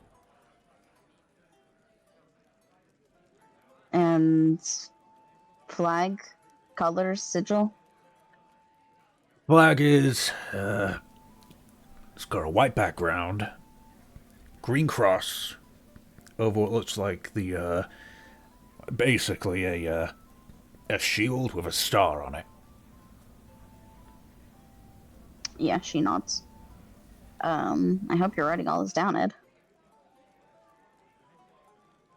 Yes, I am. I was muted. Oh, I am.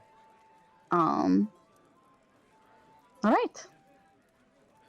Maybe if this guy arrives before we go, I'll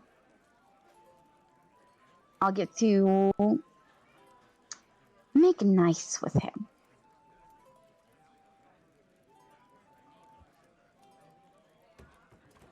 Don't do any deals with him.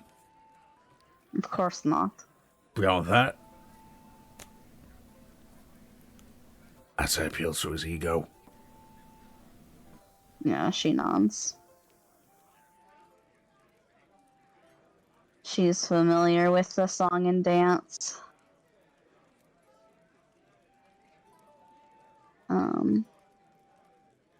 Got any questions for me?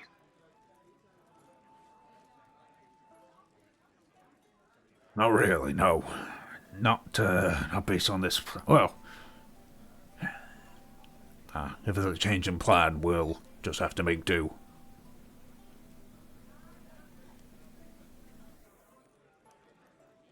I'm going to see if there's a way that I can contact you via magic. I might come back later and have to give you something, but otherwise, know that I'm setting up communications. Alright. So let's try asking Frost. He's the one that knows magic better than all of us. But his is specialized to healing. But he might be the best one to, communicate with. Yeah, she nods. Alright. Got our plans, got our jobs. Mm-hmm. Good fucking luck. I don't know which one of us needs more luck. No kidding. Mev looks at Aki like, you got all that, buddy?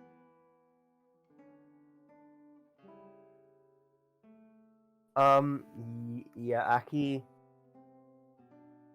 kind of just sort of has been listening sort of very attentively, just kind of trying to keep pace and catch up with the conversation. And he goes, yes, I think. Yes, most of it. Yeah, or... Do you have or all of it or not? correctly. Sorry? Do you have all of it or not? I do, yes. Alright. She... Has Esther finished the drink? No, there's like one, essentially one shot worth left. Yeah, she takes the shot, smiles at Esther.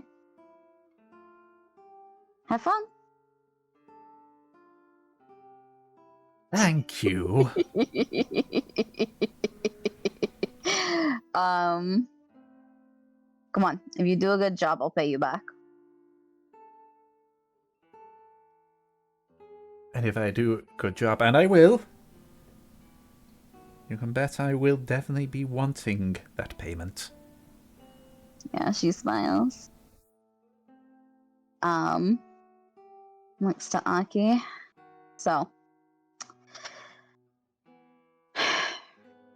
How late is it? Shift still hasn't changed? Shift hasn't changed, but you actually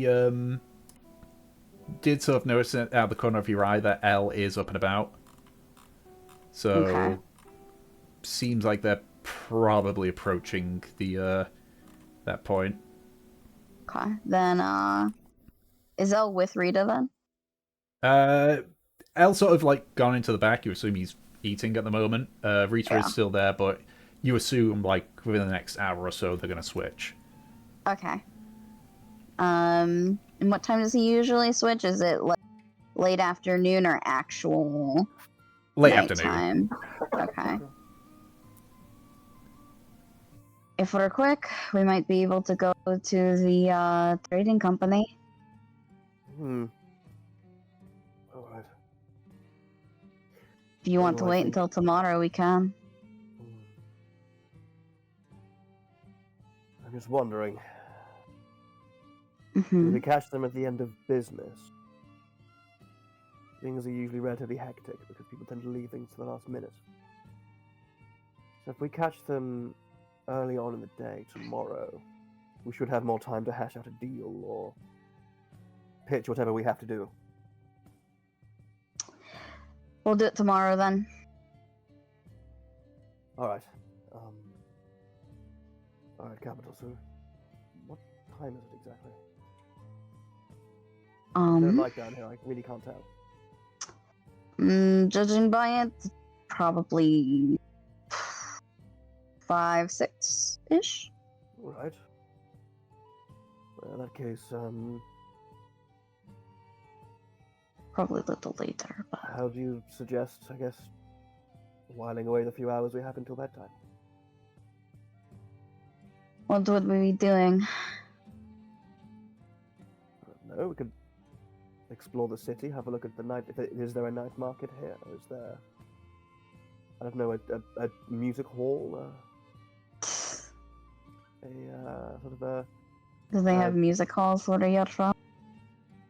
opera houses and the music halls. Yes. Has Matthew even fucking heard of an opera house? Yeah.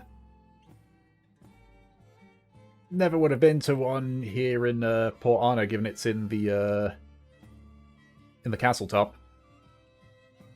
Okay, so she has at least heard of it. It's like a thing that exists. Yeah, she knows of Okay. like fancy theaters and such. The closest equivalent is seeing people perform it in the university.